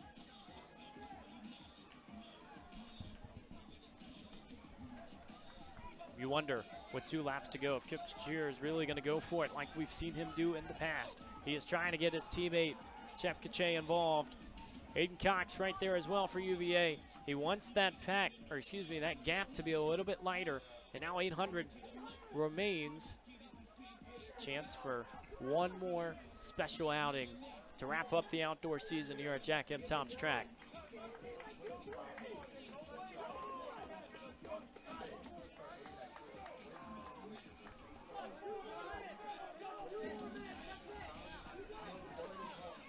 Aiden Cox is rolling now. You wonder if there's almost a little bit of collaboration between Kipchirchir and Cox. I would imagine not, as Tech and UVA are pretty strong rivals, but you had to feel like you knew what was going to happen with Kipchirchir up front. He's actually going to come off and let his teammate do the rest of the work. So now it is Aiden Cox. Kipchirchir ultimately runs the distance without the final lap and a half.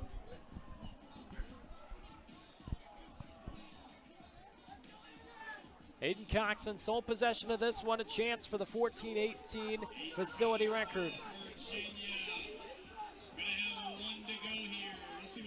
Just outside of 13 minutes, one more is in the books. Bell rings, and it has been a lightning quick meet. Year after year, you're going to hear more about it because you've seen what has happened. Sometimes the best advertisement is the numbers and statistics.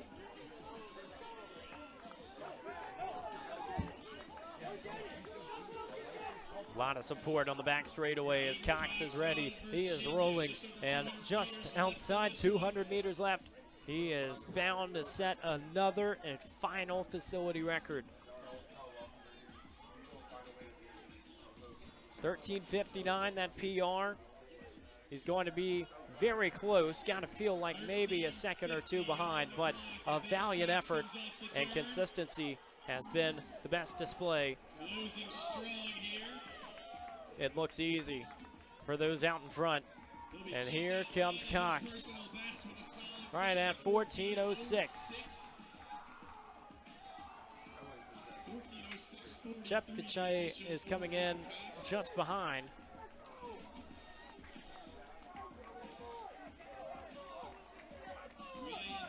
14-14. Look at the times coming through in the top left of the screen. Everybody is really putting on a display. Not under 14 this time, as we knew 2 of these athletes have done. Hubert goes 14-28. 14-20 PR. The Kansas native.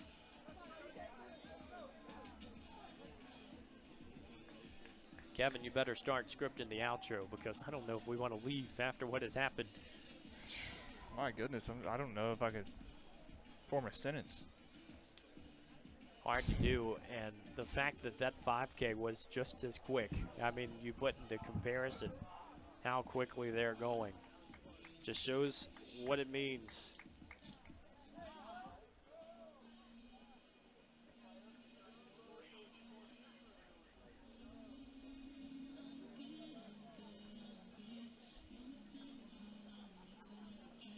We promised it would be close to 10 o'clock when we finished. It is 9:59, folks. What a time here in the Hill City. If you are watching, hope you've stuck around for one of the most eventful days you'll see here at Jack M. Tom's track in recent history. We finished things up. A long day. It started down at Fox Field with the Lynchburg baseball team getting 2 wins.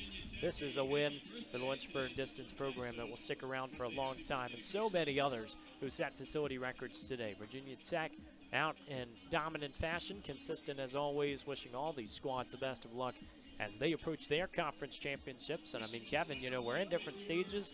Got some D3 athletes ready to go to the national championships and make some noise. Conference at D1, it's a great time to be a track and field fan. Yeah, it absolutely is. And just, you know, if you're able to tune in on the network, or if you were here in person, man, what a day it was. You mentioned it from the get-go. And we saw some things that you don't necessarily see at a track meet. We saw definitely an altered schedule, but God, it made for a fun day and a fast day. Fast is the key statement. Unbelievable here at the Jack M. Tom's track. It really felt festive, and a year that we won't forget for sure. Several facility records. Kevin, you've been fantastic this season to have another voice in the press box. It's just been a ton of fun for these track meets. We appreciate what you bring to every single meet, and it's just been fun, entertaining. Everybody at home, we appreciate you watching. Any last remarks? Shout out to Evan Gates, man. That guy, it's too good for us. Too good for us.